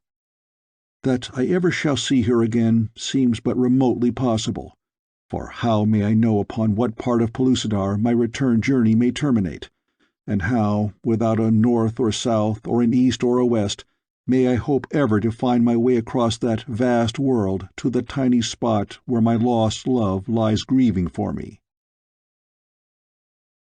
That is the story as David Innes told it to me in the goat-skin tent upon the rim of the great Sahara Desert. The next day he took me out to see the prospector, It was precisely as he had described it. So huge was it that it could have been brought to this inaccessible part of the world by no means of transportation that existed there. It could only have come in the way that David Innes said it came, up through the crust of the earth from the inner world of Pellucidar. I spent a week with him, and then abandoned my lion hunt, returned directly to the coast, and hurried to London, where I purchased a great quantity of stuff which he wished to take back to Pellucidar with him. There were books, rifles, revolvers, ammunition, cameras, chemicals, telephones, telegraph instruments, wire, tool, and more books upon every subject under the sun. He said he wanted a library with which he could reproduce the wonders of the 20th century in the Stone Age, and if quantity counts for anything, I got it for him. I took the things back to Algeria myself, and accompanied them to the end of the railroad. But from here I was recalled to America upon important business. However, I was able to employ a very trustworthy man to take charge of the caravan, the same guide, in fact, who had accompanied me on the previous trip into the Sahara, and after writing a long letter to Innes in which I gave him my American address, I saw the expedition head south. Among the other things which I sent to Innes was over 500 miles of double insulated wire of a very fine gauge. I had it packed on a special reel at his suggestion, as it was his idea that he could fasten one end here before he left, and by paying it out through the end of the prospector, lay a telegraph line between the outer and inner worlds. In my letter I told him to be sure to mark the terminus of the line very plainly with a high cairn, in case I was not able to reach him before he set out, so that I might easily find and communicate with him should he be so fortunate as to reach Pellucidar. I received several letters from him after I returned to America. In fact, he took advantage of every northward passing caravan to drop me word of some sort. His last letter was written the day before he intended to depart. Here it is. My dear friend, tomorrow I shall set out in quest of Pellucidar and Dian. That is, if the Arabs don't get me. They have been very nasty of late. I don't know the cause, but on 2 occasions they have threatened my life. One, more friendly than the rest, told me today that they intended attacking me tonight. It would be unfortunate should anything of that sort happen, now that I am so nearly ready to depart. However, maybe I will be as well off, for the nearer the hour approaches, the slenderer my chances for success appear. Here is the friendly Arab who's to take this letter north for me, so good-bye, and God bless you for your kindness to me. The Arab tells me to hurry, for he sees a cloud of sand to the south. He thinks it is the party coming to murder me, and he doesn't want to be found with me. So, good-bye again. Yours, David Innes. A year later found me at the end of the railroad once more, headed for the spot where I had left Innes.